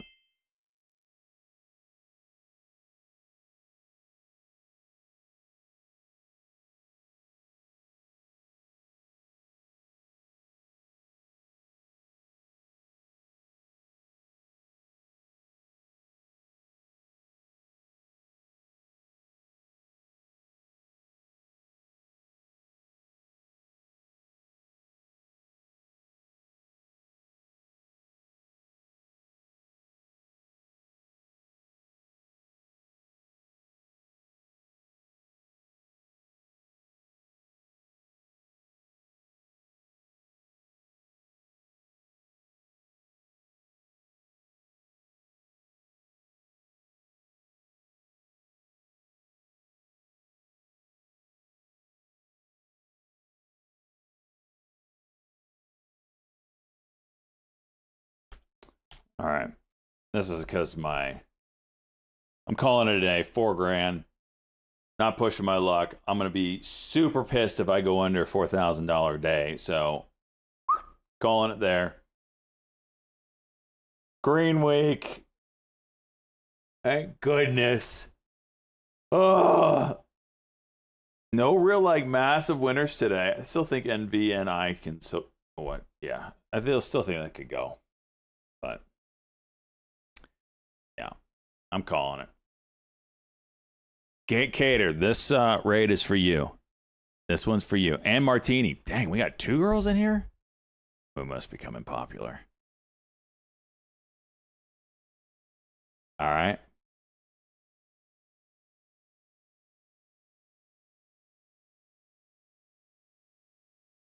You guys are awesome. We'll have our second full. There goes NVNI, just like I predicted. Juicer. Second full week next week. I can't wait. Sick of all these holidays. NVNI knew I was going. All right. See you guys Monday. Peace out, everybody. I'm going to bed.